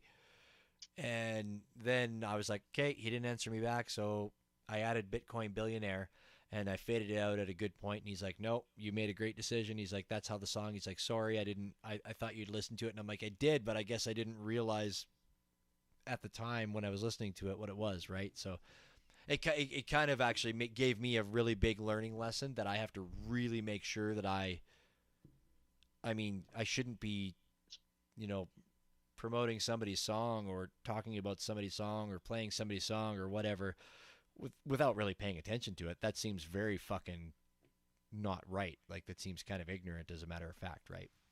But it was a learning lesson. Yeah. It's a long-winded way to say that was a learning lesson. But yeah, no, I love his stuff. Shadow, he's a positive guy, fucking, and he's awesome. And Oh yeah, Shadow is totally awesome. Like, it always like I think one of the things that irks me with Tez Tones is like that all of the team captain GMs are never going to be on the same team. And that is that. I mean, we can collab, outside of Tez Tones, no big deal. But like the idea of you're never gonna have a Yankees Dodgers. You're never gonna have a Patriots 49ers teams kind of thing. Yeah. Right. Like you're not gonna get those legacies because it's set up like an AYSO league where supposed to have an A player, a B player, and a C player. That kind of thing. Is that well? or just because it's set up not ABC, but it's more set up because you're gonna have your musicians are split up, and then your visual artists are split up. Yep. Yeah, so not by a ranking sort of thing, but more just because you're not going to play with a bassist. Yeah, like I mean, it's just the way that we set it up. The founders are all the GMs, so like, so I'm not going to be on the same team as Hash Brown or Basses, Well, maybe someday there's going to have to be. I think there's going to have to be a manager's round. From a listener standpoint, I think it's definitely worth bringing up. It's new enough. I think it's be able to pivot and make moves and things. Oh yeah. Right? Oh yeah. Like I think in the future we could definitely figure out how that could happen. When we have more people that know what's gonna happen with the season, instead of us kind of directing traffic right now. So I get that it's necessary, but there's a bunch of folks that I'd love to collaborate with, and we can still, of course. But you can't exactly put two musical artists against two visual artists. Sure, that would that's just not gonna happen. Which is why we draft the teams the way that we do. Yeah, I would love to see that. That'd be fucking funny. Makes sense the way it's done, but like you said, the more people you get on board, the easier it is to kind of shift things around and do that differently. That'd be so funny. Well, you can't hear this piece because they're just visual artists, but let me describe it to you. Let me describe. And then you got this amazing audio piece, and then you got Mark going, okay, well, so here's what we envisioned here, and this is what should be happening. There's blues and purples, and no, we're not. It's not funny. Trying to describe an abstract, right? In the upper right-hand corner, it's yellow in a triangle. Just below that, there's a square, but it overlaps the triangle. Like what? Yeah, right. And then that's just Willie and I, who aren't talented in either of those ways, fucking explaining how it would be. But yeah. I miss music every once in a while. I think the next time I see my one uncle, I'm gonna ask him about my trumpet and say, hey, do you ever play it? You should give that back. I'm gonna go jam with Fendel. Heck yeah, baby! 10 hours away. I'll bring the theremin. Dude, I fucking would love to rip a theremin. I fucking think that my neighbors would hate, it'd be like the bagpipes. Your neighbors would fucking hate it while you're learning, but theremin's a really cool fucking instrument, I think. I'm I'm pretty sure all of them now have like headphone inputs, so you don't have to like play it Oh, back from the probably. speaker system. But what's the You point? you know your neighbors wouldn't have to know. What's the point of that? You gotta. I got kids. I can't keep them awake. That's what I've been looking at. Dude, they've kept you awake. They've kept you awake, man. I'm telling you now. There's this but guy. I don't want them to keep me awake anymore. So There's this guy, Metzerg is his name. I believe he's from France. And he fucking rips a theremin and a keyboard. And then he has like a set of foot pedals that does drums and shit like that. And dude, this guy is fucking off the hook. But he's like hardcore theremin. Like this guy fucking knows how to use that sucker like to the T. It's just amazing to watch. I went and saw a guy years ago in Vancouver, and it was random. Like I went into this bar that normally had live music downtown with a buddy of mine, and I'm like, oh, they've always got something, let's go check it out. Like it's it's the West Coast. Like there's always something cool here. Like people come here to make it. And I went in this one day, and we went in this one night, and there's a theremin set up, and I'm like, oh, okay. And there were some percussion instruments, and I'm like, all right, it's a theremin. Like I looked at him, I said, you may not like this, but I'm fucking I'm interested in what's going to go on here. And it was so messed up. So this guy came out, and he had a pitchfork. He had a tuning he had a tuning fork, and he went up to the microphone and he hit it. And whatever the note was, right? So then boom, he sampled that. Then that was like going, and then he like kind of just started changing the frequency a bit and mucking around with it. And then he brought out something else, and he made another sound, and it wasn't like, it was all kind of like tones, like pitch once again. I'm with the pitchfork, but it was all kind of like tuning fork kind of things, like single sounds, right? And he started doing this, and then boom, he fired, and like it was all squealing. It was so fucked up, actually. It was like really horrible when you think about it in the end. But then when he busted out the theremin, and then he just started like, that was when he started to get a rhythm to it, like just the way that he was shaking his hand with the theremin, like up and down and shit like that. But like, man, like this dude was so deep into it. Like this guy was thrashing. Like I was waiting for him to pick this thing up and like smash it on the floor at the end, because this guy was so fucking into playing the theremin. Like it was mind blowing. Like absolute. I had never seen anything in my life until I discovered Metzerg. It's Metzerg,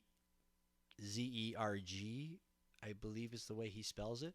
But this guy like fucking rips it up. Like this Metzerg is like nuts, man. Like this guy actually produces music that's just amazing.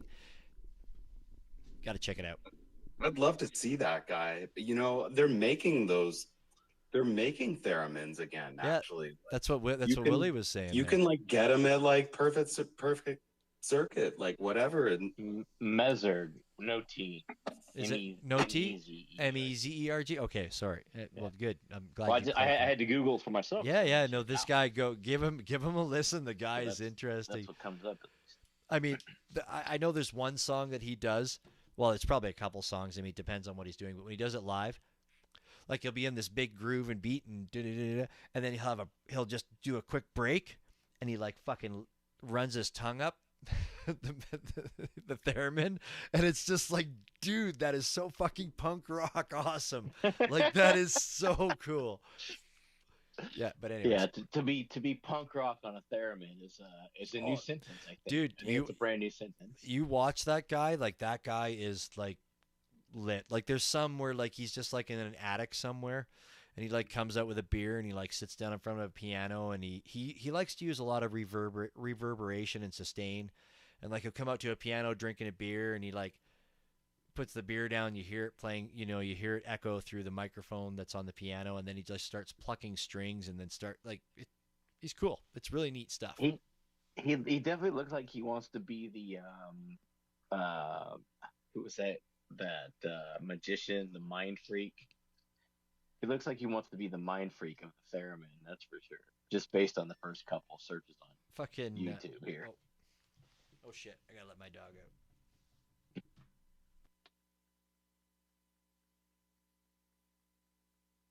out. I gotta let this dog out too. Taking care of my folks' dog.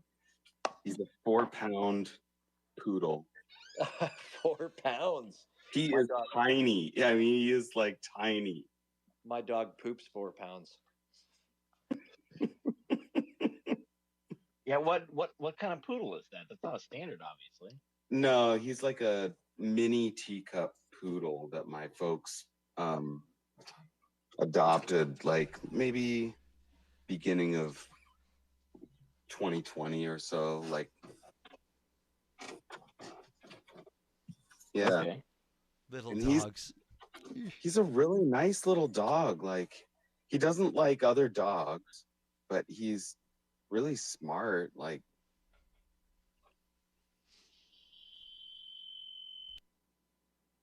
and mellow. Smart and mellow. Well, he's a West Coast dog, man. Oh, that's my. You got a lot of echo. Yeah, I did.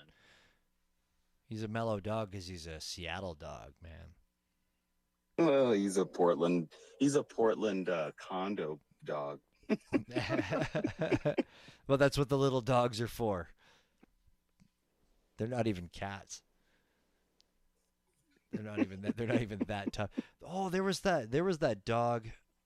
Now that you said Portland, no, I think it was in Seattle. There was a dog that used to ride the bus. Oh shit, was it Seattle? Echo. I think the dog's name was Echo. I don't think the location's important. I want to know more about why was he riding the bus? So this lab, it was a lab, was inner city. I'm pretty sure it was in Seattle actually. But anyways, the owner used to get on the bus outside their condo apartment building and go to this dog park every day. And the one day the dog, I can't remember the story of how the dog got out or what happened. Owner died. But the dog, no, the owner was still alive. I'm just speculating. Yeah, no, I think the dog got out, and the dog went to the bus stop and sat down, and the bus driver, the regular bus driver, knew the dog, so said, "Okay, open the door." The dog got on, and then the bus driver let the dog off at the dog park, and the dog went to the dog park on its own. So it was whatever, it was found out, and then eventually this dog ended up getting a bus pass, and this dog would do it on its own. It still would do it with its owner as well, too. But the dog would do it on its own. Had a Facebook page and followed for years. I fucking saw this dog doing this. And then the owner did pass away. And Wait, now I have a question for you about you. You watched this more than once? Well, it was a Facebook page. Like every day this dog did it. So there was always different stories about like, hey, I'm going to wearing a bow tie today or dog thing, right? Just a dog thing. You know, right? Okay. Yeah. So yeah. That's it. So there was a dog that had a bus pass that used to go to the dog park on its own. Cool. All right. Yeah. Well, I think it was neat. Like animals are fucking smart. Damn, you want to talk about the animals are smart? Okay. You know what? I think we should we almost have to wrap up the episode, I think. But it's 11:11 here. Where's Mike Nash? Where's Mike Nash? I was at 10:10, so. But. Have you guys checked out? Have you guys seen the things about the last 3 weeks? There's been a lot of videos of killer whales. I mean, it's happened in the past, but there's been a lot of whales of killer whales trying to take out boats. I feel like this is a dad joke. No, it's not. No, this is 100% legit. Maybe I just want it to be a dad joke. Yeah, it's happened in the past, but in the last few weeks, there's been a real upsurge at different places in the world too, of killer whales trying to wipe out boats. It's crazy. There's like a few. Are they painting the underside like a pack of seals or something? Is there an explanation for them? Yeah. Or? Well, they're just there's been a few. The theories have been like that. Orcas have figured it out, like that we're the ones that are shitting on the ocean kind of thing, and they're like kind of retaliating, right? They're tired of boats. So, but then there's the other one is that apparently there was this young killer whale at one point in time that got caught up in a fishing boat, like a smaller, not like 17 feet, but like a smaller fishing boat. Its name was Shamu. No, it wasn't Shamu. But they got it released, but these people that have been studying this pod where she is have been saying that she's teaching whales how to fuck with boats because a boat hurt her. So, but there's a video really recently. There was like 3 of them, and they were like, you know how the dolphins do like the riding the bow waves kind of thing. Yeah. These 3 orcas were behind, and kind of doing that similar thing, but it wasn't that. And then they started fucking clipping the 2 back edges of the boat. And like everybody on the board's going like, what the fuck's going on? Like, this isn't cool. Well, they're not going to do that very often, you know? I mean, that's where the fucking propeller's at. Well, but I mean, they're not stupid, They're not gonna right? do that But very anyways, well, obviously they did do it, though. They have been doing it. And then there's been other ones where they've been swimming up next to. They're trying to fuck around. They're about to find out. Yeah, It sounds like.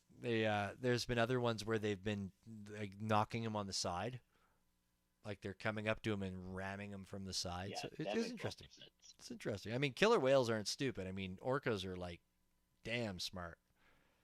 They are the top predator Yeah. in the ocean. Yep, they've attacked great whites. Oh yeah. Like blue whales. I remember I saw the one there. There was a blue whale where a whole pod just started attacking the back corner of this blue whale, and then just started like breaking pieces of this blue whale and gnawing at this blue whale, and it was like so bizarre. Yeah, we have several pods here in the Salish Sea, Puget Sound, from the transient, whales to, the pods and babies and all kinds of killer whales. Just, like 10 minutes from my house, really. They're so out in the water, of course. So I mean, but that's right there. But that's the thing. So that's the end of my story. That's what they're worried about, man. Is that one day you're going to be going down the street, go to your local corner store, and boom, there's going to be a whale coming out the alleyway. Boom, killer whale, orca, right there in the alley. No. Buying your hot NFTs.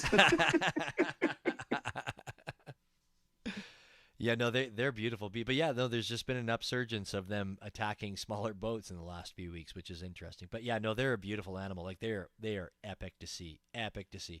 I've seen them on the west coast north of Seattle, up in Vancouver and Vancouver Island, and dude, I'll tell you, they stop me in my tracks every time. Like they're just amazing to look at. I've seen them several times off the ferry, Fauntleroy Ferry right here to Vashon. I've seen them off of Vancouver Island, Alaska. Yeah. Amazing. Yeah. Amazing animals. I've been really close to them too.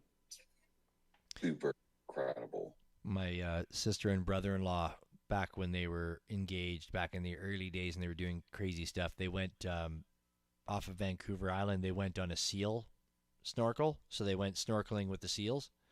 And so they were getting off the boat, or they got on the boat, and buddy's like, hey, here's how it's going to go. And he's like, if I tell you to get back to the boat, if you hear this horn, you come back to the boat, because that's if there's killer whales in the area, you need to get the hell out of the water. So he updated them when they were getting off. He's like, nope, there's been no settings of the pod this morning. Like, they've probably moved on or whatever, and everything's good. So my sister and brother-in-law were swimming. They have these videos of it. It was kind of cool, right? But I mean, a lot of that water is not very clear, like up there, especially off of Vancouver Island. Like, it's very murky kind of stuff, right? And like, all of a sudden you see these fucking seal faces coming up and everything, and it was kind of cool. And they said it was really freaky at first, but then they like got used to it. And then all of a sudden, after a little bit, they heard this horn. And they popped out of the water, and the guy's like, get on the boat, get on the boat. And they got on the boat, and they got the video. And then the orcas are like, I can't tell, I don't know how far away, like a few hundred feet. But there's this pod of whales swimming towards them and swimming towards the seals. And then the seals just all fucked off, like they were gone, like immediately. But can you imagine? You're like, hey. Oh, yeah. And they will play with their food, too. I mean, Yeah. They will take a harbor seal, and they will flip that thing around and, like, pounce on it. I mean, it is it's nature. Yeah, man. Could you imagine? Being there, just like all of a sudden you're like, oh, seal, and then holy shit. Wild times. Wild times. Orca Talk. And you're listening to Orca Talk with WX8BK.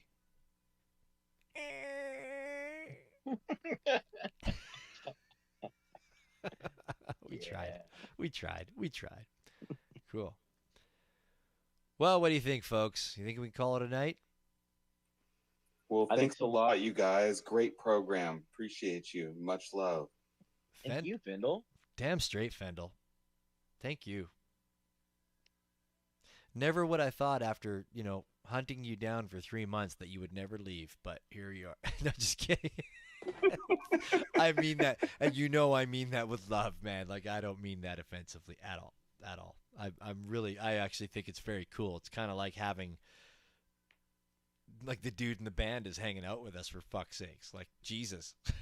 I mean, every good show needs a band, right? Yeah, right. And that's Fendel's our house band. Yeah, absolutely. No, seriously. No, I feel blessed. Like, I mean, to me, it's like really cool. You're somebody I discovered and interested in, got you on here, and you come back and hang out with us every damn week, man. Oh, except for last week. How was your show? Sorry. Gotta ask that. I mean, Hermeto Pascal was just incredible. Like, he's playing LA. I can't remember what the date is, but my goodness, it was one of the best shows I've ever seen. Seriously, like, it was epic. And my buddy Kevin, I took my friend and Jane, and then we ended up sitting with a bunch of friends of ours, and I knew the opening band. I mean, I knew most of the musicians on stage, and so it was the 8th. Is that right? Yeah. I just looked it up. He's playing the Mayan Theater on the 8th. It is Thursday. My I was like, well, shit, maybe I can jam this weekend, but I can't do it. What was the venue like that you were in? Well, I don't know. I didn't see where the venue was. What venue were you in there? Was it small, little? The Neptune Theater. It's up in the University of Washington district, kind of in North Seattle, and the venue is like 1,000 people. It's an older theater. The sound was as good as it could be, like, for the room. I don't really feel like that room was really designed for concerts per se. It's such an old venue, like, and I think the bass gets a little lost in that room, but the show was like, if you can imagine, it's like Frank Zappa's band, but they're all Brazilian cats, and so it's really intricate, all through composed, and not a music stand in sight, and just like the whole thing is just like so perfectly rehearsed, and there's plenty of improvisation, obviously, because it's based in jazz music, but to see Hermeto at 86 years old come out there and just kill it, mostly playing piano, although he's a multi-instrumentalist. He plays all of this stuff, percussion and bandoneon, melodica, and saxophone, and I mean, he plays all kinds of things, really. Mostly a piano player. He was in Miles Davis's band in the late 60s and wrote 3 songs on Bitches Brew. So if you're familiar with Bitches Brew, that's Hermeto's music right there. Like, that's probably some of his most big claim to fame early in his career, but he's had this long career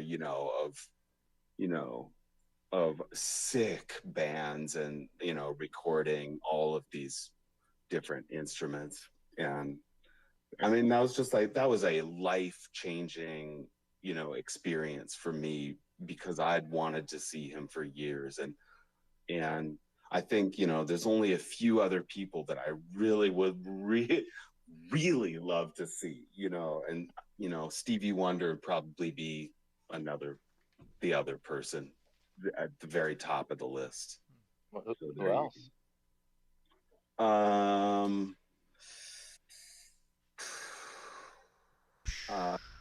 Tough questions. Yeah, that's a really, really tough question. Those are the ones I like. I mean, Tough ones. I've seen Herbie Hancock, but I would love to see Herbie again. I saw Herbie too. These man. folks are awesome. not young people. Yeah, right. Yeah, that's most of the musicians that I listen to. That's the nature of getting old, though. I think the musicians we listen to are obviously older than us. Yeah, and I guess, and just some of those. There's a few iconic people. I mean, I would love to see Black Thought. Roots. That would be incredible. I just haven't had that opportunity, or maybe I have and missed it, of course. But that would be incredible. Dude, I remember when I got to see Herbie Hancock, I was so stoked on that. And I knew nothing about Herbie Hancock other than Rocket when I got to see him, but but it was in the 90s when I got to see him. I want to say like 95 or 96? 93. Can't remember, but yeah, anyways. Herbie Hancock. It's just something. Don't hear that name very often anymore. Yeah, I mean, I think that he's playing Seattle this summer. I had heard that. I just haven't looked about the details, but he's still making awesome records. Yeah, so. yeah. No, he's still around. I mean, the dude's talented. I'm pretty stoked because I mean, back in the day, I used to be a big concert going person, and here we used to have an amazing music scene in this city until all the tight ass weird oil people fucking got it all gone. But I'm going to see Social Distortion, I think July 7th, I think. And then they just announced Dead Mouse is coming, and he's been on my list for quite a long time because I really enjoy Dead Mouse a lot. I want to go see Dead Mouse. Yeah. The thing that stopped me the last couple times is like he fucking doesn't start his set until midnight. Oh God, is he Axl Rose? Well, it's just I mean, that's the festival. That's the way the festivals work, right? Like, I mean, come on, Willie, dude. In Miami, like when the hell did we get to that rave that night at fucking? I'm just saying it's not a single concert. It's lights off at 11, but I'm not showing until midnight. Yeah, but oh yeah. All right, that's different. So what I figured with this is I was even thinking about because they announced Dead Mouse yesterday, and he's at this music festival and Badlands Music Festival, and I was like, okay, well there's other people playing, and I'm like, okay, well it goes till 2 a.m. So and I mean Dead Mouse is probably not coming on until midnight or whatever. So I thought, okay, I'll buy a pass. I'll go check out the early. There's a few really good bands on early in the day. I'll go check it out. I'll fucking go home. I'll go to sleep. I'll set the alarm clock for 11 o'clock at night. I'll get up. I'll cruise on back down, and I'll fucking catch Dead Mouse. That's how I'm going to do it. This is what I think people that go to bed at 9:30 do. This is how you do it. I mean, I know I can do it. No tickets available for Dead Mouse or Skrillex. Where is Dead Mouse playing? Badlands Music Festival. These July. But Rick Ross and Tyga, they got tickets for that shit. Let me see here if in between there on the 14th. It's funny, it's funny here that like I've seen these ads all day fucking for the last 72 hours, and when you go to look for one, you can't find it. Miss Monique, there's got to be one here. There's got to be all right here. So tickets, man, I was coming up there. July 15th. it didn't matter because there's no tickets available. Well, that's when did the tickets go on sale? I don't think they're sold out. No, they're not sold out. Oh, on Tickets sale Wednesday, June June 7th. Oh, Tomorrow. tomorrow. Shit. So. Oh, I should buy tickets. Go. When you got to come see Bits. I'm supposed to be. I need to be able to fly from Calgary to Reno. That's all. That's fine. Catch a lift from Reno, and then make sure that the air apartment's not gonna kill me. Why do you got to go to Reno? Oh, we're there. We'll be family vacation. Oh, Me with my parents and everything. Our yearly kind of shit. up in the mountains.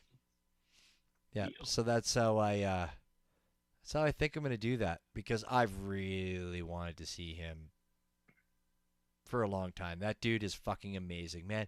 I would kill. Maybe I should reach out. Who knows? Maybe we could have him on this space. I don't know, but I would kill to talk with Joel. Like I would love to talk with that dude. He used to have this thing on YouTube called it was like Coffee with Deadmau5 or something like that, or Tim Hortons runs with Deadmau5. And he used to just like have some other, well, he had mostly other DJs, but then he had like Tom Green on one episode, and he had another comedian on another episode. But it was like he would just jump into one of his cars and they would just cruise into Toronto and go to this Tim Hortons and fucking get coffee. Like, but talking the whole way. Like he had Skrillex on the one with him the one day. He had Avicii on one time. It was really cool. Really cool. I say reach out. Why not? He's Canadian, right? But I mean, the guy, Yeah, like, he's such a, like, the guy, he's just one of those people, though. I mean, he's a lot like a lot of the people that we interact with in this space, where he has his fingers into everything, right? Because, I mean, he does his live shows, he makes his music, but he has his hands in creating the visuals and all of that shit, too, as well. Like, he's very talented at that stuff. Like, it's wild, man. Like, where do you find the hours? Who knows? If we had him on, I would ask him how difficult it actually is to produce the music, because I hear it's not that hard, knowing nothing about it. And then I would say that that's probably where he gets the time to put it into the visuals. No, it's I'm very not talking programming digital music is hard, man. It takes a long time to program. It takes a long. I know. Like I said, I'm not talking shit. I know there's a lot of effort put into it. Yeah, for sure. I'm just saying that I was more saying that as, that's things that are said out there or have been said. Good questions. Kind of like how we talk about AI, and AI art's not art according to some people, but we understand how much effort goes into it. The more you know about it, the more you understand. Those bastards. Right on. All right, let's call it. We're at 4.5 hours. Fendel already said thanks for having him out and everything, like fucking half an hour ago. But I forgot I wanted to ask you about your show last weekend that you went to, like, for sure. Oh yeah, no, I appreciate that, and of course that was big for you. That was an incredible show, and I had been looking forward to that for months. So that's freaking awesome. Well, thank you, Fendel. Always appreciate you, man. Hope we get to see you next week. If not, we'll see you in between somewhere. Like, we'll definitely be chatting and hanging out, and probably see you in the Testone space tomorrow. Definitely, for sure. You know it. Much love, you guys. Take care. Thanks, buddy. Appreciate it. Willie, my man, thank you for doing this every Tuesday with me. Without you, man. Without you, I'd have to talk. You'd just be here drinking alone. I'd have to talk more, and people don't want that. And I want to thank everybody that's still in the room here tonight. There's been people that have been here since the beginning. There's people that here joined us a little bit later. Appreciate you very much. Experimental NFT. We also have NFT Terrorist down there as well, still listening to us. Thank you very much, my man, for coming into us from Ireland. Sister Sage in here. Denise Blacksmith, thank you very much. Hope we get to talk with you someday, but appreciate you coming in to support us. We got the A&R department down there. To Chick Threes, thank you. Martin, thank you for coming down. Nikki Dimes, appreciate you, my man, for being in here and listening to us. Fendel, always welcome, and you are always a big additive to our talks in the evening. Thank you for being here. Next week, we don't have an exact artist right off the bat for you now, but we will be here next week. There will be an artist. There will be good conversation on the night train, because the night train leaves the station every Tuesday night, 9 p.m. Eastern. We're here chatting it out about art and the journey. The next NF Tunes episode comes out on June 18th. Until then, you can look up to the top. You can click on the link and you can listen to the first 2 episodes on Spotify. If you don't mind, that would be muchly appreciated. Give it a subscribe. I'm gonna do some re-listens. There you do. Do that. drive the numbers up. And give it a subscribe if you can. On behalf of myself, Willie, and everybody else here at the WX8BK family, take care of yourselves and each other, and we'll see you next time.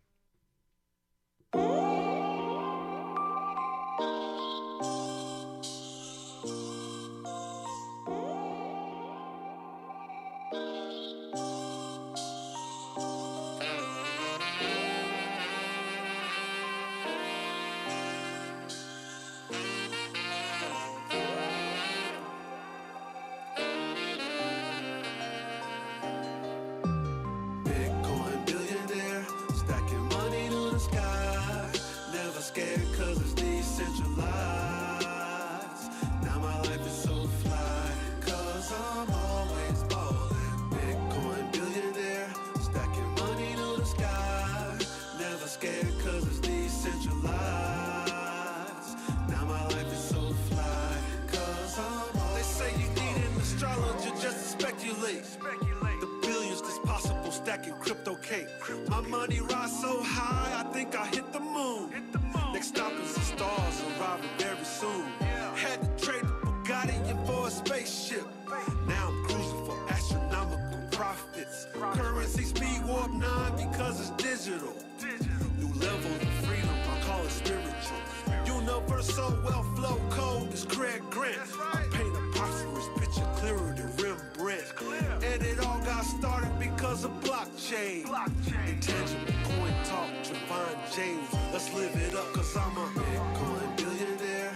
Stacking money to the sky. Never scared cause it's decentralized. Now my life is so fly, cause I'm always ballin'. Bitcoin billionaire. Stacking money to the sky. Never scared cause it's decentralized. Now my life is so fly, cause I'm always ballin'.